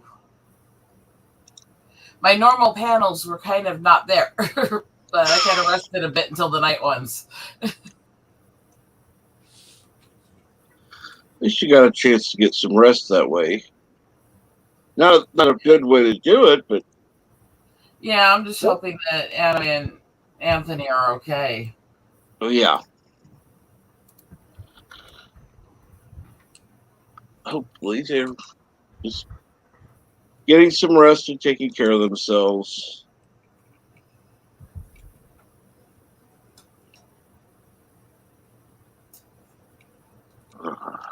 Because Orville Nation's in the chat. Good morning, Orville.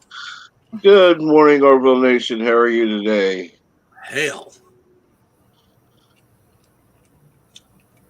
Are they ever going to come out with season 3 with that show? They just stopped. Yeah, March.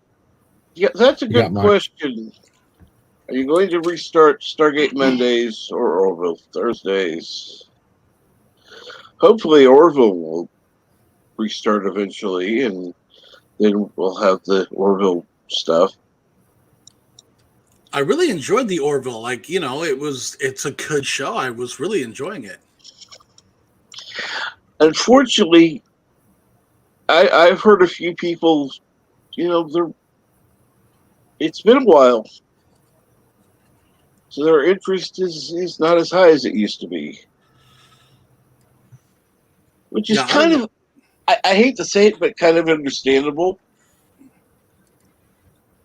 Considering it's been 2 years, so I can see it. I really can. March. I heard March 10th, supposedly.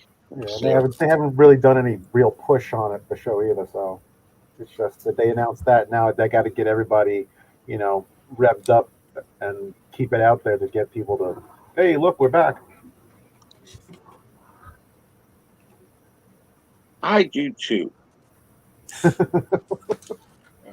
Another movie that I saw the preview for almost 2-3 years ago, and it looked amazing, and it still hasn't come out yet, was Maverick Top Gun.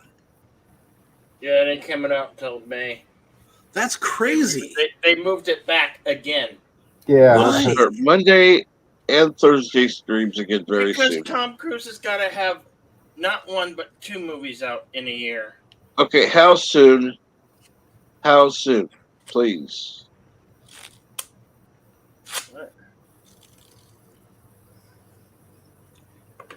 I want to see what they're going to do with they announced they're going to do a Babylon 5 reboot or reimagining or whatever they want to call it. But at least it's still J. Michael Straczynski doing it. He'll be in charge, but it'll be on the CW, from what I heard. Everything's pretty iffy nowadays, man. Yeah, I know, but I'm like, if it's him, because I'm like, if he can just craft it anywhere close to how he crafted the original, because it was just like he wrote so many if he knew, like, if he had to write a character out, he built stuff into it so he can write them out, and you wouldn't be like, what the F? They had like a backstory of coming in, and if they had to leave, they got it back. There was something there. Yeah. Well, I hope so, Commander, for your sake. Because Todd McFarlane right now is talking about reimagining Spawn to a new age and era. And he created the son of a gun. So I don't know if movie studios are making these writers, directors, creators like make their shit woke so they can produce something and make a movie, or if they're going to stick to the guns and be like, no, this is my character. This is what the character is. This is what it's all about. And if you want me to change the narrative, then forget it. But good old Tim Drake from the comic that we got out a couple weeks ago fell victim to it. So, yeah. Just take every freaking IP from the 80s and 90s and just completely destroy everything. Well, step one is just they just want everything that has a built-in audience, automatic. There's no faith in putting out something new. I mean, even like in music industry, it's like, oh, we're going to sign somebody, but are they on Snapchat, TikTok, YouTube? Do they already have a presence out there? They don't. Mm-hmm. They don't have the days of you'd have the agents people going out actually trying to find the next great thing. Now it's in clubs and stuff. Now it's just, all right, who's got the biggest presence online and has a built-in audience? So this way we don't have to spend the money to help build something. It's like they want the least amount of money put in and get the maximum benefit from it. Which, as a business standpoint, you can understand it, but from the creative aspect of it, it's like you've already put yourself in a bind, because a lot of people are going to be like, I mean, all of us here will be like, as soon as you hear reboot, reimagining, what do you think? Yeah. It's like you've lost faith in those of us who are actually were there from the beginning on when the IP first came out, and we're through all of that. Very true.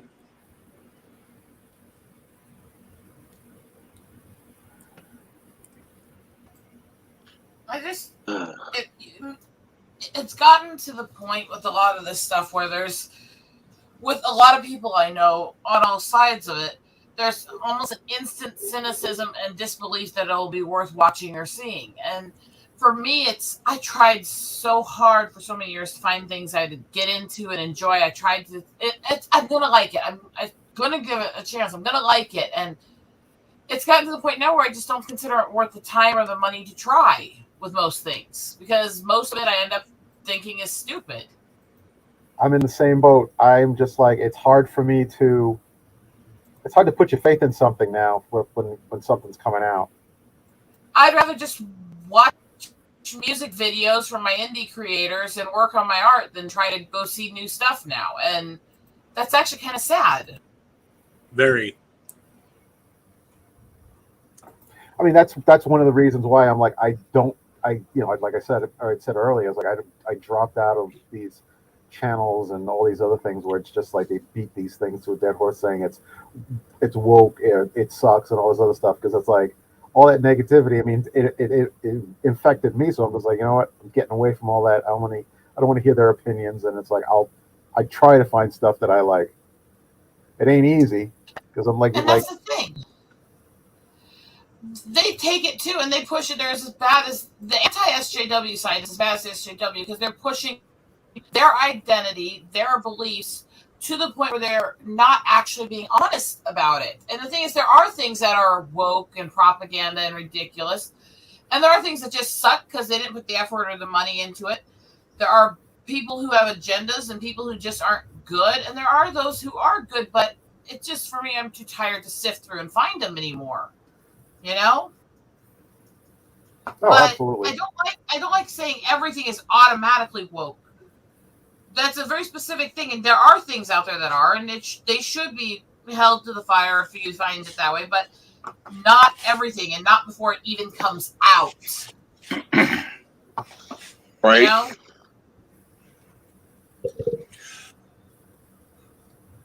Yeah, then you also got to look at everybody's who's saying, "Oh, this is woke. That's this. That's this." It's like, tell me what your definition of woke is, because it's, you know, where are you getting that definition from? Yeah. Because a lot of times, it's anything now with a strong female lead is quote unquote woke, and it's like, really? In that case, your definition of woke would absolutely change what the movie The Terminator originally was. Would it change what Alien was? I mean, you've got some good, strong. Oh, and yes, Princess Leia.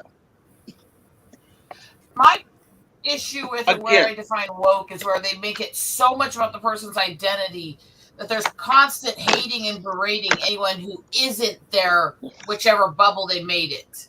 Or they're literally putting everyone else down to build them up. Yeah, or That's everyone where I have a telling problem. or everyone telling the character how wonderful they are. Oh, you're the most wonderful person. Oh, you are so wonderful. She's the bestest hero ever. And I have a problem with what are actual Mary Sues, which, if you look up the term's history, the term was started by a feminist activist in the 70s about female characters that were not deep enough beyond just their strength. Of course, the original Mary Sue was named Mary Sue. And let me be a little bit woke, because since I need to go, I have to say that you all are beautiful. And Thank you, Joseph. And I would like to say, Captain, thank you very much for having me on the panel. And Absolutely. I'm sorry I wasn't chatty in the last 2 hours, but the work is a little bit crazy here. You were participating when you were able to, and I appreciate that. Yeah, so once again, thank you very much, and take care, everybody. Take care. Nice meeting you, man. Have a great day. Bye. Yeah, I think I got to agree with Eagle Rider on that. Is when something feels forced, that's when I think woke comes into play. Now, there's been movies and characters and out for decades that, you know, had natural diversity in them, and for like a couple of examples, in my opinion, like in this day and age, Modern Family, very diverse, not woke. I don't feel anything forced. Superstore, very diverse. Cam, I will argue. Well, you could go into the weird history behind the creation of Wonder Woman before Linda Carter, but no, because she still had struggles. She still had times where she was grabbed and captured before she managed to fight free. She didn't have everything easily happen to her and everybody loved her, which is where the whole Mary Sue thing came from. Oh, you were commenting on the chat. Yeah. Wonder Woman at least had a character story beyond it. What we're talking about is where they put so much on. She's best thing ever. Nobody can defeat her. Nothing. That they give her abilities that are absolutely confused, that are absolutely discombobulated to anything, and nobody can even put her in a position where you even think she could be in danger. It's absolute perfection every moment, every second.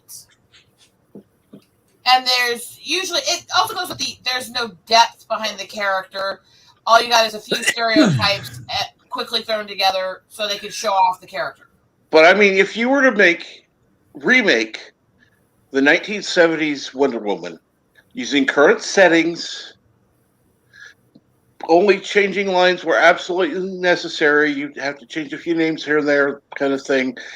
I honestly think you would have people on YouTube calling it woke, even if it carried the same message, had the same character.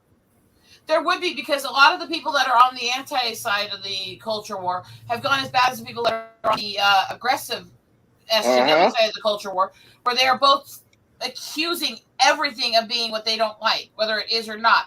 As the SJWs will call everything racist, sexist, you are oppressing, blah, blah, blah, blah, blah, blah, blah, fuck off. The other side will do the exact same fucking thing, where all they constantly do is everything is sexist, everything is woke, everything's just racist against this and that, blah, blah, blah. They're the same fucking thing.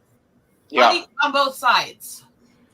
They're two sides of the same coin. They both need to shut up and, join reality. I mean, not everything is woke. Not everything is, about liberals or conservatives or whatever. I'll cite a comment that I heard on one of the streams I was on recently, where she tried to claim that basically that the female in MASH was just their version of a token then, because there were women doing stuff that it's like there weren't that many women in the front lines. And they were nurses. That was not a token. That was actually higher than the average number of them then.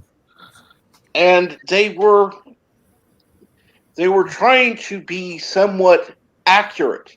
There wouldn't have been female generals. If they'd tried pulling that shit off, people would have been going, and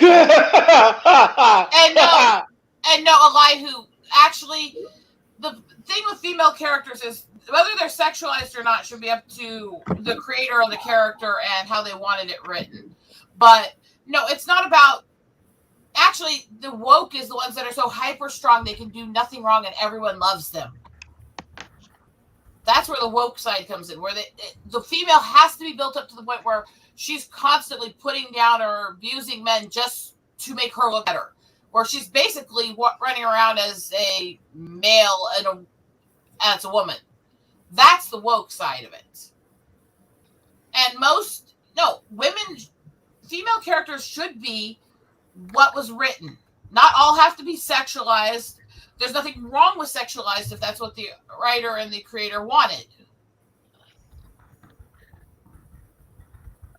The thing is, you don't need, sex does not need to be involved in everything. Either having it or not having it, and whatever. It doesn't need to be discussed necessarily in every aspect. Who cares?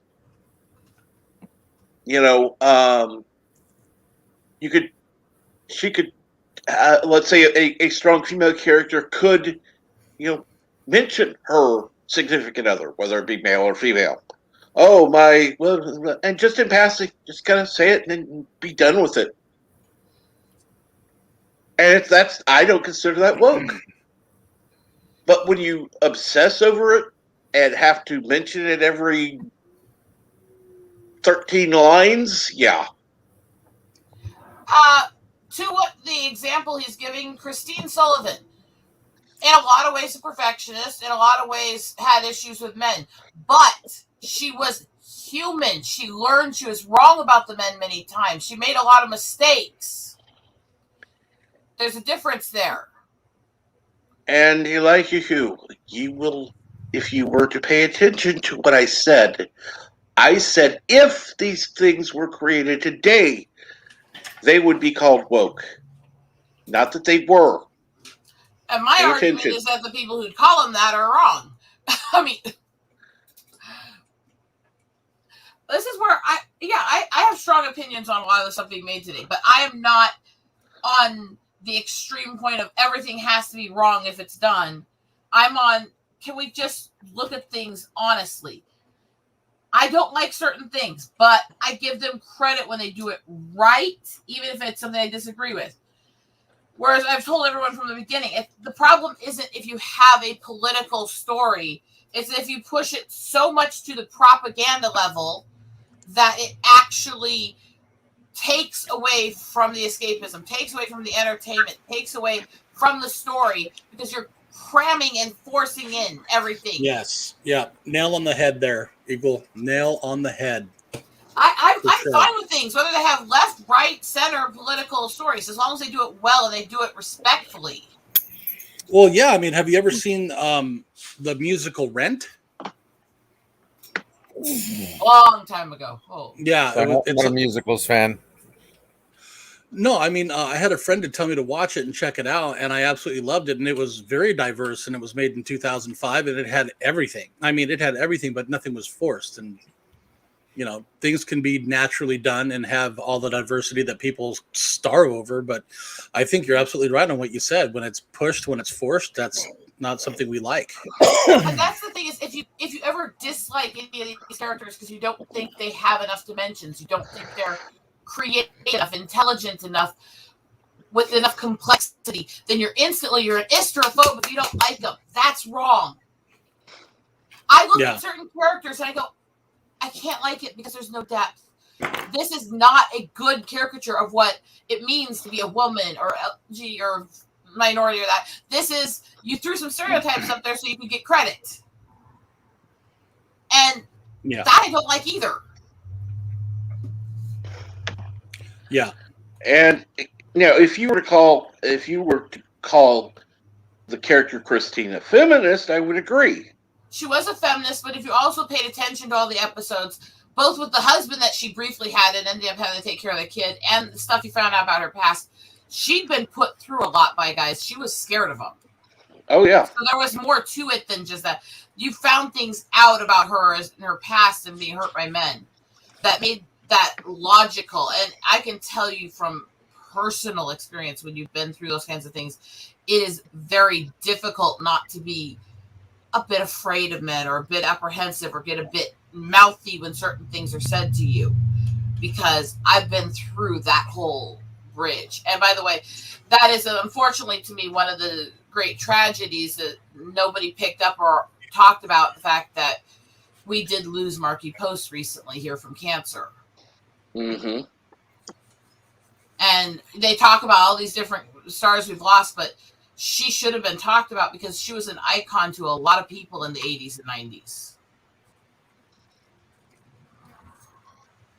Yeah, and there's I would argue that there is a right way of that there's a way to force it in the right way. I mean, there are a couple things that forced diversity, and they did it so well that nobody cared. Like what? Scrooged. Diversity, and they did it so well. I don't think. Well, I think the thing was Scrooge was. It was done nice. No, let me explain why I don't think it was actually forced, even though they put it in, or it wasn't before. Because they moved the. Let me explain before you ask, because I was actually trying to explain it. Because they moved the entire story into a completely different area, and in the area that it was in, there were statistically more women, there were statistically more blacks, so they had the natural environment of the place they did it. So it's not as forced that way. They didn't sit there and constantly harp on, well, look, this is a black woman. That's what it was, because that was common in that area. And race swapped. That was forced. They did it well. Nobody cared. I wouldn't say it was forced, though. It was change a character that is forced. You forcefully knew a character was supposed to be a certain thing, a certain gender, a certain race, and you changed it. I would not call Starbuck being changed from male to female forced either. It was just a change. My issue with the race and gender swaps, and I've always been very consistent on this, is when they put a lot in the character specifically about their cultural background, their racial background, who they are as people, not just they live in this area, but who are they as people? Was that actually openly talked about and defined quite a bit in the character? Then it shouldn't be changed. That's my consistency. Changing Wonder Woman to a man would be forced. In the case of Cratchit, while he was in England, they did not put a ton of focus on how he went through things as a man or his cultural background. So it's not, to me, forced. And That I would consider forced. And remember, the whole thing with pushing Carol Danvers in the comics was pushing this white woman to take over the mantle from Ms. Marvel, who was a really well-written black female character, who they completely cucked out into a racial inner city stereotype in the movie to give the blonde woman more attention. And that, to me, I have an actual legitimate problem with as much as I'd have the other way. That's the one who should have been given that attention.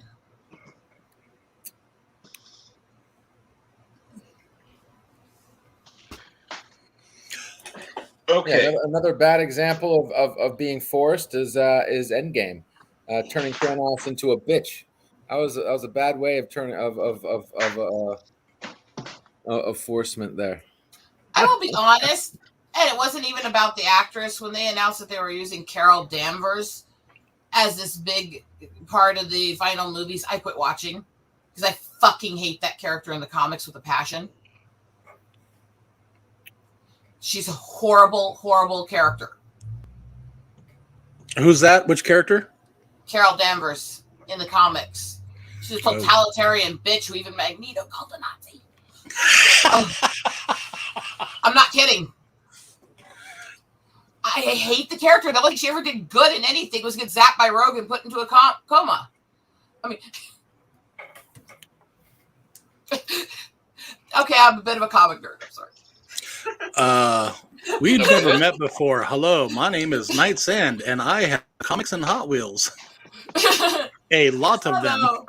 Who's that? And I am the good old colorist nerd who's actually done a couple covers for recent indie comics. Yeah, if you go to my channel, I do videos for Comic Book Wednesday, and I was geeking out this morning because I hit an algorithm and it got over 1,000 views in one day, and I was like, holy shit.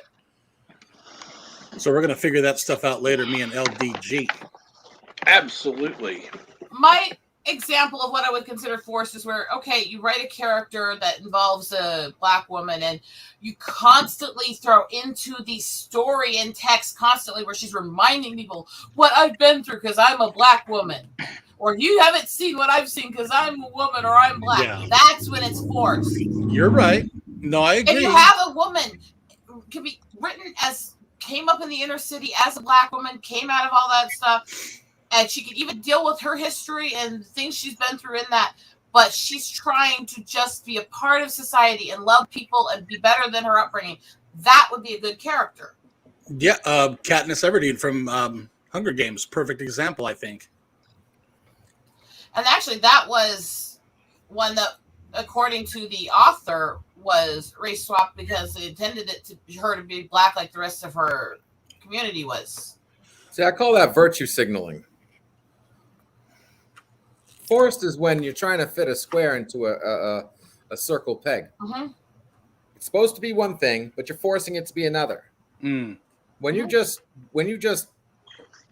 like what you say, keep holding a lantern over certain, that's just virtue signaling. I'm black, yeah. I'm poor, I'm this, I'm black, I'm poor, I'm this. That's virtue signaling. You're trying to you signal a virtue that is disingenuous. Yeah. PCAT has it right there, by the way. In the original comic storyline they used for the Avengers series, the big hero that they made a big announcement of how good she was and how important she was and that she was going to be the one to lean on in this final battle was Scarlet Witch. And she did the part well. And if you want to talk about, statistics and which groups actually been more oppressed than minorities, redheads and Celts have been more historically oppressed if you're going to go to white races. They just have. So they did remove the more minority number, the small percent for the blonde girl there too. Well, I mean, there was Red Sonja back in the day. That was pretty awesome. That's the one I don't get the complaint of. Yes, the actress is technically this mixed race and stuff, but if you look at her, the photo of her, next to the photo of Red Sonja, all they need to do is dye the hair red and she looks like her. Yeah. I don't get why people made a big deal of that because I'm sorry, I don't care who her race is if she can look the part. And she looks the part. Good boy. Gotta get you bandaged up. I mean, I think people I'm sorry. Go ahead, Eagle Rabbit. A lot of people, I think, are battle weary. We've had this culture stuff being shoved badly down our throats so long. A lot of people just instantly are cynical and believe the worst. Well, like when I started watching The Mandalorian, I was doing it through both hands, watching through my fingers, just waiting for it to go the way of the dodo. But thank God it didn't. But even if you look at the past, man, there's been amazing movies in the 80s and 90s that were all women casts that were great movies, like Steel Magnolias, A League of Their Own, just to name a few. You know, they were great movies, and I loved them. I even owned both of those. So,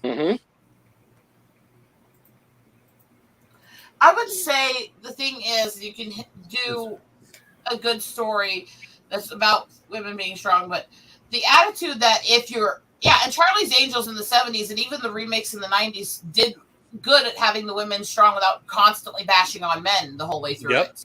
Yep. But women, the problem is with a lot of what I'm seeing for the female characters today, it's not even whether or not they have a lot of curves or not. Both should be fine. They shouldn't be bashed as automatically being sex objects just because they have boobs. But they take so much of the female struggles out because they want them to just seem strong and perfect that they're not acting like they're feminine anymore. They're acting like they're just men who look like women. And the female struggles and the things we go through as women and the things that we have to overcome physically, mentally, emotionally, and all that are gone from so many of them. It's like they act like to be strong, you have to not be feminine. That's weird. Well, it's so blown out of proportion nowadays. But like I said, I mean, the past gave us some really great female characters that were strong, and not necessarily they don't have to be sexualized or show their tits or their butt or whatever it is. But most real men will actually appreciate a woman for her strength and her durability to continue on. Another great example of a movie back in the day that was amazeballs was G.I. Jane, and Demi Moore did a great job showing femininity, but strength through that. And it's another great example of how a movie can be done right if it's done the right way. Colombiana with Zoe, I forgot her name, Zoe Sandala. Forgive me if I'm not pronouncing that wrong. Colombiana was another sleeper hit. I think it's on Prime. So if you haven't seen Colombiana, anybody, go watch Colombiana. It was amazing. Using Zoe as an example on that, they actually had a movie that was a silly, stupid rom-com thing, yes, with her and Kutcher and Bernie Mac, though. But it actually dealt with the bigotry on both sides. It actually showed the black family being as hesitant as the other side and things. And it actually showed the humanity. Guess who? Yeah. And it actually showed the humanity on both sides and the faults on both sides. Oh, yeah. Because that was a remake, and before it was a white girl bringing home a black guy. Now it's a black girl bringing home a white guy. That one, even though they swapped it, they kept to the context of it was male and female from opposite ends of that racial spectrum trying to interact with each other. And Bernie Mac, as much as he made racial jokes, was very good at trying to bring people together through them. It's something I miss about him. 50 pounds of shrimp. I just remember the line in the movie going, "You can't walk in on a bunch of angry black women. You'll die." Or when the sister said, "I can burn down this house. I could go to prison, but I'm not the one that bring home the white man." Now, see, this is one reason I'm going to. Oh, good God! Like you, I don't know what the hell you're smoking or thinking, but I'll deal with it. So you're calling Clark Gable a sissy? He's from San Francisco. No, he's not. He's saying that the current day portrayal of men are weak and sissies if they happen to be white. And you damn well know what he meant. If you didn't, then you're smoking something a little too strong. I don't think people are sissies automatically from where they come from. Just like I don't think they're redneck or uneducated just because they're flyover country either. I do think there are people in both sides that that upbringing has affected them. Mm-hmm. Which I think is a fair assessment. I will say statistically, San Francisco has more men that are in what you would call the soy side. But that doesn't mean all men from that area are. And it doesn't mean you should treat men like they're crap automatically because they're from there. But he mentioned Clark Gable. Mm-hmm. Clark Gable was there years ago. San Francisco used to be a destination for vacations. It wasn't even 20 years ago. People were going to San Francisco to visit. They wanted to actually be there. Now, no fucking way. You couldn't pay me to take a vacation in San Francisco. And I would agree with that, actually.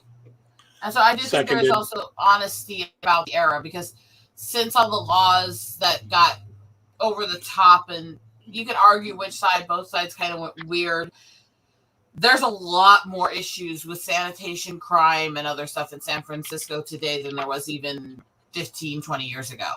Yeah. Because, I mean, if you look at the era of, when Full House was on, they had vacation packages to San Francisco. Specifically, you could visit all these sites in San Francisco. It was a, huge thing. Now, fuck no.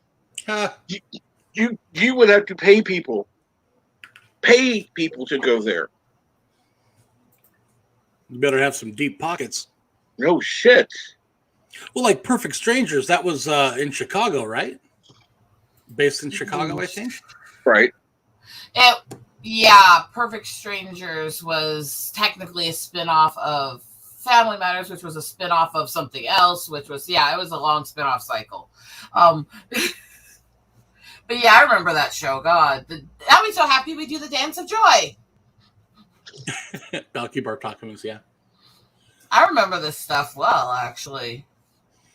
The other thing was, go back to the 70s, look at Jefferson's. He was as racist as Archie was. Just the other way. Oh, absolutely.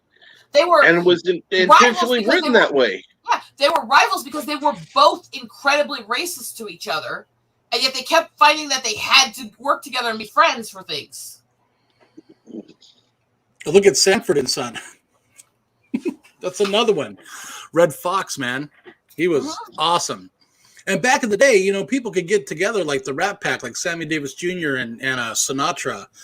And they would all just laugh and, just tell jokes. Now you can't do that no more. Mm-mm.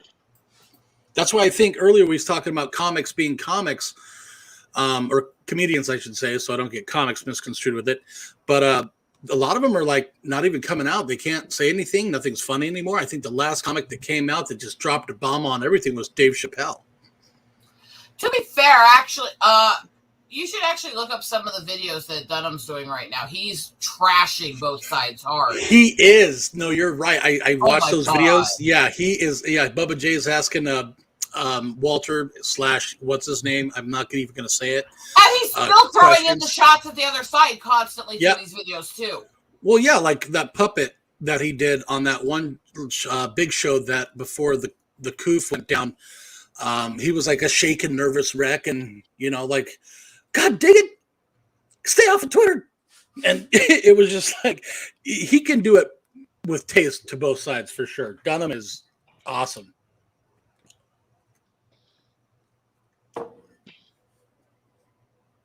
But yeah, I mean, I miss that era where Williams and Ree are a comedy team from where I grew up. Mm-hmm. Ree is from my tribe. So there's a context and an understanding there with that. They have been together over 50 years as comedians. Their entire thing in life is to make everyone the same by making fun of everyone. And their main thing is, the first thing they have to do is the people they make fun of the most is their own racial background. And so it's literally known as the Indian and the white guy. And yeah, their entire show is racial jokes, but they're making fun of everyone while pushing we are all the same, love each other. Yeah. Another great one that was awesome at that, and I still listen to his stuff to this day, was the great Richard Pryor. The stuff that he went through was reflected in his stand-up because he went through so much in his youth. There's so much stuff you find out that happened to him. Oh God, he had a really tragic life and what he was put through. Oh no, he made jokes of himself, man. It's like, no, that's the thing. He went through such horrific things, and yet he found a way to make light of them, to joke about it, and to try to humanize it for other people so they could understand it. very true. Like the part where he was talking about my wife was going to leave me, you know, and take the car. And he's like, not in this motherfucker, you ain't. And he went out and got a Magnum and shot the car. And he's like, hey, it got good to me. I shoot it again. Boom, the motor jumped out of it. And then he's like, the cops came. I went into the house because they have Magnums too. So he was kind of going over like a deal that he did when he was just pissed drunk and arguing with his wife. But, you know, everybody laughed at it. It was just hilarious. Good stuff. It was funny. I loved it. I miss Pryor was one we lost way too fucking early. Well, like you said, he did, you know, eating that pork, drinking that whiskey, and snorting that booger sugar. And he did a lot of that stuff because honestly, if you pay attention to the stuff he told you and the things that he went through as a child, he was burying his feelings for going through post-traumatic stress and other things. He was burying the pain. And unfortunately, it did take him out. And there are some that I wish we'd had so much longer. I wish Cleveland Little had been around longer. Who? Blazing Saddles. Oh, gotcha.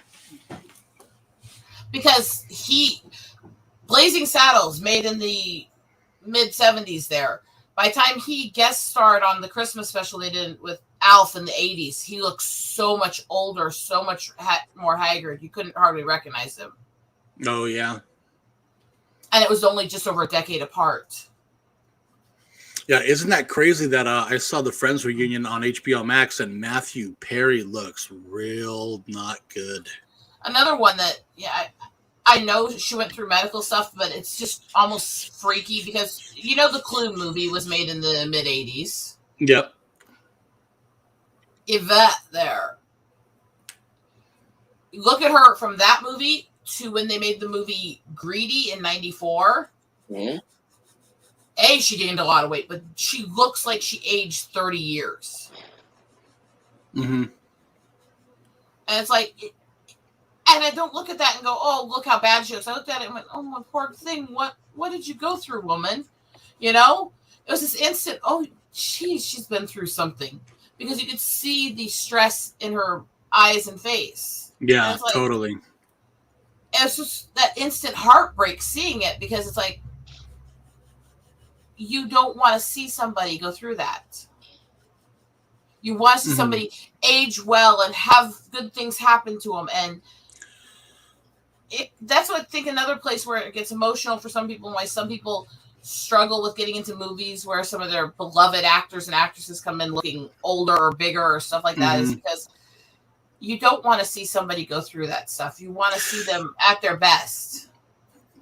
Oh, I completely agree. I mean, there's been a lot of, you know, Hollywood, it back in the 80s, man, it's something that you always wanted to do was go to the Walk of Fame and go see the stars and go walk and take pictures and have a great time and stuff. Now, Hollywood has really exposed itself in a lot of dirty ways, and it's been going on for a long, long time, but, you know, now it's starting to come to light. And a great example, well, not a great example, but to example what you're talking about, Eagle, is you want to see people do better and look good. Brendan Fraser went through some real traumatic things, and he got blacklisted. And you know, I'm glad he's doing Doom Patrol. I'm glad he's doing better now. But he looks a lot better now than he did for a while. Do you know what actually caused his medical collapse? Was doing the Mummy movies because they actually had an error with the hanging and caused him neck and spine damage. Oh, I never heard that, but you know, he actually did an interview about it a while back where it failed and he was actually hanging while they were talking and it damaged his neck and spine. Oh, Yeah. Did And not so, know that. yeah. And so that's where you could even see by the time they made the second one that he wasn't as doing as well medically. You could see it in him. Yeah.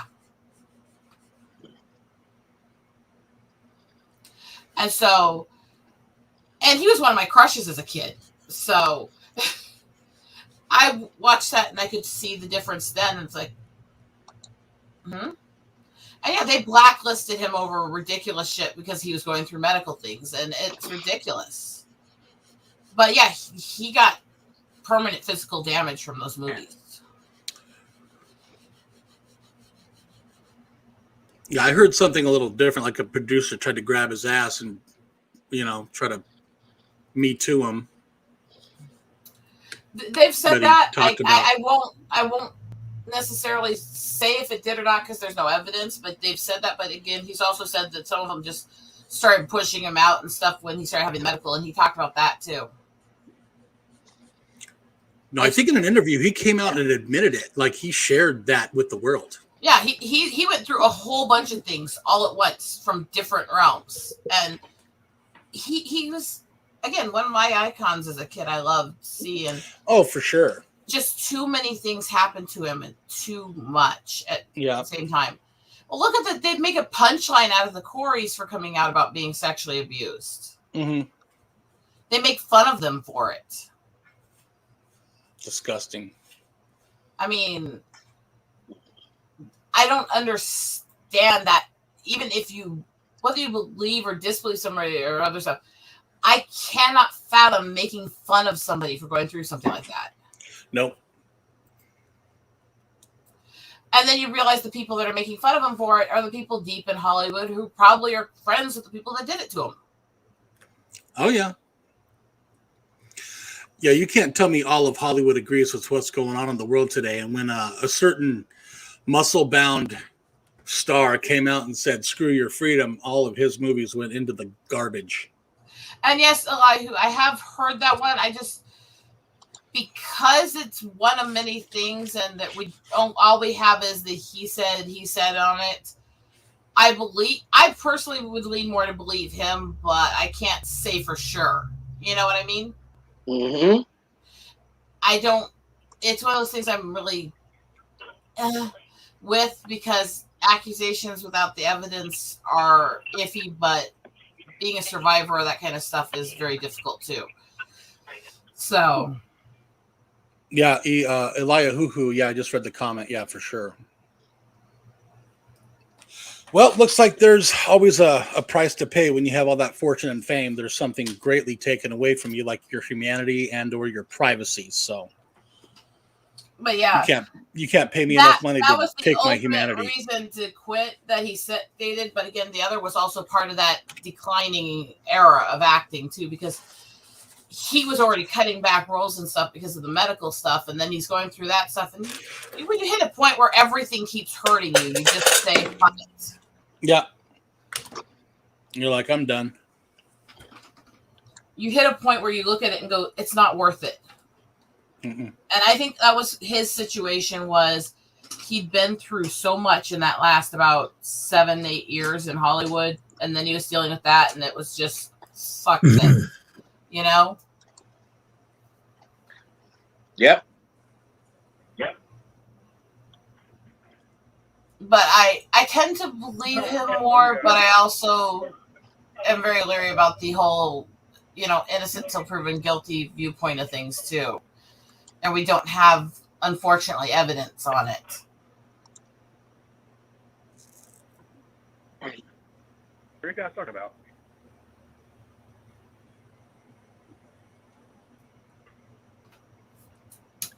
We're talking about all different kinds of topics today. We're being chattermouths like we usually are.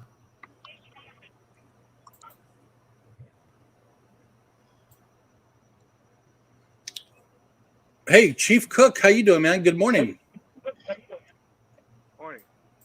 Where's your mic, my bro? Yeah, Can't hear you. Yeah, I saw you still on, so I just popped in and said, Well, hello, man. Hey, how's it going? Hey, Chief. Hey, Chief. Hey, guys. Bird not here? Yeah. No. No, he's not here right now. He was. He needs to get some video work done, and probably needs to do some rest after doing that. I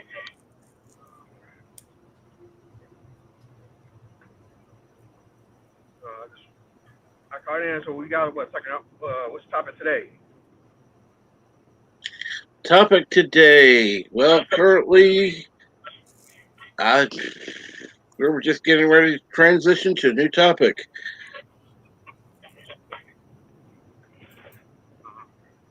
Can anybody else hear Chief? Because I can barely hear him. Barely hear him. Right now, Chief, your mic is going to whack up. right now we're hearing mostly feedback from the stream. Okay, hold on.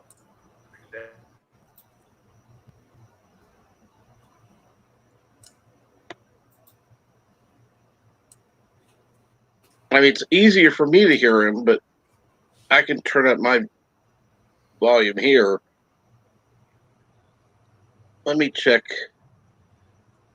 Because sometimes StreamYard does some screwy stuff. Yeah. There, Not that's better. StreamYard. No way. StreamYard is an awesome streaming channel. Oh, no. Oh, no. By the way, wait, Cap. Yep. Yes. I would at least suggest you try Restream because their free package includes unlimited and 10 guests. Something wrong in the yard. StreamYard? I thought it was only 6. If you didn't Restream. pay. Oh, Restream. It's a new company. Ooh. I've heard a few negative things about Restream, so I'm a little. I've heard a few negative. I've heard and been through several negative with StreamYard, but I've been on both, and usually they both run fine. So Yeah, usually is not an issue. But Yeah. I've seen both go completely crazy at weird moments. So my cynicism's on both, actually. Yep.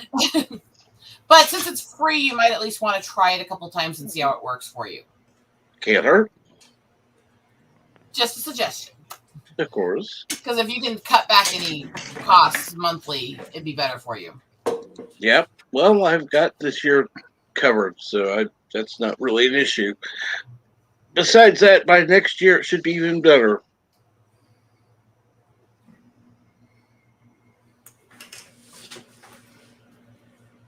Unless it just goes away. I try to take care of everybody myself. You know that. Oh, yeah. I know. I have a little bitty side of myself where I try to make everybody happy. But I'm still sitting here working on trying to get all my recent retro pinups and stuff into the merch store. So it's like a lot of work. But until the eye swelling goes down, I don't have perfect enough clarity to try to work on the actual drawings. Because I have to be able to focus on like hyper line of detail, you know? Yep. And you don't want to have to do that. Then you're going to be redoing it anyhow. Yeah, because honestly, I know you well enough. My vision may or may not be impacted much, but if you're straining your eyes when one is injured, it's going to hurt and start affecting it. Yep.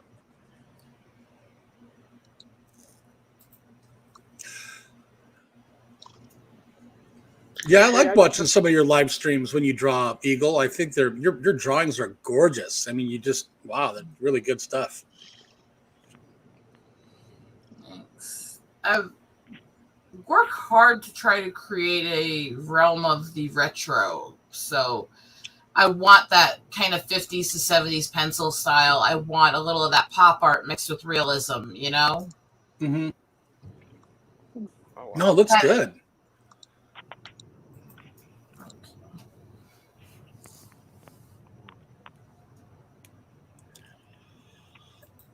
Hey, I just heard this. Oreo is coming back. Was it December 3rd? Somebody said March. Okay, March. Okay. Yeah, March 10th or 22nd or sometime in March. Okay. Yeah, they were saying December before, but not now. Okay. Okay. Maybe I don't know. Why was the long pause for that show? Was it Koof It and was. studio stiff? Yep. That was the reason.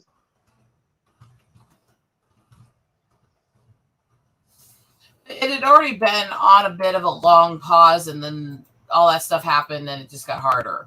Yeah. Well, Superstore kept shooting.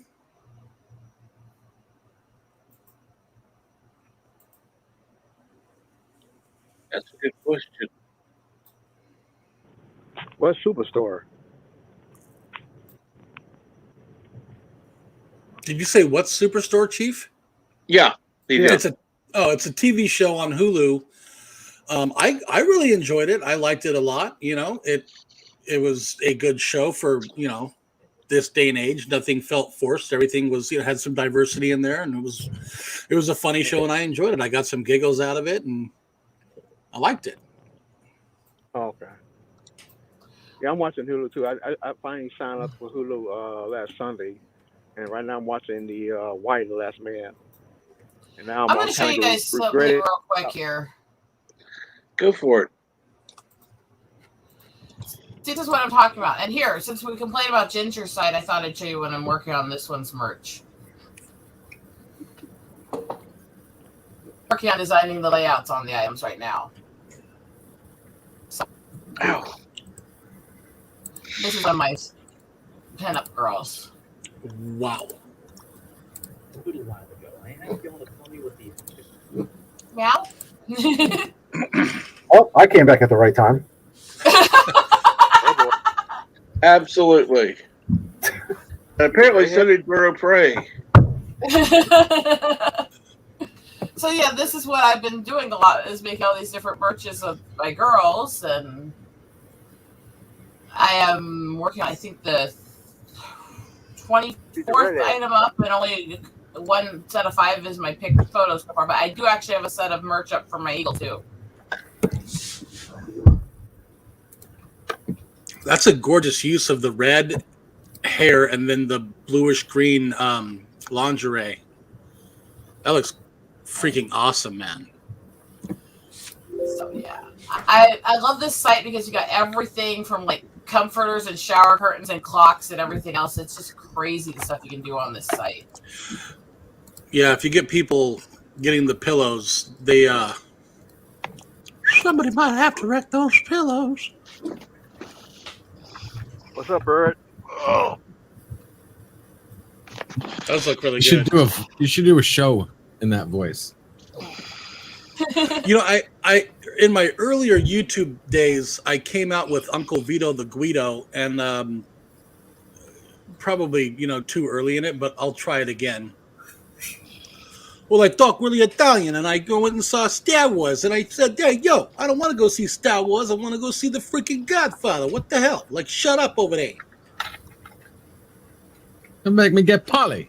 Don't make me get Polly over there. You in the freaking head." Yeah, it definitely, where something is being filmed, affected how much it shut down during this whole issue. Some places didn't shut it down as much as others. So for the actual mug here, let's see how much of the legs I can work into it too. There we are. I just noticed you had an anchor tattooed on her ass.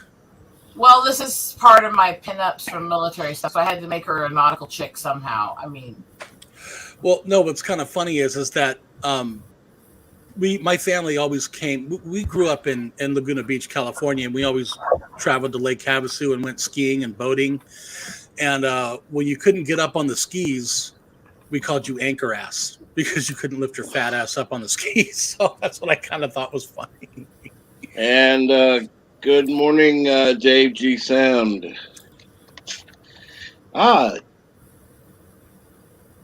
so I spend a little time just in being case. a perfectionist.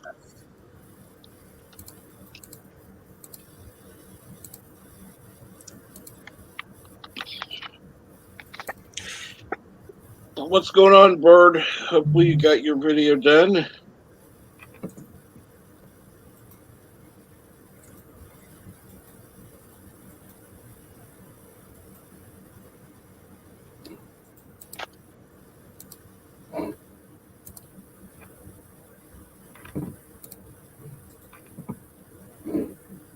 saying about the perfectionist side that comes out when I'm trying to pick my lineups on these things.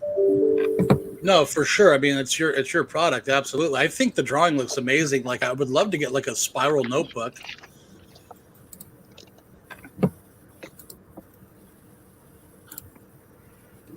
So this.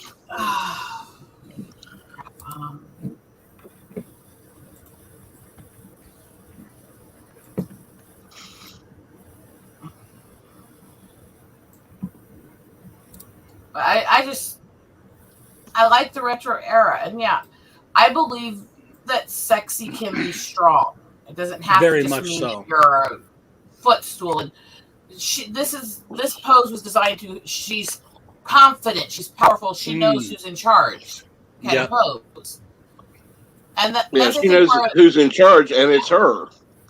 Yeah, that's where I think a lot of the modern feminists lost is they forget that there is strength in sexuality. There is strength in being confident in yourself, your body, and who you are. There was something to that sexual revolution, and that is a part of the femininity too. And we can appreciate who we are and not be afraid to be a little sexual. You know? No, I mean, no, you're right. There is a big difference. And when we see art or something like that, there's a big difference between sexy and sleazy, class and no class, for sure. But you really captured her. She's very confident. She's looking at the camera and she's like, hey, are you looking at me? Well, even when I'm doing like nudes and stuff like that, I want them to have elegance, sophistication, artistic angling. I want them to reflect certain emotions, certain feelings, and humanity, not just be just nude to be nude, but have a spirit, Oh, totally. Yeah. Yeah. No, I get it for sure. Because I am a single guy, and I forgive me, I am on a couple dating sites, and I can tell the difference between a woman when she's coming across slutty in her pictures, or if she's coming off with beauty and elegance with a little bit of sexual appeal in there. You know what I'm saying? I especially like the ones that, portray their boobs and their butt and they say no hookups, please. I'm like, well, that's what you're asking for in your pictures, you dumb bitch.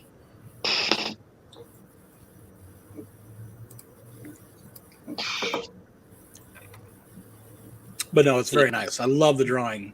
Have you named her? Oh my God. Oh my God. Oh my God. Watch this. Yeah. Hold on. You're going to get a treat. If this is a telemarketer, you're going to get a treat. Okay. Hello? Hello? They hung up. Oh, I have so much fun with telemarketers, man. Oh my God. Yeah. Nightsend gets dirty bad with them. I pretty much have them cussing at me at the end before they hang up on me. Look up a video from Stevie T where he was prank calling this scammers back, and he's even doing like the gent guitar work at him and jokes where he's like, I heard I have a warrant out for my. Did you guys find my crack and stuff like that? It's hilarious, and he nailed them back so good on that video. Oh, dude, I get brutal with these people. I mean, brutal. All I get are the automated warranty calls. Press 1 now to be connected to a specialist. No. Like, your car shows that its warranty is about to expire. That's hilarious. I get on my work and my personal phone, and I'm like, how did you get my work number? It's crazy. I mean, like, I wish people would put a stop to that. It's just like they actually copy numbers that are local that you think, hey, somebody local's calling me, and it's no, the weird one is when you get your own phone number supposedly calling you. Oh yeah. Oh yeah. Oh, you think that couple might appeal to some guys for certain reasons? I tell them I work for Homeland Security, and I say you call us again, we won't answer come knocking your door, and it stopped. Yeah. I say I'm Special Agent J from Homeland Security, who I'm talking to.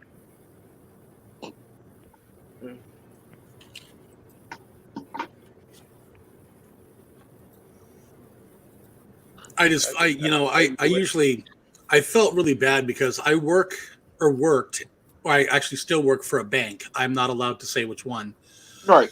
But I would get these nice elderly people that would come in, and I would hear some freaking dude on the phone from obviously another country, and like they're coercing them into doing that. I'm like, it's a scam. Please hang up. You know what I'm saying? It happens more than you think. It's incredible that these people believe it.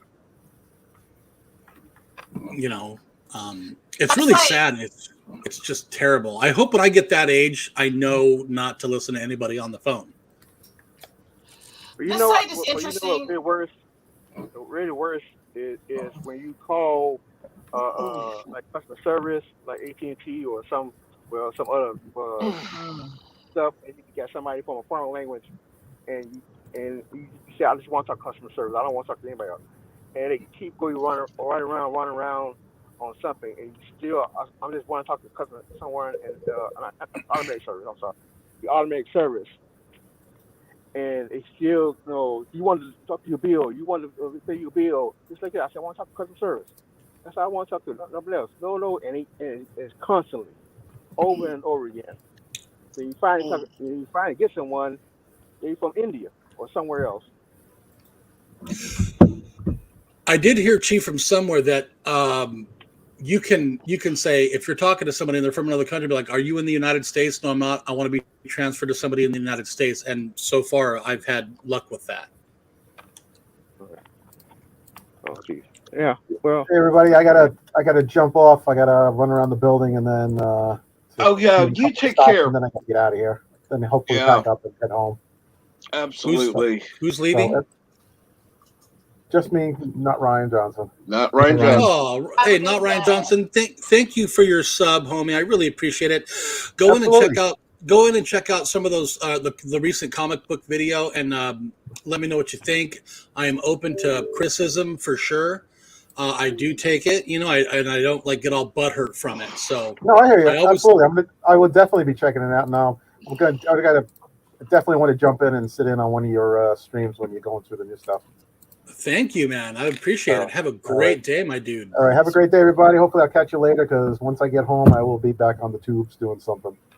Nice. All righty, have a great day, everybody. Later. I still can't wait to find out who he is because we all know he's not Ryan Johnson. Dun, dun, dun.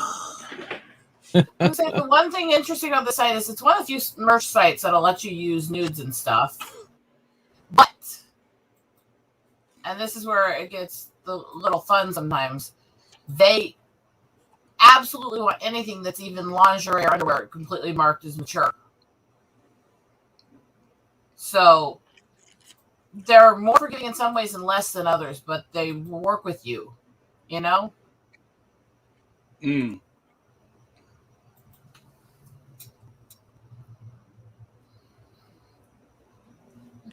Interesting. My pinup girls are never all the same look or culture, are they?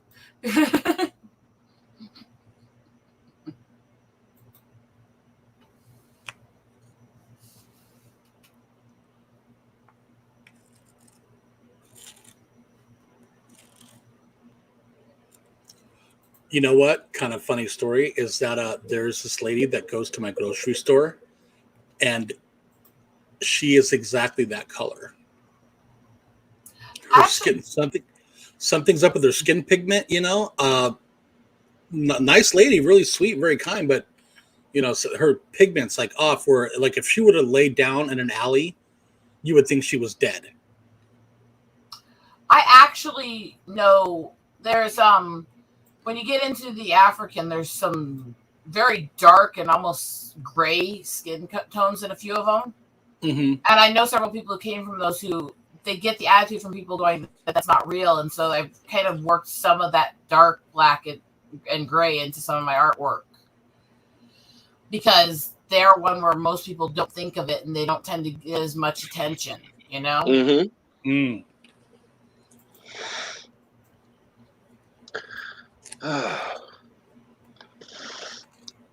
I am so glad I came on. This has been a really fun stream for sure.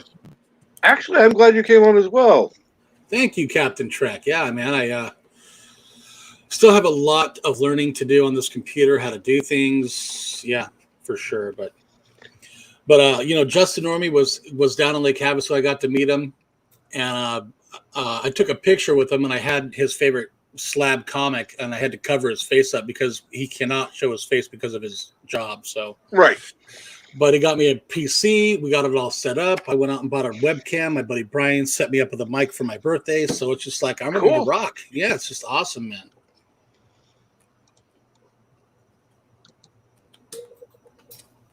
This one, I was trying really to get that body flowing stuff. And actually, her dress and a couple of the other parts are actually painted on, not colored in.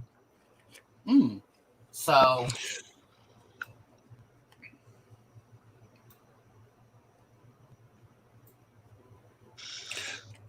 Yeah, the one thing I wished I could always do was draw, but I can't draw for shit. Oh, I can't either. I can't either. I'd love to sit and draw. I would love it, but I can't do it. And Yvette is dishing up dinner. What did you make, Yvette? Dinner? You can't say... Yeah, you can't say you're dishing up dinner and not say what it is. Yeah, that's just, don't you hate that? Wrong. That's not the British way.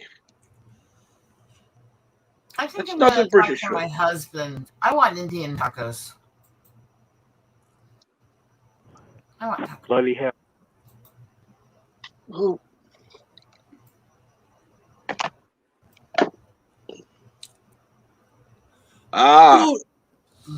Scampi and new potatoes. Good to hear. Sounds wonderful.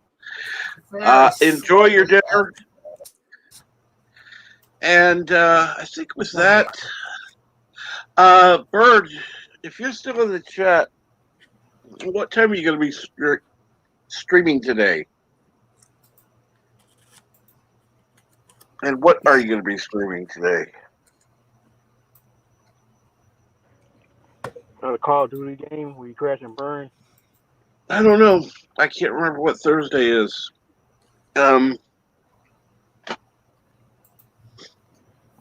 So I was hoping he'd be in the chat so I could ask.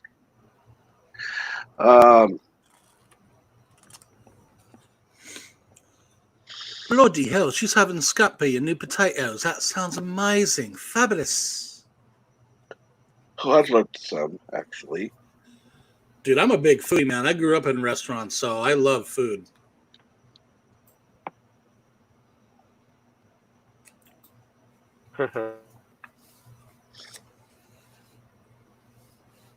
I know you don't usually do Thursday streams, but you said you might do a Thursday stream this week, since you didn't do a Tuesday stream.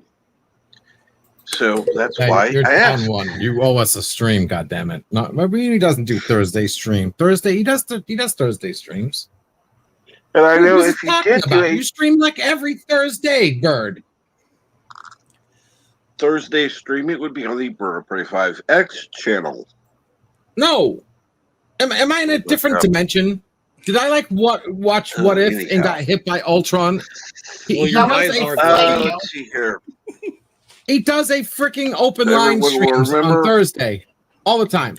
Today, the featured channel is Resolute Germ. You can find the link in the description below.